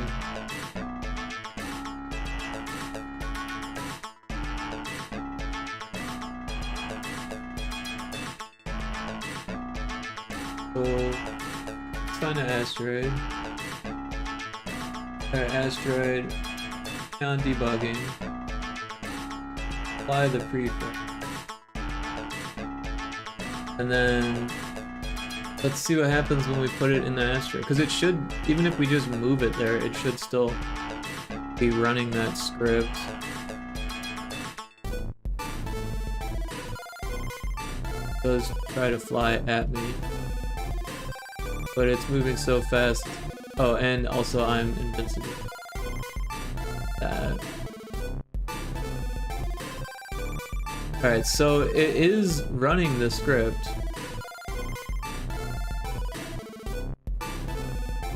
Asteroid in kill zone, it says it right there, so it's happening.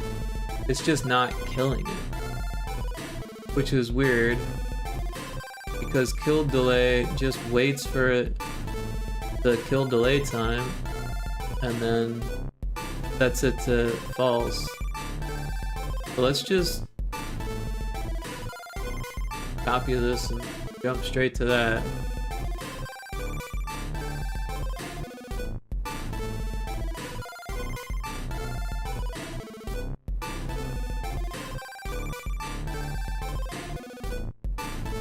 Try it again.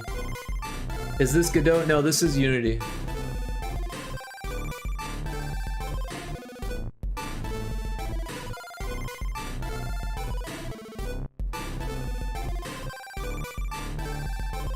Yeah, I never really got into Godot. I couldn't quite grasp it.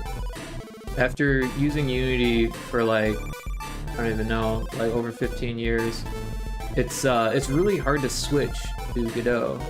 I also haven't spent a lot of time trying to learn it. So I feel like, oh, well, it worked that time. That's weird that the kill delay wasn't working. Maybe the delay time was infinite? That would be stupid. That's 0.3 seconds. I don't know, but that should fix it. We can turn off debugging now.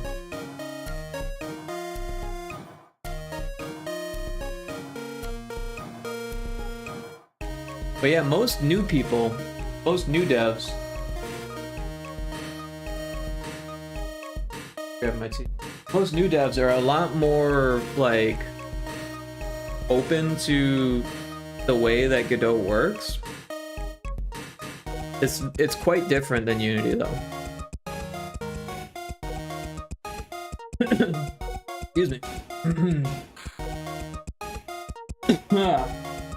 And it's quite different from Unreal as well. Sorry. Some of that went down my windpipe.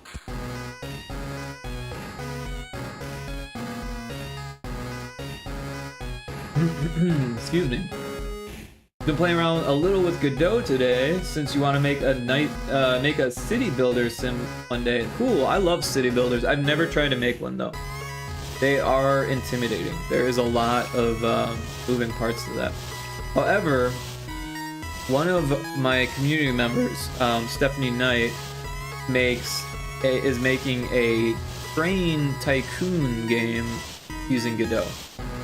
So you might want to pick her brain, because a lot of that like building stuff, the building mechanics and like the grid-based stuff, a lot of that would be like very useful to you.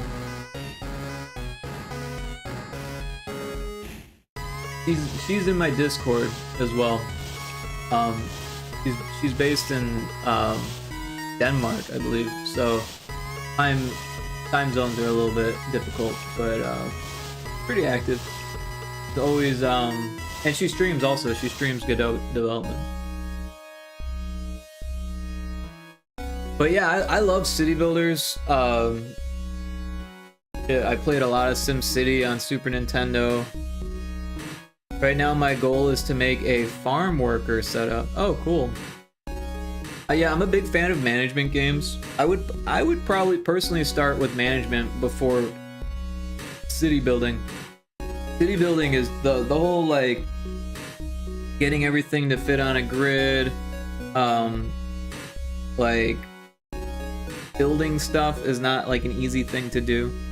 Like in Unity you would use prefabs and like use the grid as a way of like telling where the prefab to go and stuff. It's not impossible, but there's a lot to it. So yeah. But yeah, I wish you luck on that. And of course, if you get to the point where you want to test it, I'd be happy to test something like that. I think the hardest part for me will be the art. Yeah, I mean, art is difficult. These days, a lot of people, they jump straight in with AI art, and I don't really recommend that. It's going to turn away more players than you would expect. At least right now, things might get more relaxed on it later, but I feel like a lot of gamers are like hyper aware of that kind of stuff. I would say you're better off using like programmer placeholder art than using AI art at this point. The problem with AI art, other than that it's scraping people's real artists' artwork that they should be getting paid for, besides all of the morality stuff, it makes people think that it's the final product and that's how it's going to look when it's done, even if it's just a placeholder or something like that. Also, a lot of people think that you're cutting corners, and if you're cutting corners already at the early stages of development, then you're probably going to be cutting more and more corners as development progresses, which may or may not be true with AI developers. But you know, a lot of people want a handcrafted game. You know, they want like a very personal thing, and that doesn't mean you have to do it all yourself, but they do want it to be done by actual people. But yeah, I would say just use like programmer art. Just use like colors at first, you know, like do like a red color is this and a green color is that, or just, you know, like I don't know, almost like a map that just has like a color key on it kind of thing. That's my plan. I get a working mechanical setup, I will worry about the art, but since I work on machine learning, I'm used to keeping track of a lot of moving parts. Cool, yeah. Yeah, I mean, if you're used to that kind of thing, you shouldn't have too much of an issue. A lot of times the hardest part about game development that people don't realize is making it fun. And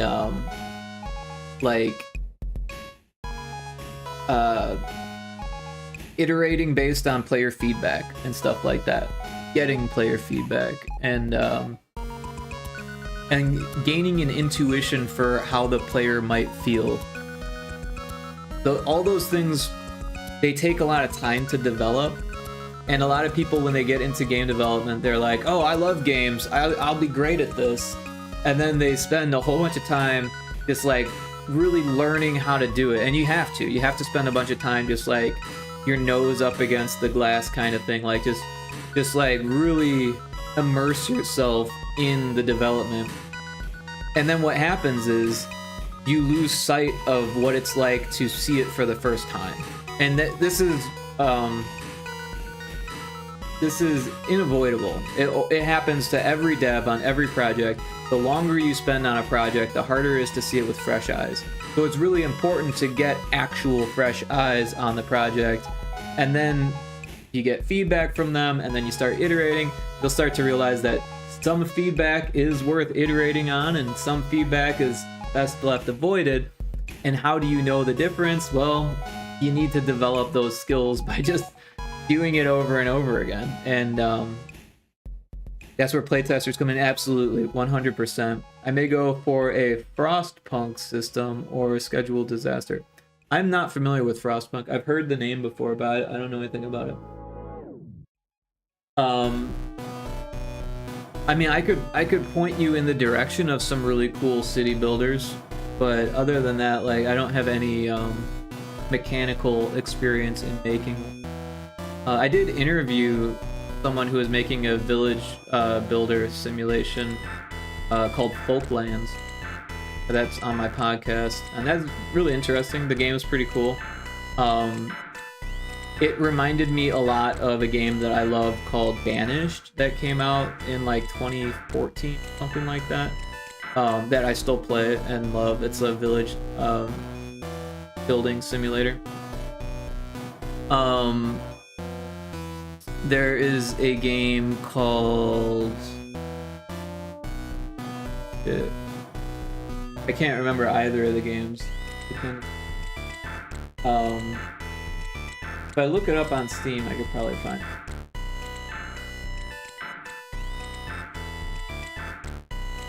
Let's dig through here. Dot Age is one of them. We go to the store page. So this is a pixel art village builder with a really interesting setup. The apocalypse is approaching. So it's got this kind of roguelike, like timed disaster, turn-based kind of stuff going on with it that really help push the genre. It's got a lot of tech tree stuff going with it, and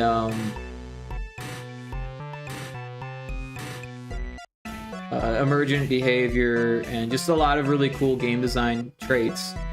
Definitely not their first game, and it was successful. I mean, not amazingly successful, but successful enough. And I recommend the game. It's pretty good. But yeah, I've only played 15 hours of it, so it's not like my favorite game, but very fun. And then I'm trying to remember the other one. I might have already passed it. Is it at the top? No.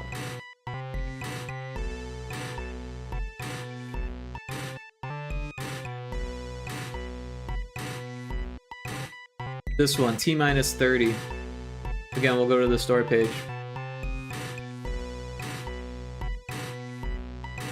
So this one's interesting because you have 30 minutes to build up a civilization in a post-apocalyptic setting. This is a weird trailer. But yeah, Jake Burkett was one of the developers who made this game. Gray Alien Games was Jake Burkett. And it's really interesting. You basically get scrap and materials from the world that exists already to build certain things and grow your population, and then you have to exodus using rockets before the time runs out. And how many people you get off the planet is how they base the score. So it's definitely like a score attack version of a city builder. And it's pretty cool. I like it. Only played 7 hours, so even less time than Dot Age. But it's interesting because it's like 30-minute chunks, which I like because you can easily say, well, I have 30 minutes. I'm gonna play this game and play 30 minutes, and then you're done. But yeah, from a development standpoint, it doesn't really lock the players in as much because you're not sitting there going, oh, this is the best run ever, I have to keep playing. You're like, oh, well, the 30 minutes is over, my score was pretty good, like, you know, and then I'll move on to something else or put the game down, you know. There's nothing locking me in. It's a city builder, like, where every few days the temperature would change, trending downwards, forcing adaptation. That's interesting. I love Banished, too, especially the Colonial mod. Oh, I didn't know there was a Colonial mod, but yeah, I'm a big fan of Banished. Been playing it for a long time. Looks very factory sim. I'm not sure factory sim, but I know there's a lot of factory style simulation games. But yeah, this one isn't really like that much. There is some interaction between the buildings, but mostly it was to grow crops, and that's about it. Like, you need water and electricity, and you see that in a lot of city builders. Not so much village builders, because there's no electricity or running water in village builders, but in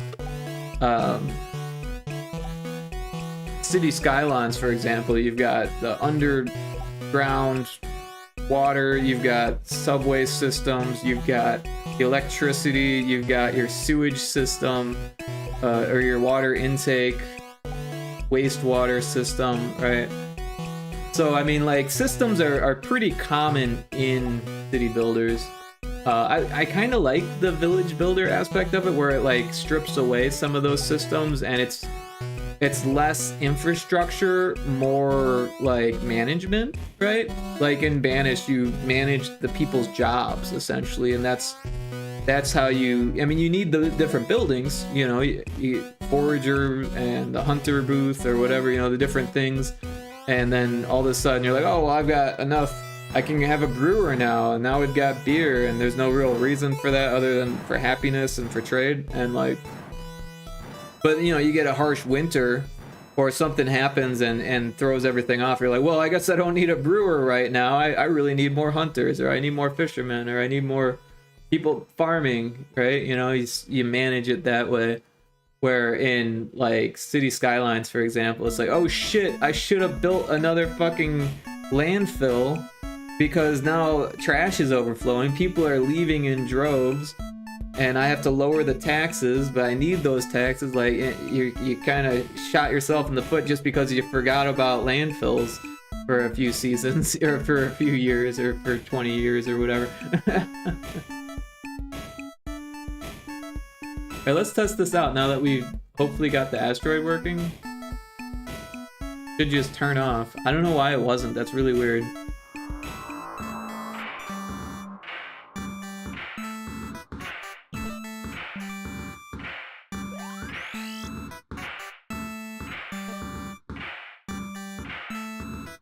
So I am gonna just spawn a bunch of asteroids again. So I'm gonna just locate these. And they're all over the map, right? But most of them, or there's a high number of them in here, and you're kind of forced to fly through them. Because it's the asteroid planet.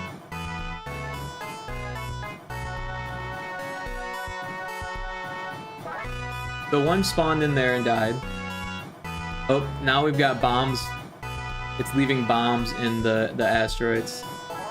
So that's another thing that we should have turn off if it's inside.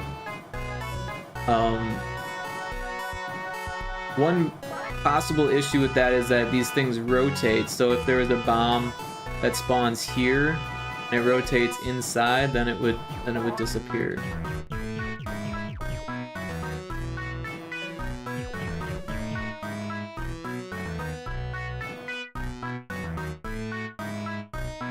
But so far I haven't seen anything spawn inside.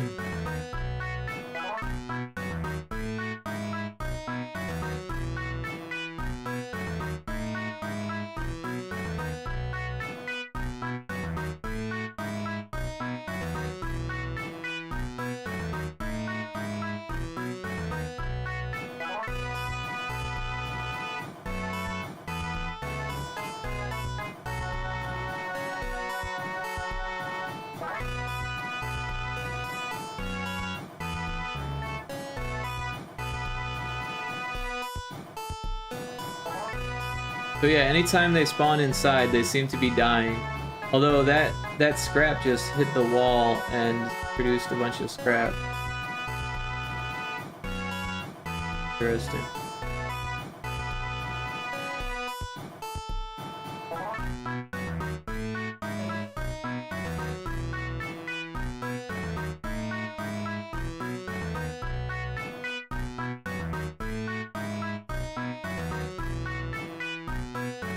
It doesn't seem to be happening all the time, so that's good. I think there's just a few little spots where the circles stick out just a little bit. Like that one just died for no reason there.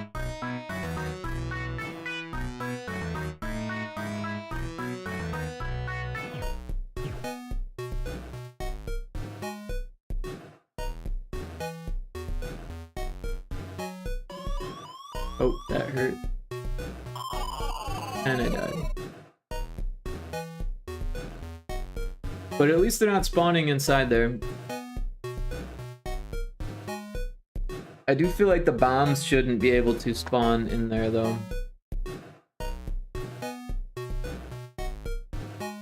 So maybe what we can do is, instead of just killing the enemy like normal, we can just kill it, right?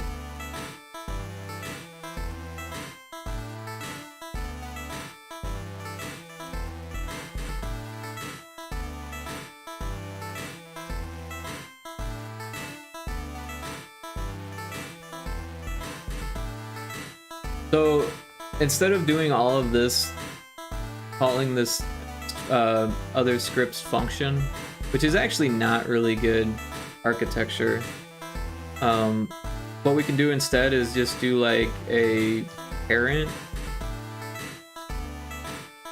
thing. How do we do that? Game object dot parent. No. Transform dot parent.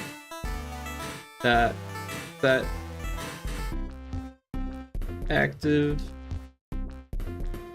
false, like that. What am I doing wrong here?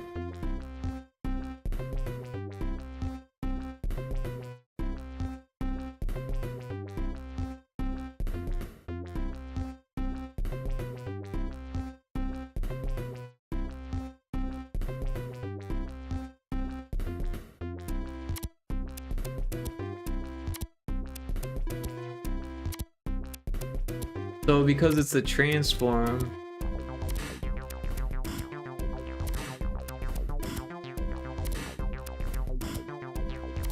we can't deactivate it.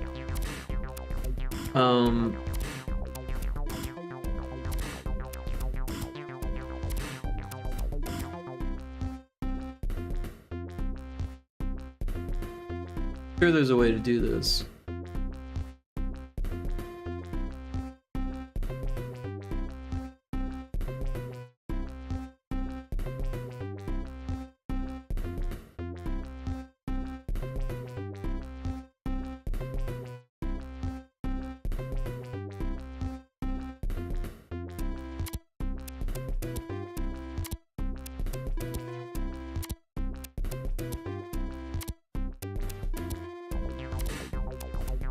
Maybe that'll work. So we're grabbing the script, but then we're taking the game object from that script and then making it deactivated. But I also did that in the wrong spot here. What am I doing?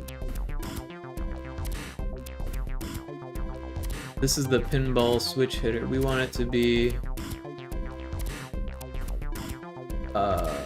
asteroid? No.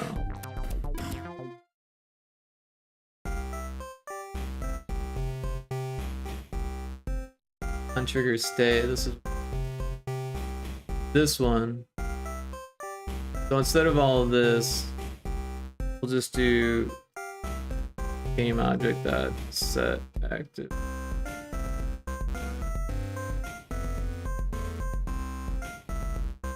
And that should set the parent object to be false, because this happens to be the parent object.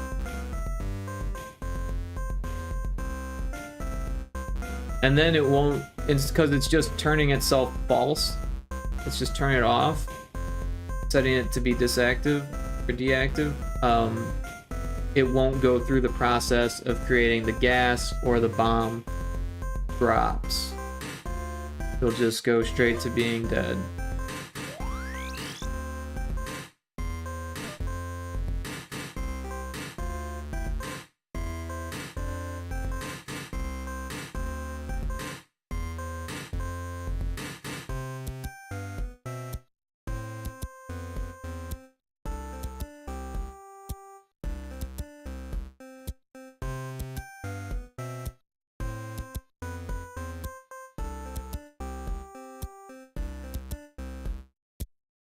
Alright, we've got the asteroid triggers up.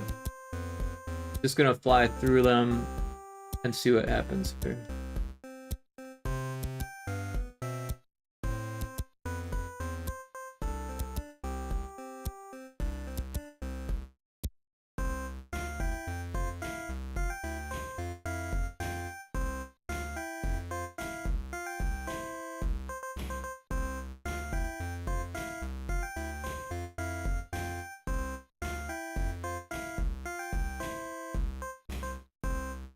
So there's a chance that they're spawning in there and dying before we even see it, because now there's no evidence of that. Like, there's no drops being displayed, and they should deactivate the same frame essentially, or just one frame away from being activated. They should deactivate, so there's a good chance that they are spawning in there. We're just not seeing any of it. Oh, we did see some gas there, but that's probably from an asteroid killing, because you can see the asteroids do kill them.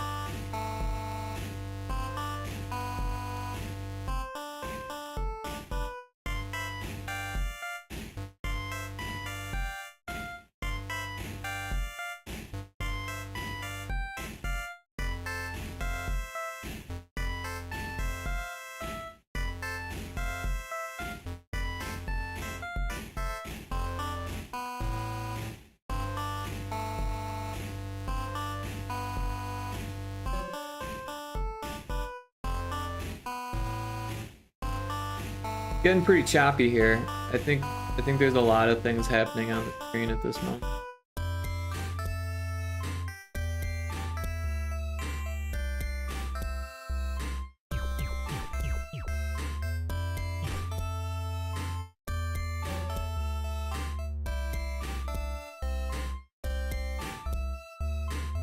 But I don't think anything's spawning in the asteroids anymore, so that's good.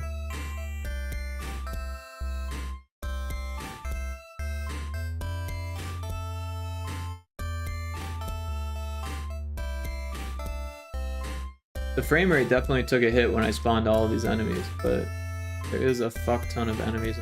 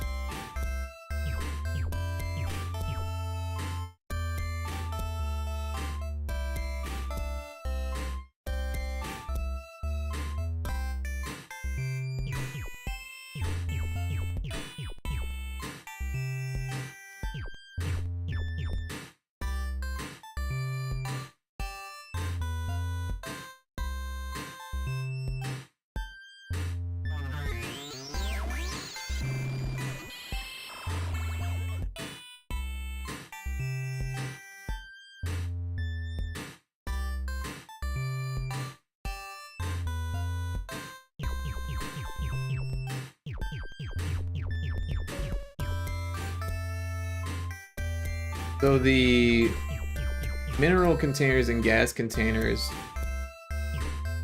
are like doing weird things. You get a lot at once. Acts funny.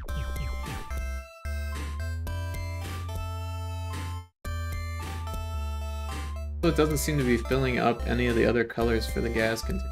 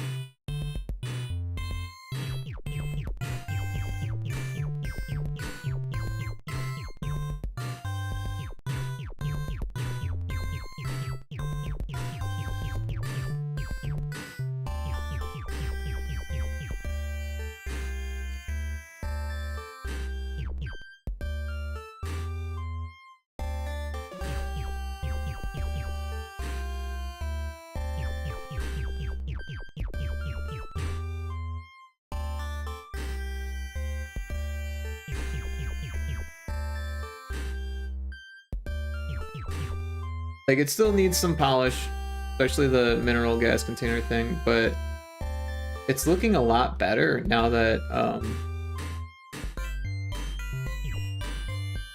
Let's see what it does again here.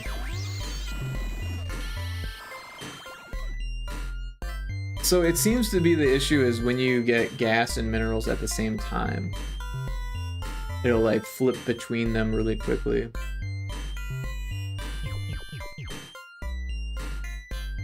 But if you just get a bunch of minerals at once, it just stays. Oh no, it went away there for a second.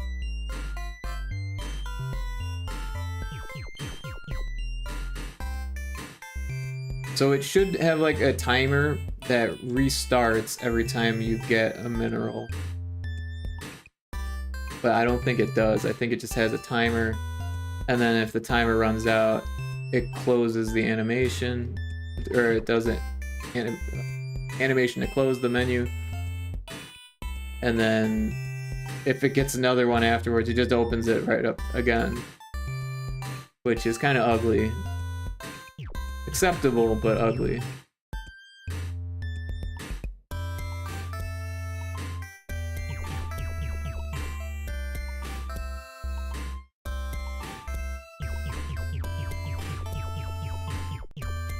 Also, there's nothing to do with the minerals or gases.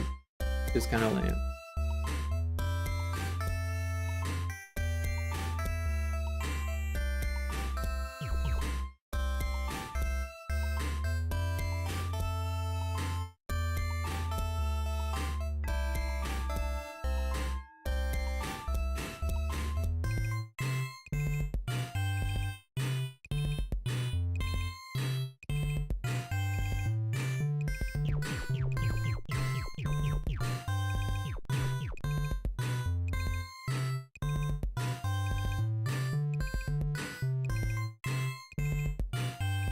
I'm a little confused about why the gas isn't working.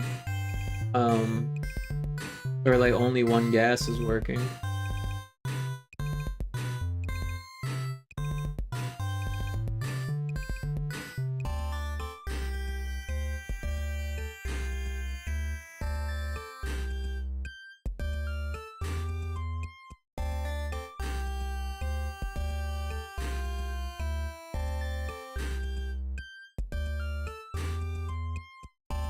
Probably somewhere in the player.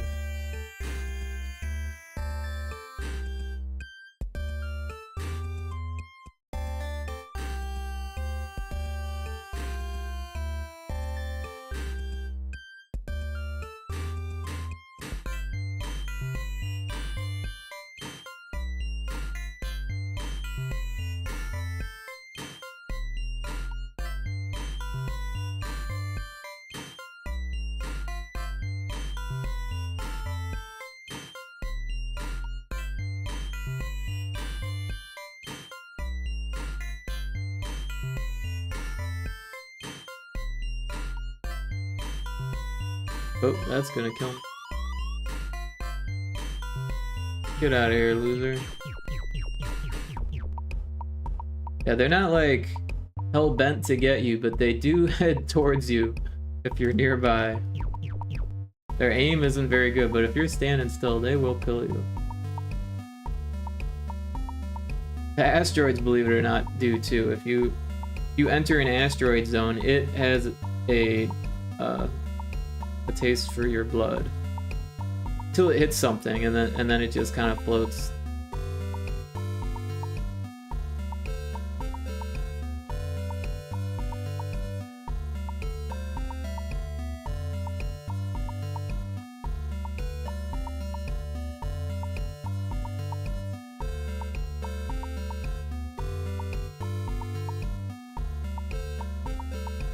I have no idea where the script is for the mineral or gas.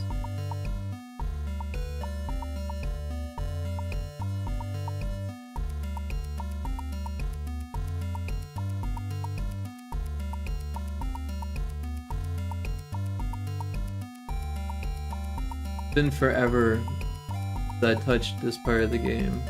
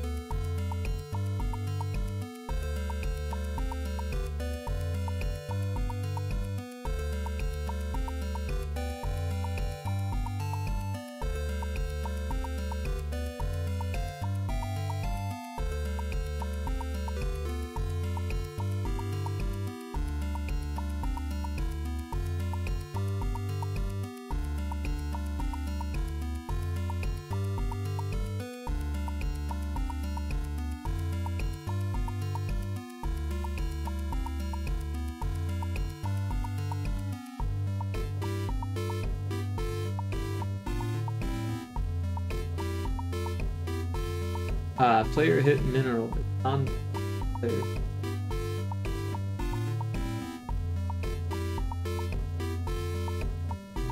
So it's true. Oh wait, no. Oh wait, those are the cell amount. So we do have those, but they're not being linked to the containers. Only the first one. Weird.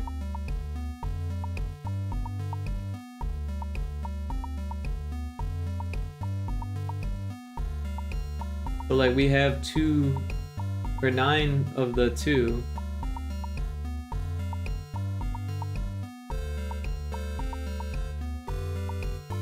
We didn't see any of it. Maybe that's because you need 10 to get 1? I don't know. See how it works.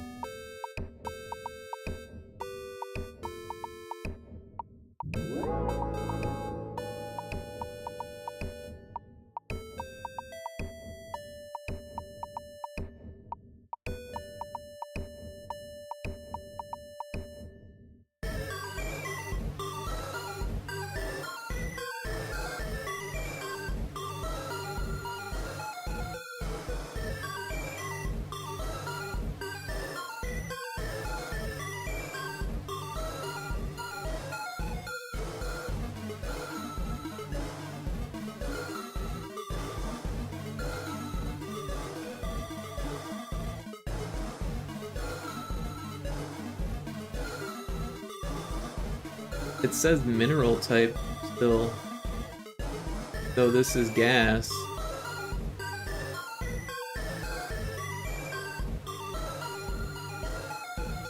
Oh, mineral type is the color type. These are gases. Okay.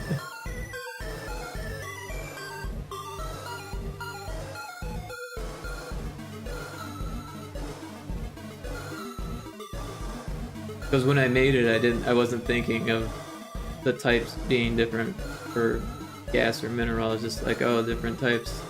They are minerals. I should have been color type, but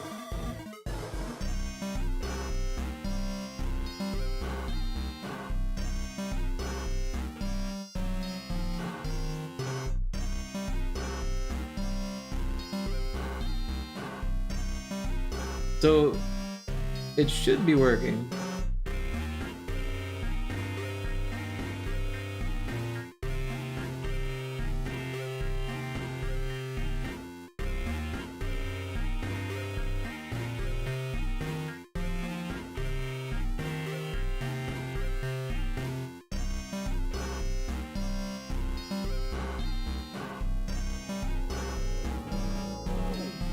Oh, it actually is there. It's just very tiny. So if we turn off the mineral container, we can see it a little bit better. See how it is there? It's just very tiny amount. The other ones are even tinier.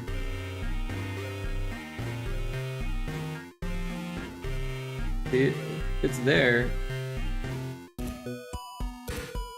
You just can't see it. I think it is filling this first pixel problem.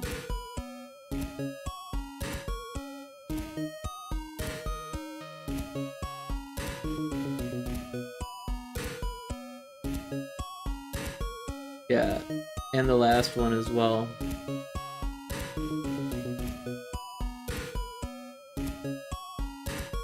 I think if I was gonna fix that, the gas container fill, we pull it into Aseprite.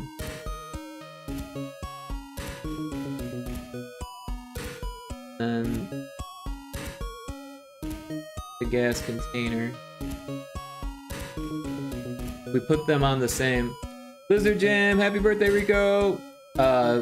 Thank you, I appreciate that. Welcome in. Oh, Puke 7, what are we shooting now?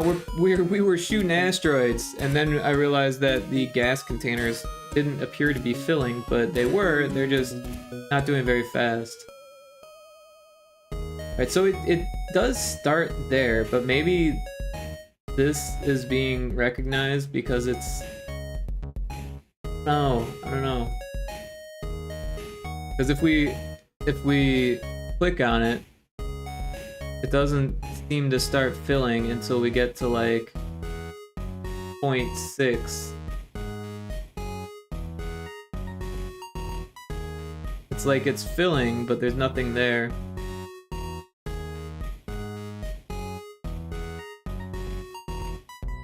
I don't know. But yeah, everyone should check out Lizard Jam. Give Lizard Jam a follow, and Puke as well.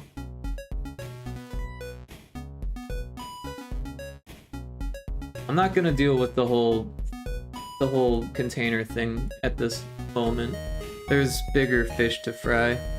But we did fix the asteroids and enemies spawning within the big asteroids, so we'll add that to the finished portion of the list here. I'm gonna sip on my tea for a second while we look for the next thing to do. I think we did this one too.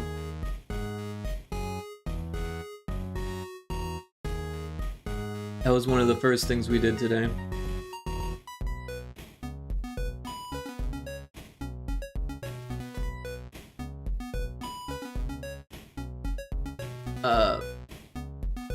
Yeah, some of this stuff we'll have to save for later. I don't really feel like getting into sound effects at the moment.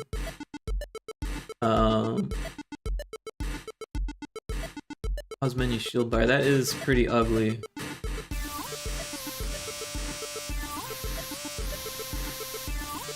The pause menu stars.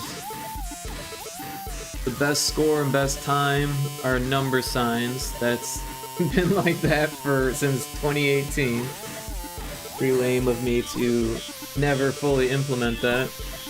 No, actually what it is that's like the default value, and if I don't plug in values for the new levels, that's what it's like. So I think I just need to go in and plug in values for the new levels. But I'm not sure why it's the best time and best score aren't plugging themselves in. Not sure why that is. Oh, Planet 4 doesn't say destroy enemies. That's kind of a big one. Like at that point, players can kind of figure it out, but it should. More sound effects and explosions aren't cooled and ugly. All that for another time, probably. At the end of the levels, enemies should teleport instead of vanishing. Need to animate that. Main menu, story mode, data present. Oh yeah, that's not highlighted. That's kind of an important thing that would be pretty easy to fix. Navigate to Proxima 4 menu only has zone 1. So I think the reason why I never finished this was because there should be 5 zones, but there's only 2 that are made. So I just never finished the zone selection. Menu there. Beta menu buttons are not linked. Yeah. Sensor, fluorescent strobe, and in warning. So we have cut down on this list quite a bit here. Let's take a look at, I think, the pause menu. But maybe we should start with that highlight issue, because that should be pretty easy to fix. So we'll go to the start menu of the game.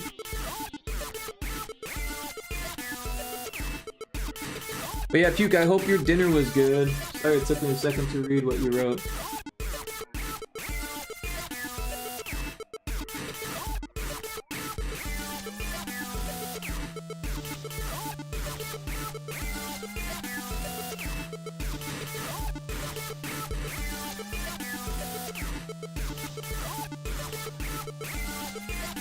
And a nice salad with a sitcom episode.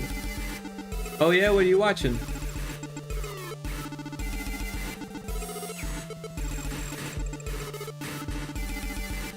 Recently I started rewatching The Good Family, which I don't think I've ever actually finished.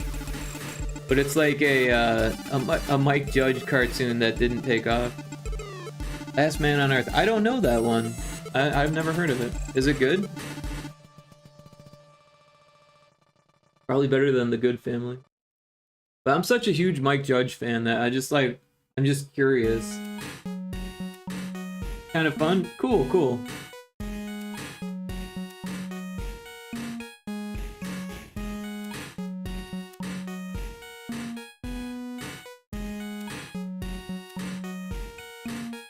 Will Forte and Christian Shaw. I don't know either of those. I've never really been huge on like remembering the names of actors and actresses. Like some of them obviously, you know, how could you not know? Your wife loves comedy. Hey, comedy is important.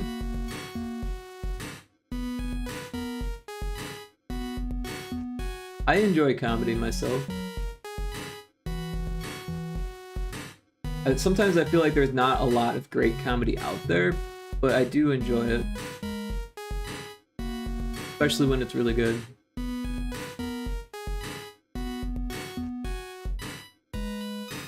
They are both comedians who are basically themselves and everything. Right on.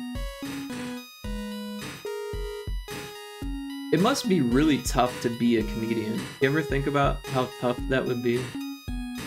I had a buddy who used to do stand-up at like local comedy clubs and stuff like that. And he was pretty funny. And he was like, you know, always on kind of personality, right? Like he was telling jokes regardless if he was on the stage, you know, like.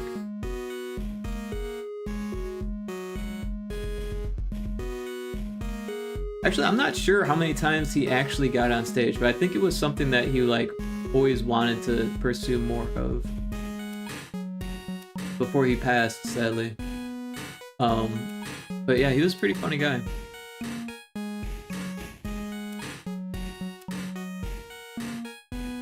So we got this start menu here, and so there is like a clear data menu. Is it? That's old. There's some type of menu that pops up saying like, oh hey, you've got data, want to delete it? Here's some.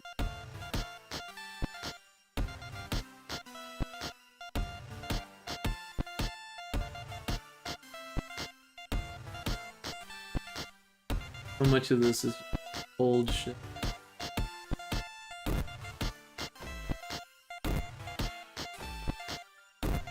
Story mode data, this is it. Another old menu. But it's kind of important that it's there. So the problem is that it pops up, but it doesn't highlight one of these buttons. So if you're using a mouse, it's fine. You can just drag over it. But if you're using a gamepad, these buttons back here are still highlighted. So I believe it happens when you hit the play button. So any of these would do it.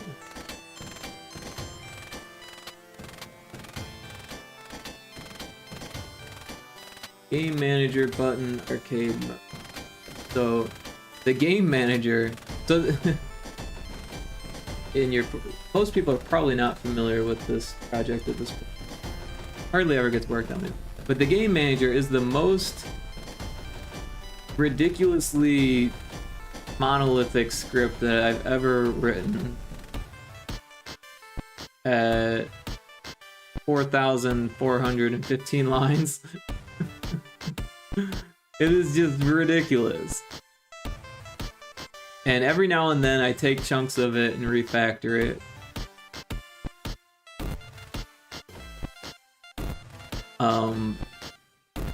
But that's not what I'm doing today. I'm just going to find the button arcade mode? Yes. And thank God for Control F on a script like this.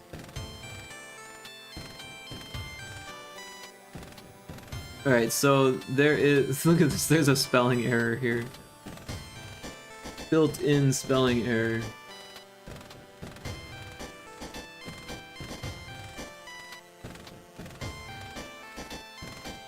Play button load Glee. Alright, so if it has story mode, it uses an action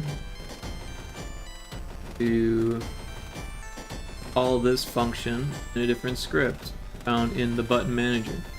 So this is the type of thing that I've been doing, where I'll just be like, oh well, I'm still using the game manager, but everything that happens inside this function, other than activating that little menu thing, is actually happening in this script, or this script. So I'm actually going to continue working in this script rather than adding more lines to this massive monolithic bullshit script. That function that does pretty much most of the game. Right, so button manager CS. Let's find. So it's probably in the UI folder. It's not. In the unsorted scripts. It's not. Let's just search for it in here.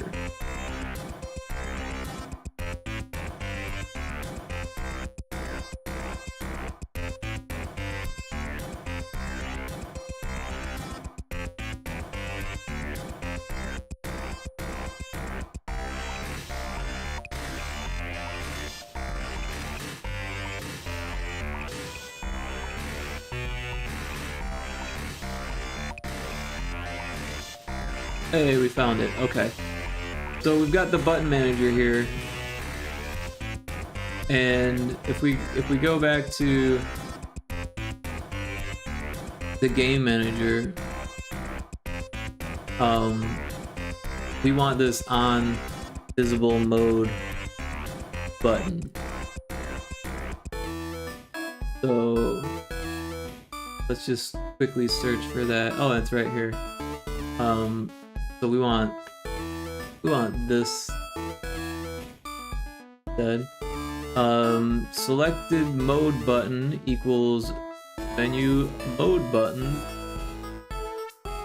Main menu mode int get component button, and then select.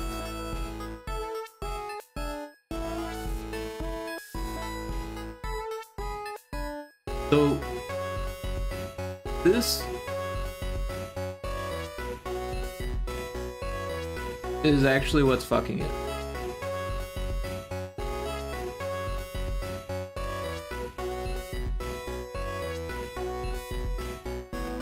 It's being used to open the start menu with selected mode button highlighted and selected. But we're calling it here after we've hit the button.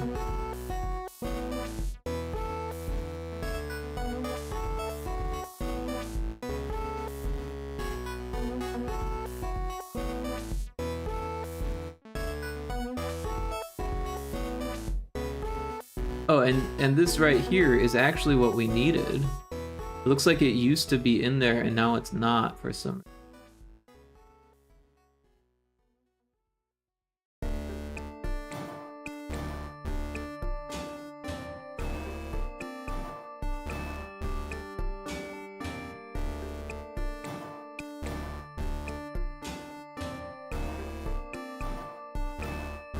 It's really weird.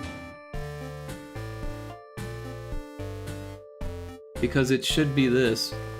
I don't know. Let's just put it back. It's almost like I turned it off and then forgot to turn it back on. But we should be able to like quickly test this here. So if we go to story mode, I'm gonna turn off the music. I'm just gonna play through the first level real quick, or the first world. It's super quick. And then exit the game and see if it selects the right option. Highlights the right option.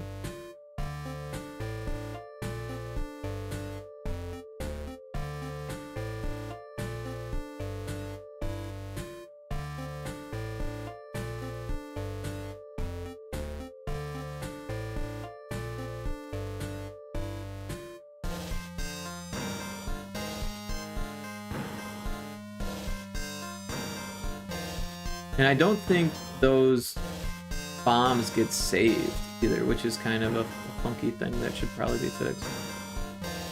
Because you don't get them very often.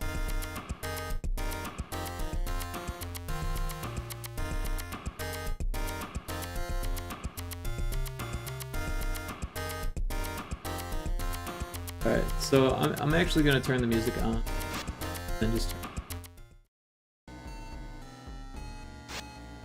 Let's maximize.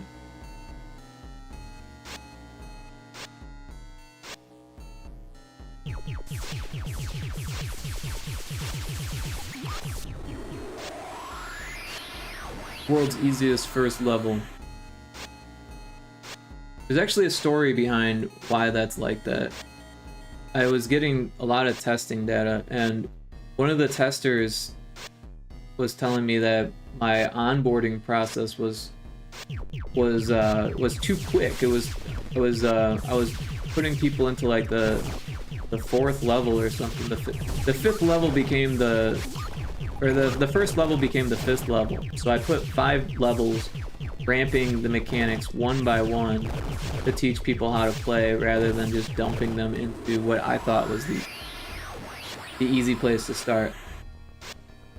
And so that first level was just like the very basics of it, like, hey, get the ball to the top. How the game is played, that is the number 1 goal. And then all of these other little things, like the bricks being in the second one. This one's got power-ups and checkpoints. Eventually I introduced the enemies. And then it gets to the 5th level, which was the first level. And it actually worked pretty well in onboarding people. And it might seem too easy for a lot of players, but it's also like really quick. So I don't think anyone really minds. Actually, I think this was the first level. Maybe? Maybe not. I don't really remember.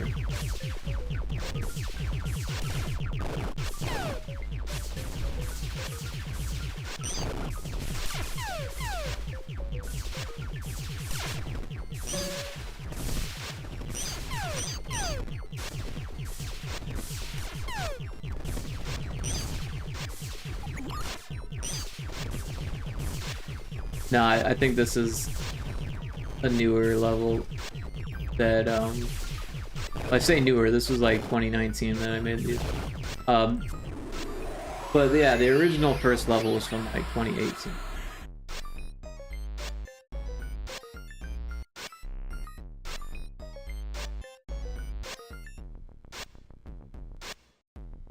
But this one,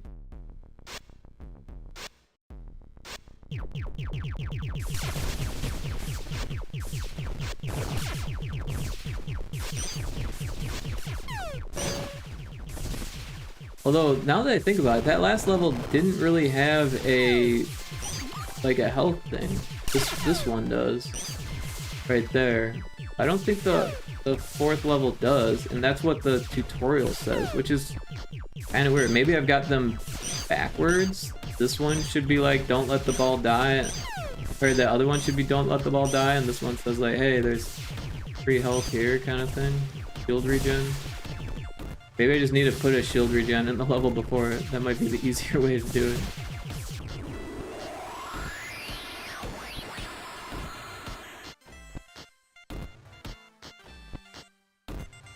Alright, so now that the first level's done, I mean, technically I could have done it at any point there. But yeah, I'm actually going to go to the main. And now I'm going to go to arcade mode.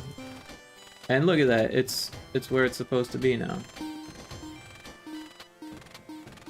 Try it with the keyboard. Yep, it's there now.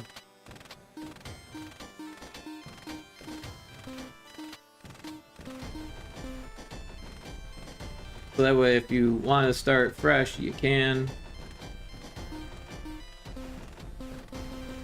Well, that was the easy fix.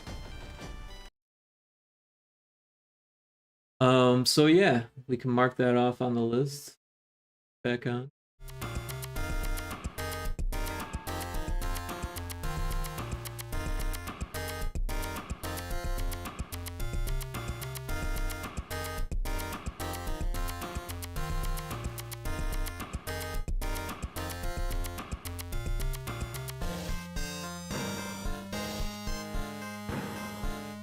Another one down.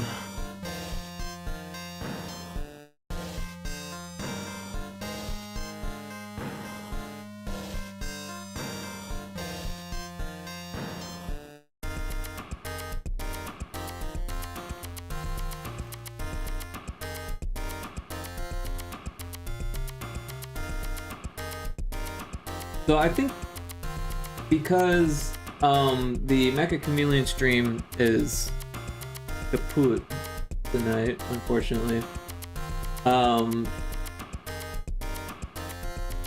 You need to eat at some point, but I'd like to continue streaming.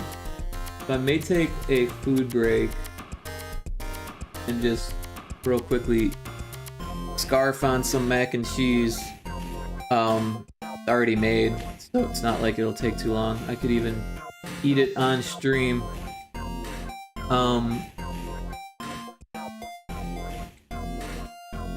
But yeah, I'm a little bit bummed that the Mecha Chameleon stream is not happening tonight. That was a lot of fun, and I've been looking forward to it.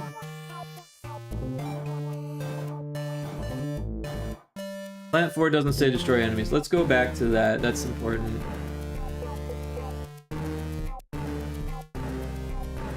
And it won't be as easy to figure out, probably. Because, as far as I know, that shit should be happening.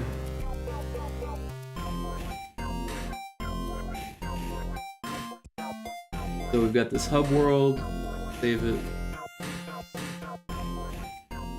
And in the hub world, we've got this planet here.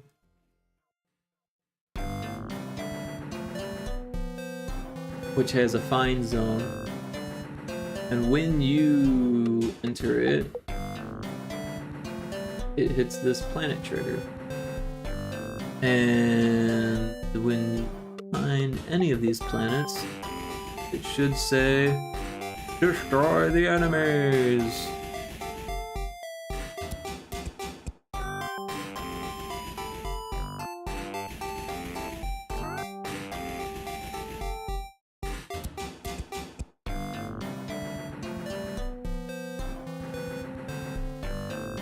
So yeah, you can see this actions on nav to UI, destroy enemies. If we do a quick find, you can see it on planet 3, and here it is on planet 4. Now why isn't it happening? That's the question.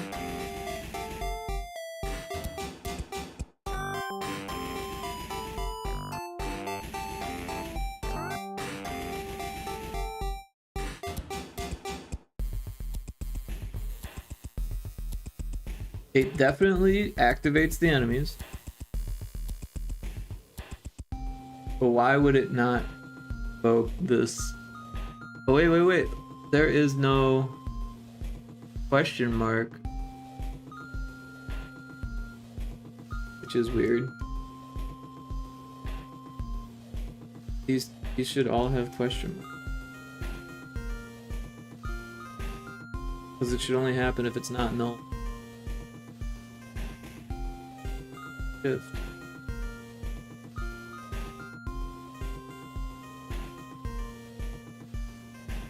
Yeah, this one has a question mark.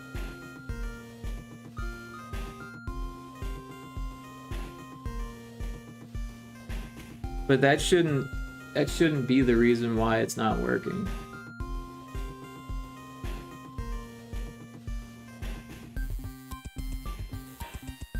So it's set the plant 4 as enemies.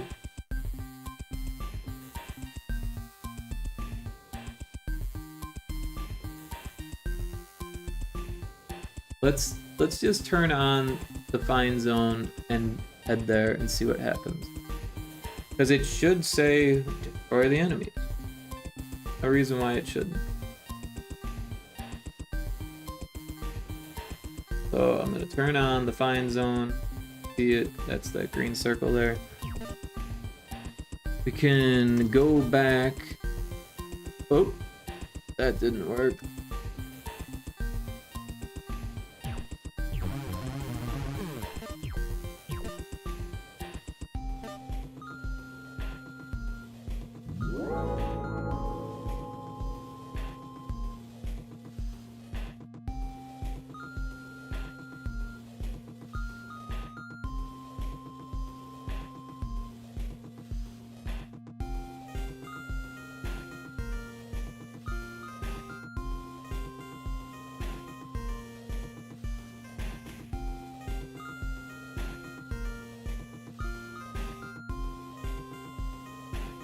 So it didn't happen.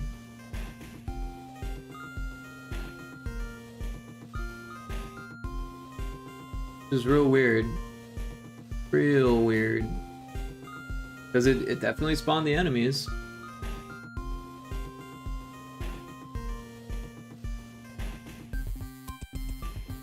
So we don't really need a debug to see if it's getting to this point.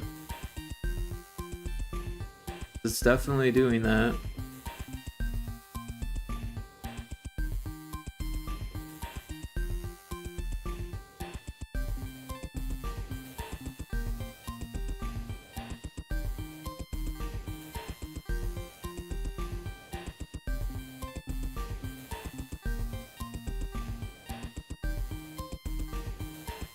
But why is it not showing me for the enemy? So I think it's technically the navigation canvas.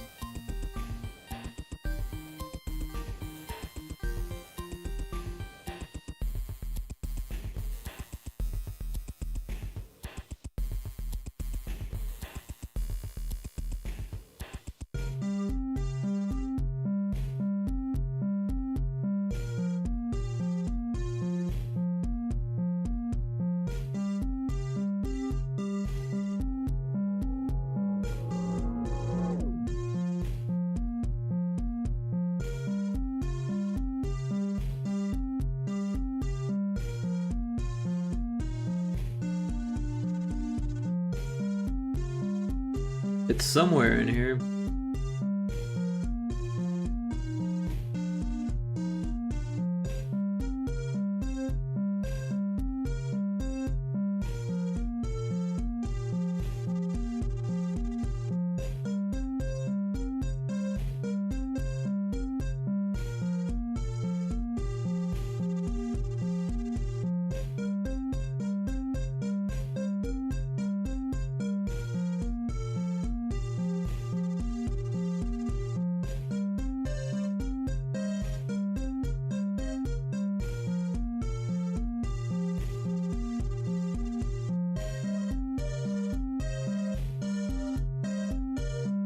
Oh, my timer's going up.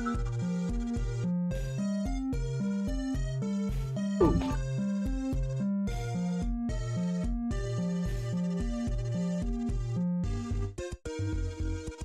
That was for the Mecha Chameleon stream that's not happening.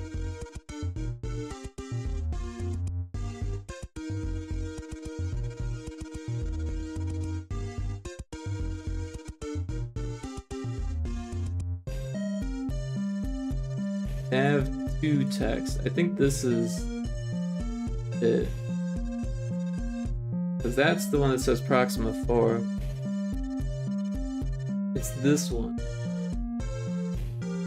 Right now it says, get lost, use the teleport menu.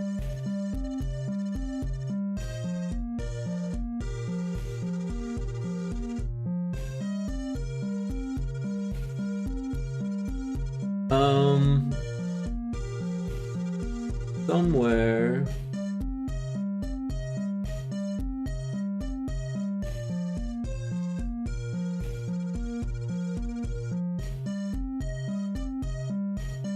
Get lost, use the teleport menu.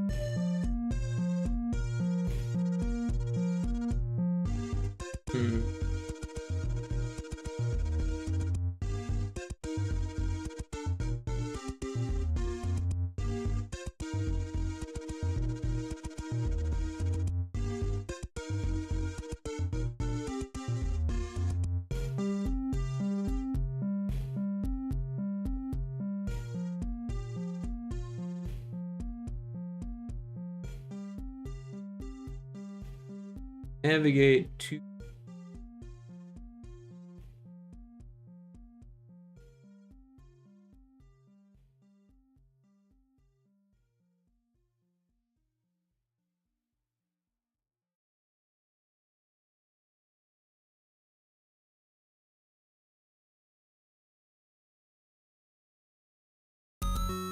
enemies dead P4.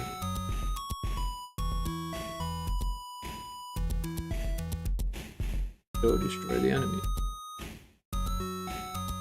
That active. Change the text. Animate the text. And hide text. So the only thing that could be preventing it is this. In enemies dead or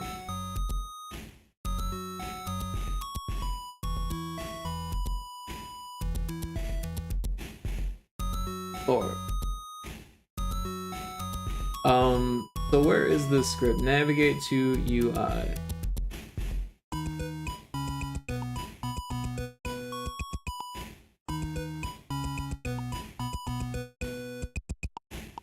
Got the container, the text,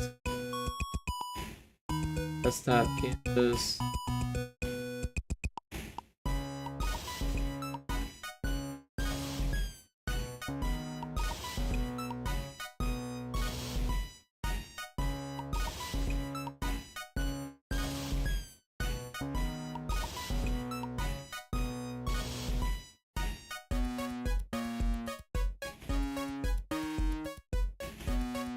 It's probably on the player because there should only be one of these.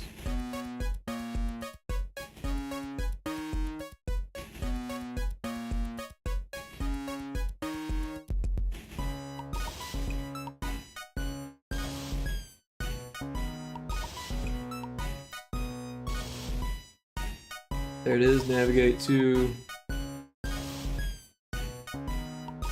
enemies dead P4. Current planet 0. I don't think that makes a difference though.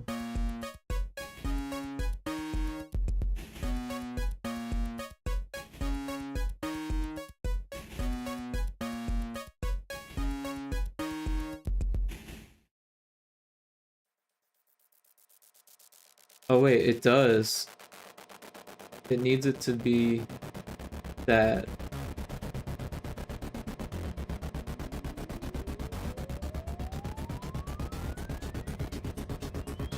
So, where does this happen? On the planet trigger? On near planet 4? Is there a mistake somewhere in the action?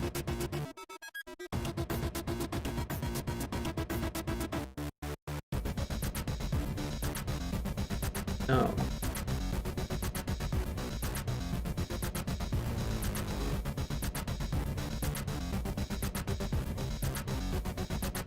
Yes, there is. Look at that. There is a minus where there should be a plus. I found the bug. A fucking typo. That would not be the first time a fucking typo has caused 30 minutes or 40 minutes of me scratching my head. Becoming a theme, actually, of debugging this game.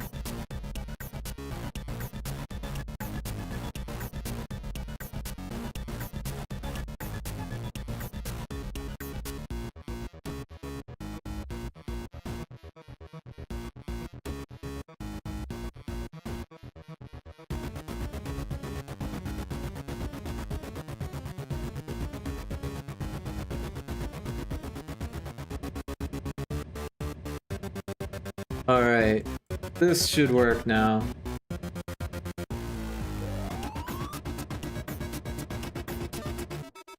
Go ahead and make it big.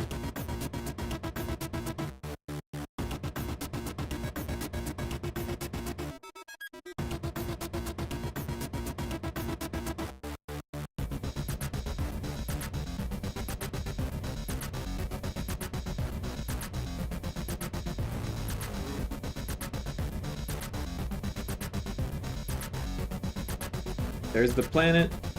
Enter the zone. Destroy the enemies! There we have it.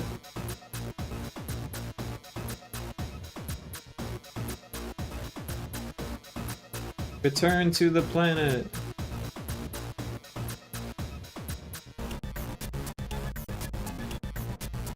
Destroy the enemies.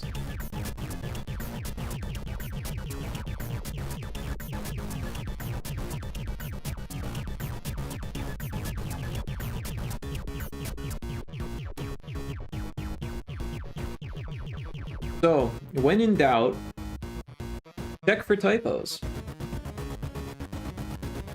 Lesson learned.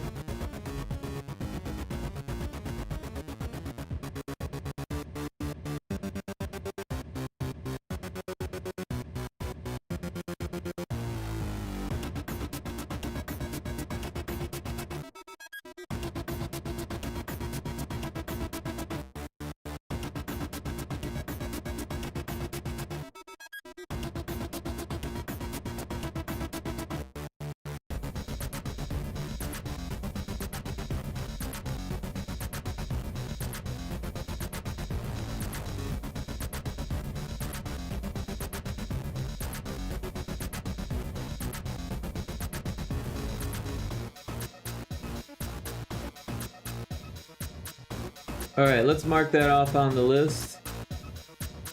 I think it might be time for me to grab some food. It is 9 o'clock.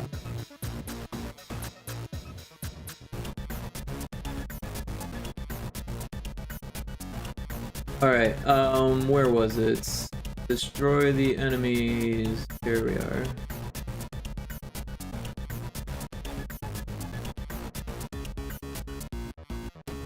Fixed.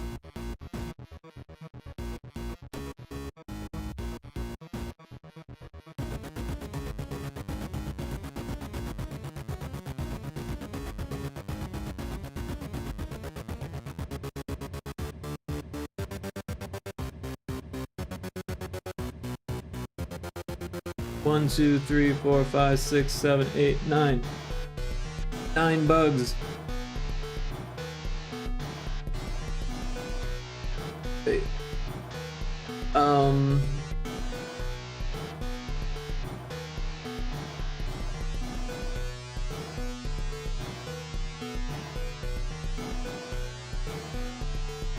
Tutorial enemies, sound effects, boss, pause menu. I think the pause menu stuff might be nice.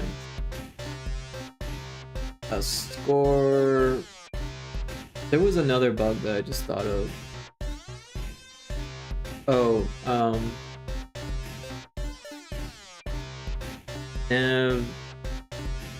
navigate to menu,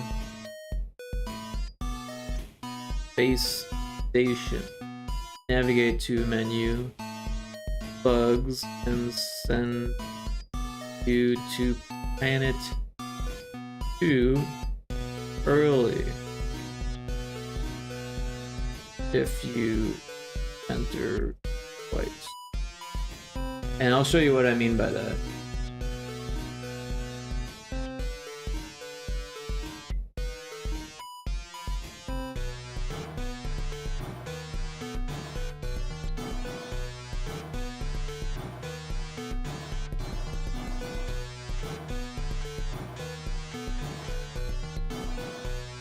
Alright, so this is the navigate menu, right? So you shoot it, you open it, and you navigate. But if you go back, and then you go back to it, for some reason,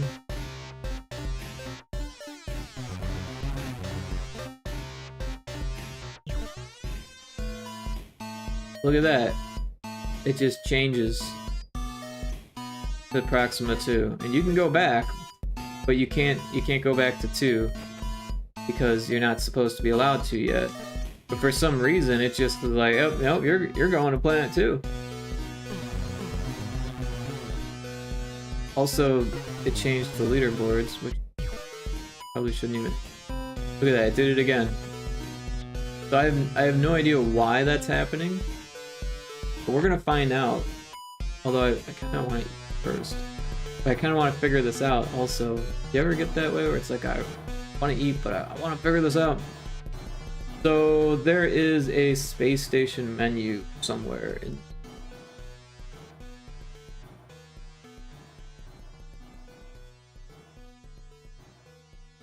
Enemy space station, trigger station, space station. Maybe it's Corona objects.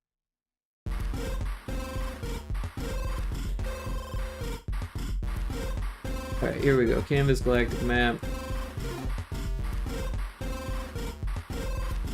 We got the stars, the sun parent, the zone menus, zone panels all. Sun container, planet NM container, we've got all of these planets.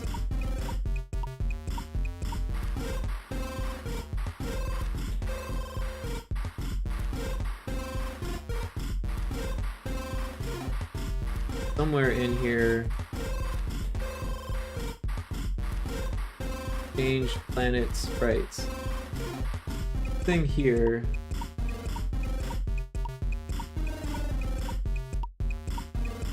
is hell. Is it not being used?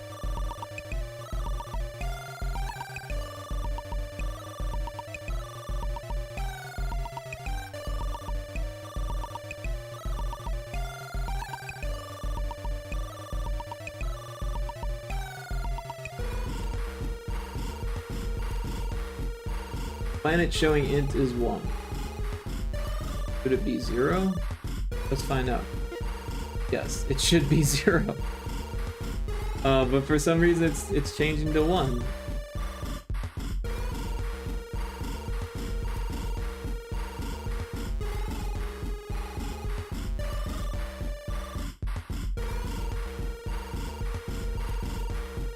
Let's see if this changes somewhere else. So we've got it all over this script because there's 11 planets for some reason. And then it double checks every time that it chooses a new level.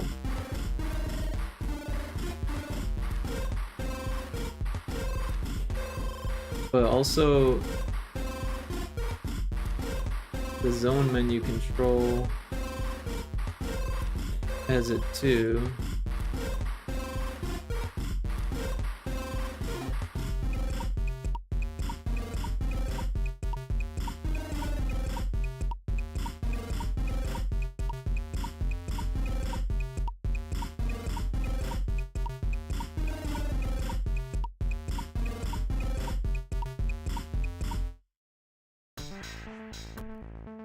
So I'm just looking at all the places that this variable is being used.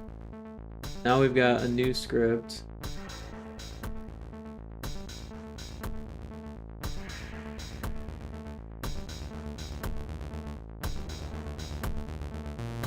Is it weird that all of the other ones have to decide what menu to open? That seems weird, right? Like, why doesn't Planet 1 have decide what menu to open?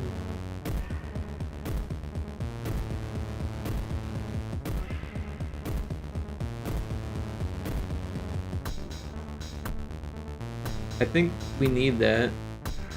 I'm just gonna willy-nilly do it, even though not quite sure what it does. And I'll... Was missing? Question mark. For some reason. So I added it? Question mark. I don't know. It was missing for a reason, but it was missing, so I added it. But that won't fix what I'm trying to do. For some reason, I'm thinking it's telling it to switch to 1 when it shouldn't be. No more occurrence. Oh, really weird. Alright, well, let's save that.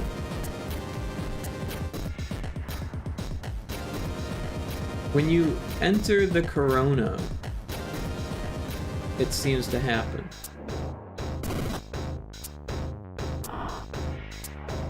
And I'm not sure why.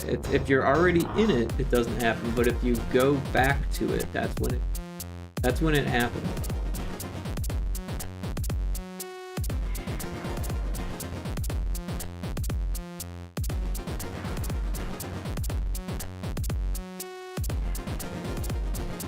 Well, I'm not sure when it happens. Let's find out. We're looking right at it. So planet showing int is the number that we're looking at. And it should stay at 0. The second it changes to 1, that's where we have our culprit, right? So it's still 0. We're going to hit go back. And you can see option int changes to 1, but planet showing int stays 0. We hit the back button. We leave the Corona, it still says showing 0. We go in, it still says showing 0. Shoot, and then it changes to 1. That's really weird. As soon as we shoot, it changes to 1. So let's figure out why that happened. Right, so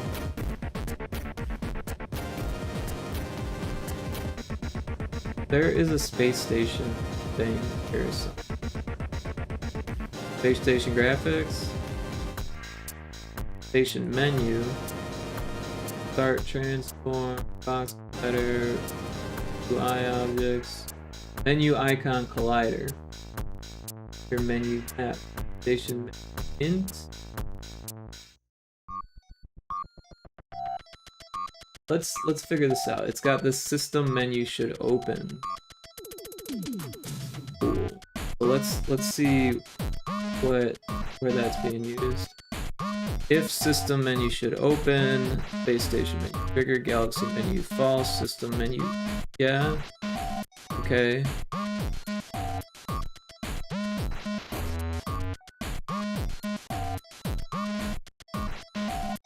Alright, but what about planet?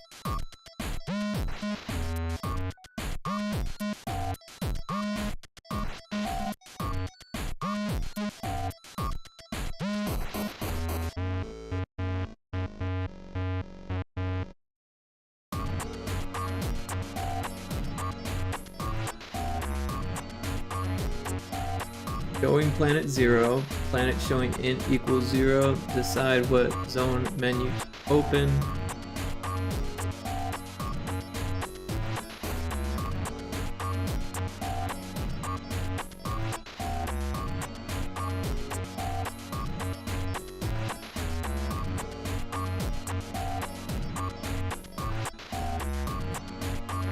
But it happens when you shoot the damn thing. But there's no trigger on trigger enter script here. Oh wait, here it is right here. So station blah blah station m int station m int.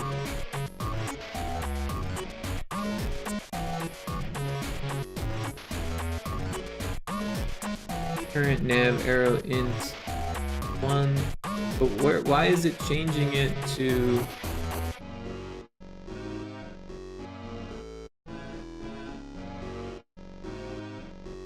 Alright, open map menu. That's gotta be it, right?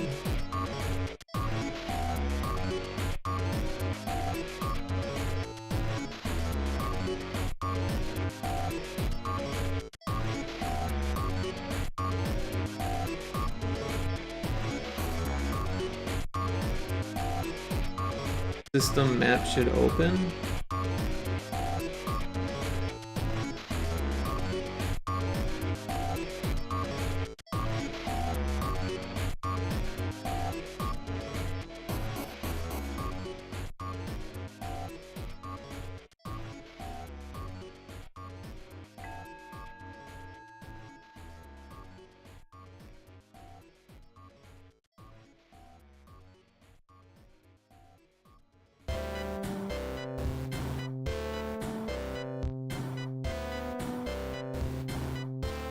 There's this current planet position +1, but it's commented out.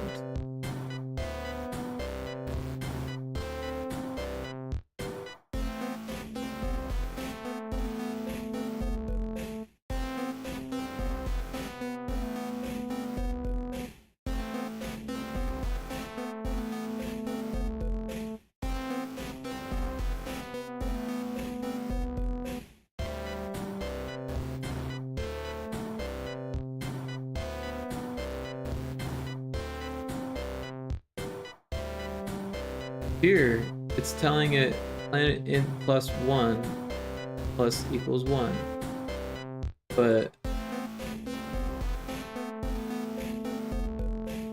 if planet int +1 is greater than planet int max +1.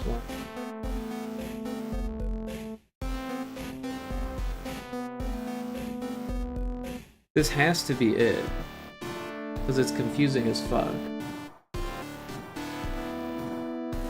Let's take a look at how this fucking shit works.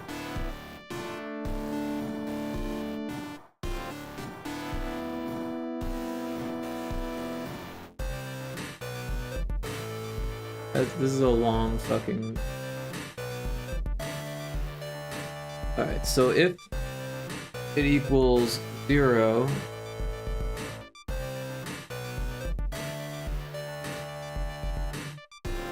so this happens after the player input occurs and also on enable. So if it's 0,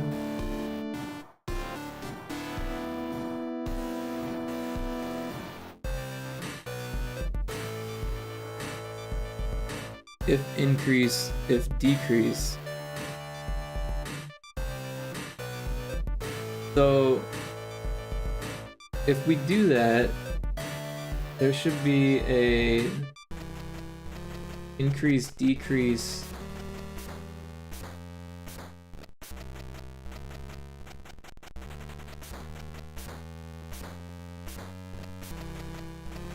Boolean thing.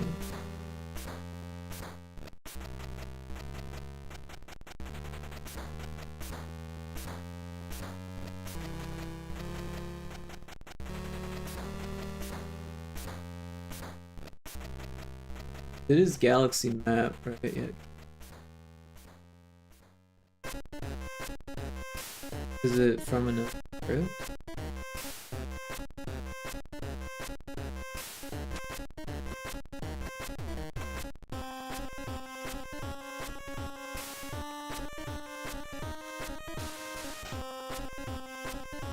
So it's all the way at the bottom, but it's private.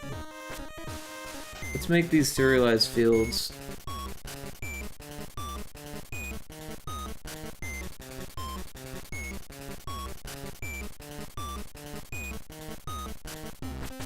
I didn't spell it.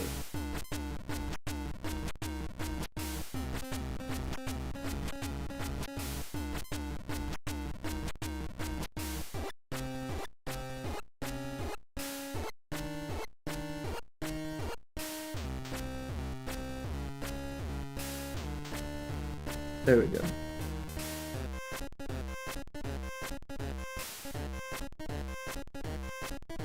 Alright, so I'm gonna save this. We're gonna watch those and make sure that it doesn't start on increase. Because if you open it and it increases, that would make you think that it's automatically starting on increase. Alright, so we've got increase and decrease down there at the bottom. We're going away, we're going back.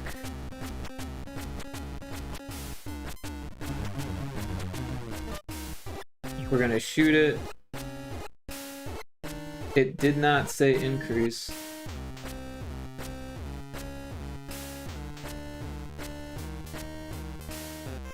Wait, start position integer.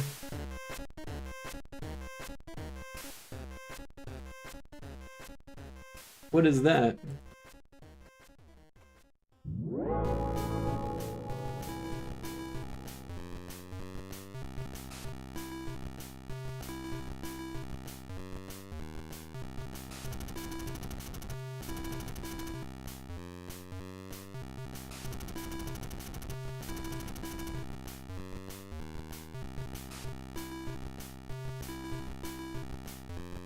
Okay, 1 is 1 and not 1 is 0.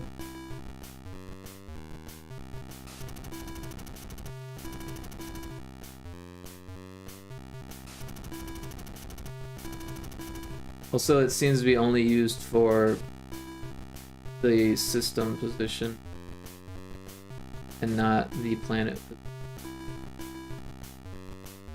Because believe it or not, there is a galaxy map where you can choose different star systems. I took it out because there's only one star system, but when I developed the galaxy map script, it was because I was planning on making a galaxy. I would still like to make more systems, but for now that seems like a bit too much.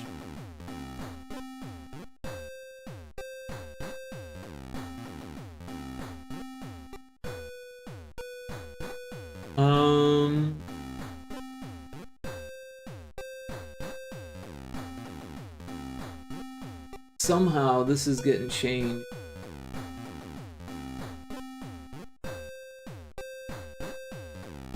And it shouldn't.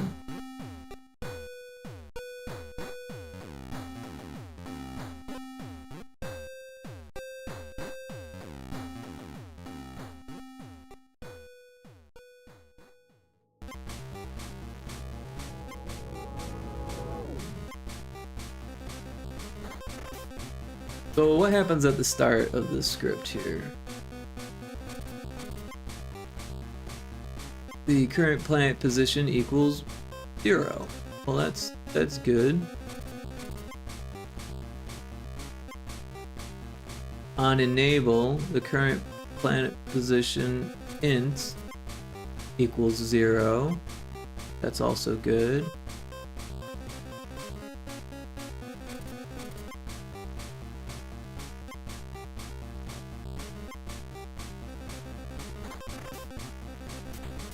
When does this happen?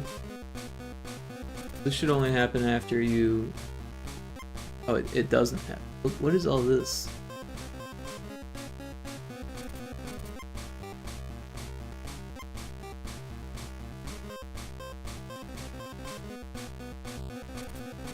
This was to show the next unlocked planet. Oh. Which is actually what I wanted.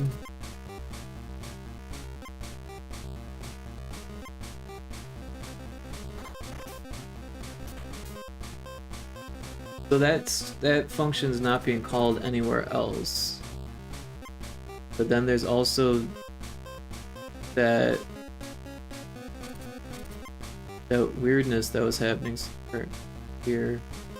The whole +1.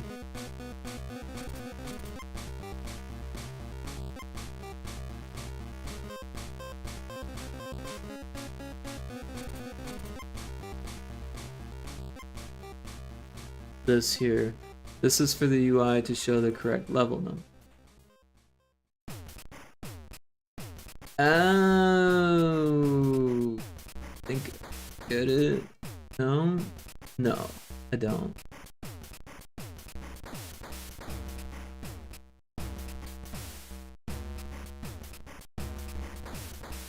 I get why this is happening. Equals, so it changes planet int +1 to equal current planet position. So if you are at 0, it changes to 0, but then it adds 1 to this extra variable. It's a copy of this variable, and then it says that next to Proxima, so that way if you're at planet 0, it says you're at Proxima 1. The Proxima is the name of the star.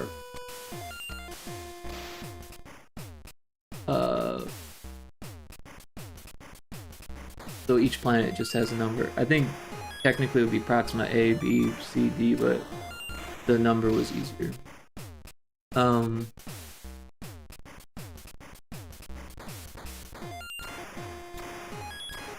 why is it changing to 1 when it should be 0?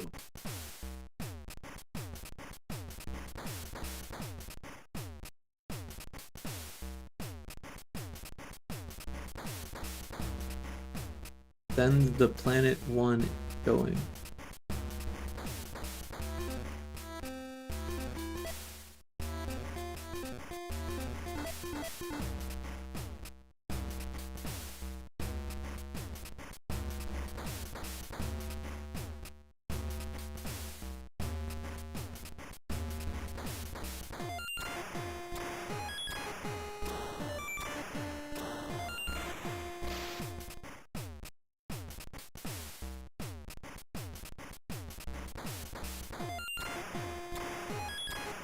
I think we're not seeing the increase because it gets turned off right away.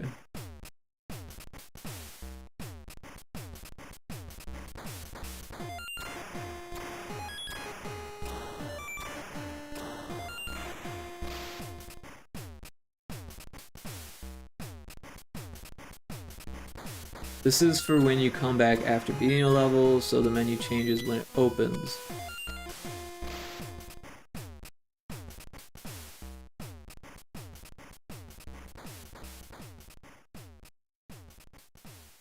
If current planet equals 0, blurb stuff, change starting point, game manager, see if planet is available to find.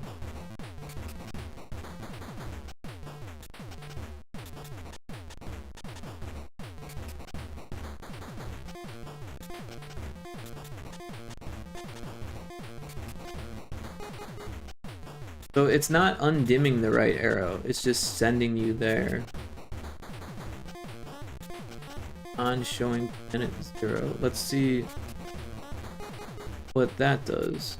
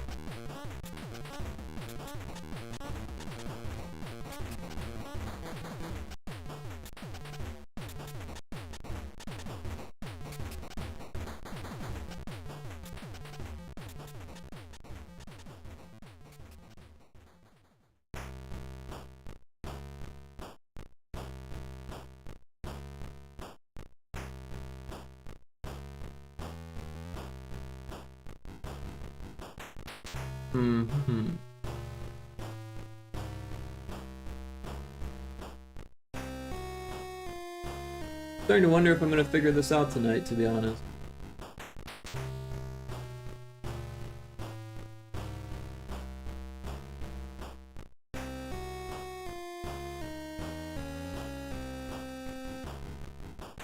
Really want to know where it's being.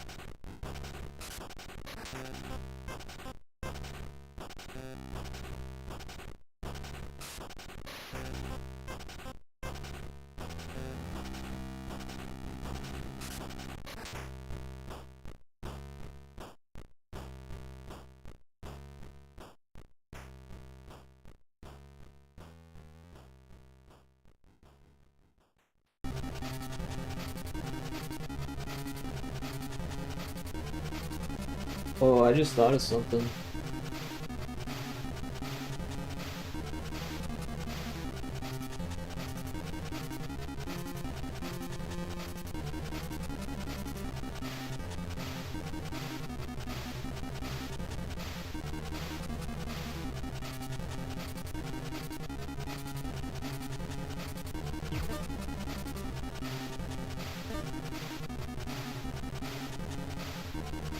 See if it happens this time.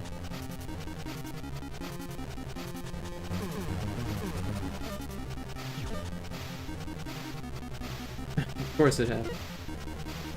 Fuck.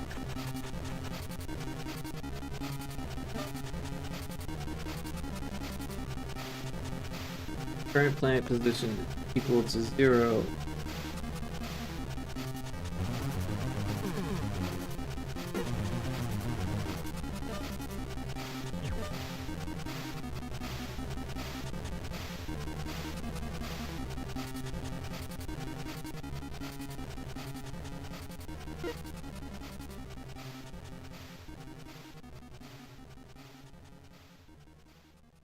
This I'm going all the way to Proxima 5 and 6, 7.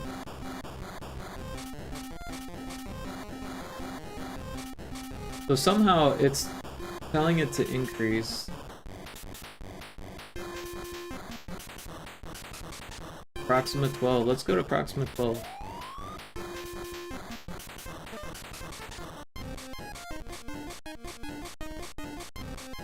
And it doesn't know where to go, so I'm gonna go right back to there.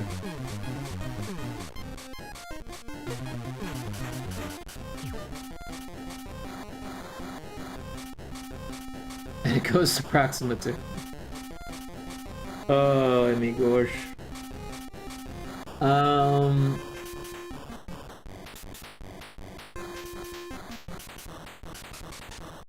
Somewhere it's telling it to increase. I'm pretty sure it's because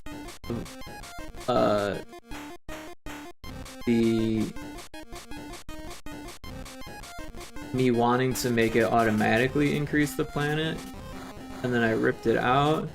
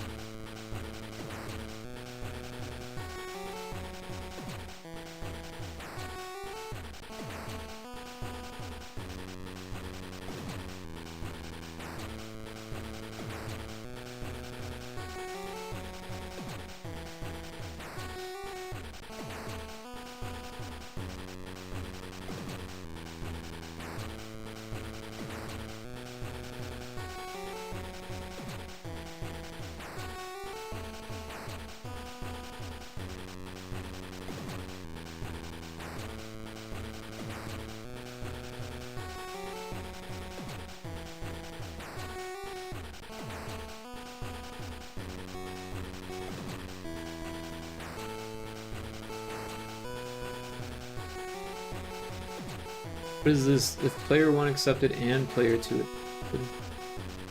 Player 2 control. Oh, custom. Oh, this is for versus. Switch scripts on.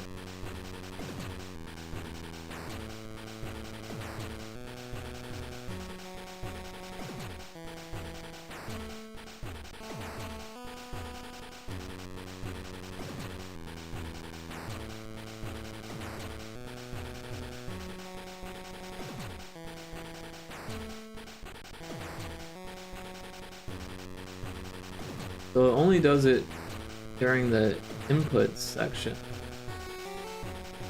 where it should happen. But how is it incrementing without this increase decrease?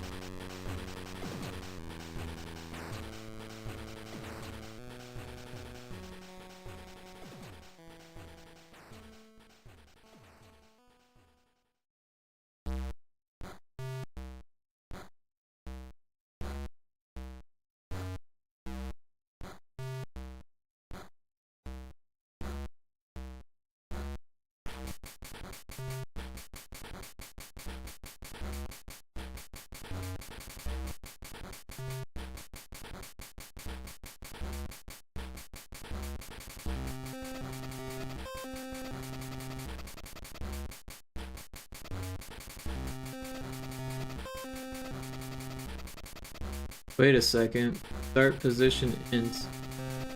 Current planet position equals start position.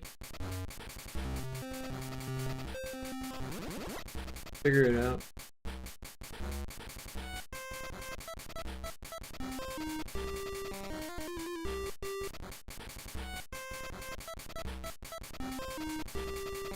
Changes to 0. See if that fixes it.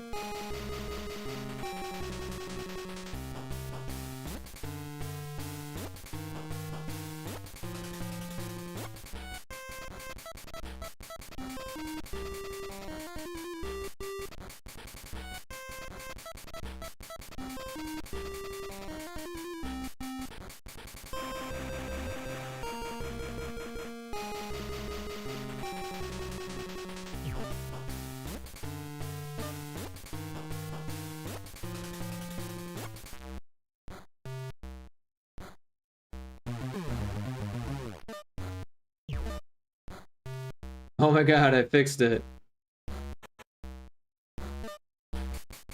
For some reason, it was set to start at the,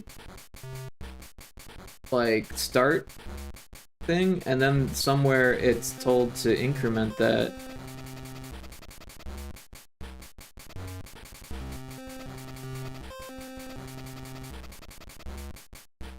That start value, so that way the next time you open up the map, it's back at 1.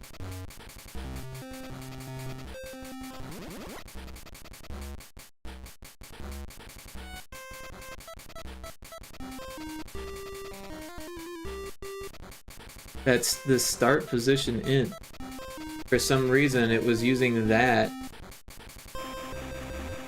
here, which is really weird because it was telling it to be 0 and then telling it to be start position. Really fucking weird.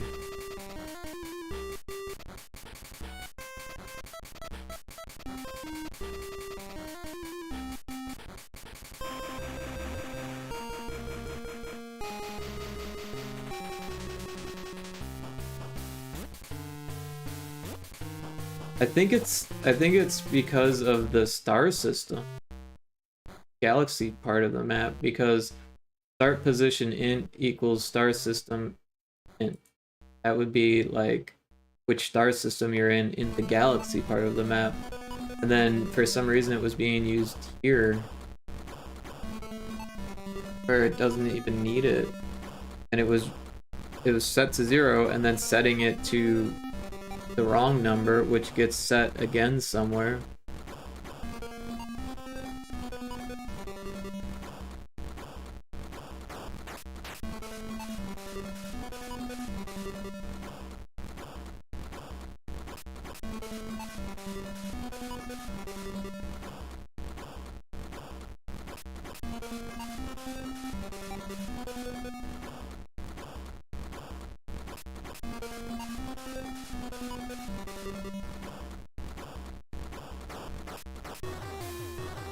Yeah, I have no idea. But anyways, it's working now. That's cool. I think it is about time to end the stream though. I've been going for 6.5 hours almost. We did get a lot done. Let's mark that off on the list.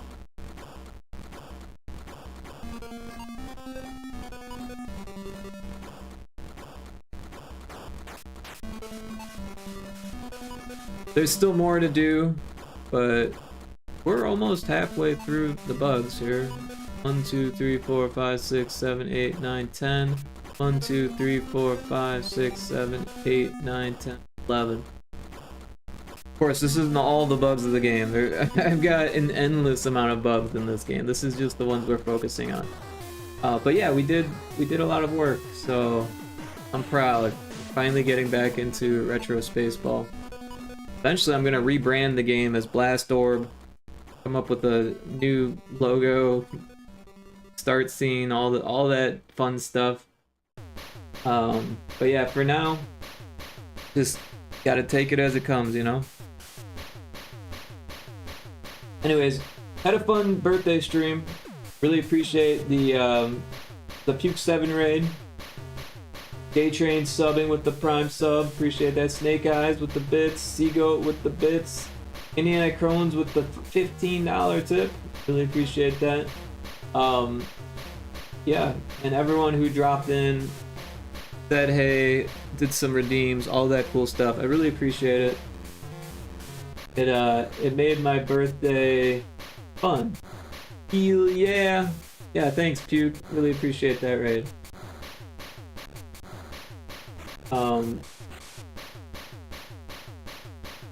Yeah, because, you know, sometimes hanging out by yourself on your birthday, kinda lame. But having people drop in and say hey, that makes it so much better. Really appreciate you. But yeah, let's find someone to raid. Don't have Twitch open. Let me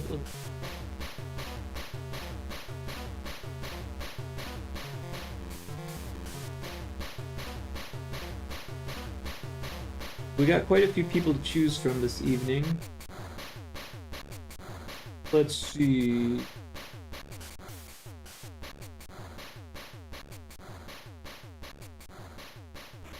We haven't raided Westlow in a while. Well, let's raid Westlow. What they're up to. It looks like they've got Subathon Day 9 going on. Not sure what they're playing. Oh, they're playing Overwatch. So let's raid Westlow. If you don't know Westlow, he's super cool. Member of the community here, a game dev, artist, Godot dev. They do pixel art and some traditional art, and they have a pretty cool community. They do a lot of raid trains, and they invited me to a pixel art or a character collab night. That was a lot of fun, like an art collab, and just all around cool person. So let's raid Westlow.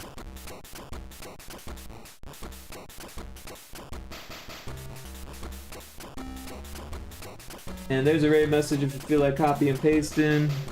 Of course, you can say whatever you want. Or don't want to be there, you don't have to. But I appreciate it. Appreciate everyone's support tonight. Thanks for making my birthday a happy one.